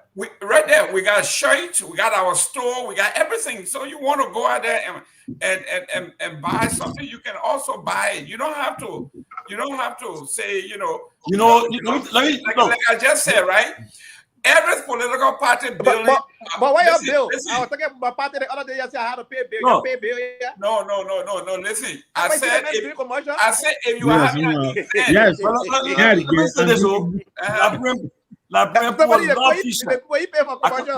love t-shirt. You get 5,000 t-shirts you carry now, the people will show up to the airport. You build on the old to go to the new. You do what the people did before as you go to the new. But number 2, right? You see, look, I'll come out to CDC again. We used to take our own money. I'll live in Rhode Island. From state to state, we fly, pay our own hotel bill. So we live in the cost. But I don't know. I'll ask you a question. All the trade you're making, you're doing right now in America, you're self-funding it or the party doing it? Whatever we are doing, listen, there are some that were paid for by the executive, and most of the rest is self-sponsored. So you can't say we got 75 people show up in Minnesota and we pay all the way or sponsor them. No, but we make sure that when you come, there will be meal, there will be something to eat. Just like I attended. I think I thought we're on Spoon. We attended this ANC. ANC in North Carolina. Not they say. Pewee, people raised cash more than $200,000 in cash. They raised that day, that night. They had some guys who will say, I get 20,000. You're matching. I mean, raise the money. Raise the money. I want to say, CDC, what we did. Listen, I want to tell you, CDC. One second. I don't mean to be flip, but let me ask you, what is the result of all that fundraising? The ANC fundraising, the CDC fundraising? No. Yes. CDC being around since 2005. We don't want to talk. Mr. Nagbe, CDC fundraiser, you saw the result of what we did in Liberia at the time, 2005. Election one for and you lost. Oh, come on, election is controversy. 2005 we did one election. I would say again. When you one election. When CDC president, when Joe had president in 2006. No, but the 2009 election. Okay. Was Joe we had president in 2012? 2012, that one. Y'all know I can't raise more money. Okay. So listen, we're not taking anything away from CDC. We come you guys are the gold standard when it comes to grassroots. Mr. Gay, with all that money, the CPP struggle to pay poll watchers. Those who know the CDC. But you know the group. No, hold on. You know the group of the people that drag the CPP. If you were part of the CPP, you know the people that drag the CPP. Mr. Nagbe, you know, you must senior in politics when it comes to, and you must senior in life. All right, in every aspect. Let's be fair here to the people that are listening to us and are watching us. We worry the problem in the CPP. You know, we worry the problem in the CPP. Mr. Gayman, you get free food, you get dinner, the poor guy they would come. Listen, we're all higher. People don't have clothes to wear. You get a t-shirt. Tomalin George. Yeah, we are saying CDC is the gold standard for grassroots operation. Nobody can take that away from you. Nobody can match that record right now. No, listen. This is what we are saying. If you say everybody have their legacy, CDC has that. What we are saying here is that there's a pathway to grow your own. Like the Honorable Musa Bello just said, he just gave you the numbers. Between those that were in the 10th grade and those who are in the 6th grade now, between those two groups from now to 2029, 4 years from now, you will have a whole group, close to 1 million new people who do not belong or will not belong to any other political party. So those are the folks that we are going for. So the strategy is very clear. Let be mindful now. Don't forget now. Right now, CMC is the one that dominated. They are out there, right? But let's see what they can say. Show me your motion. Show me your motion, right? Let's see when PAB when Musa when Party is showing a motion and AAC is showing motion. They will see we get a motion. We know ANC motion, so we're not even talking about that anymore. We know ANC motion. You don't know what we're gonna do. ANC motion is slow motion. We know you don't know what we're gonna do. You have no idea. Have you seen me on the campaign trail? Like ANC got slow motion. We know that, so don't you worry about it. Listen, guys, have a good weekend. Okay, guys. Listen, I met from the PAP will be here next week sometime. To tell us what PAP doing. My friends are just a party. They're a PAP. Yeah. That'd be nice. People are saying, Tomalin, you just are moving in Morena. So I guess sorry. Three-car convoy. You get detail. So you're not joke. Listen, of all the women that are on Facebook, my favorite girl, and I had to see her, Theola. I love this girl. Theola is my, listen, I know you're married, you got a husband, everything, but you are my right-hand girl. You are the best woman. I can't wait to see Theola. Oh, I don't know her. I never met her. She's a very sweet person. I'll tell you something about Theola, right? I'll tell you the truth. That one ANC person I give credit to. That lady spent, Mr. Nagbe, she spent, I want to make over 20 trips in Liberia between 2023 to the election time. She was back and forth. And in that time, she lost her mother and all. Her mother passed away. She was back. Oh, yeah. My other sister from Kepamas. You get to better give her put her flyer. The day I see her, she got to cook for me that tabadoo. I would love to eat that tabadoo from Kepama. Well, ladies and gentlemen, thank you very much. Mr. Nagbe, I will be coming. You know, I'm coming early, so right. you should be waiting for me and my wife for the first time she coming to a Liberian function. Come on. When you're having the program? September 27th. I just told you, man. What's your problem? The last time you say you're coming, nobody saw you. So. Hey, man, it's go. Which one? Okay, listen. I'll have somebody waiting for you.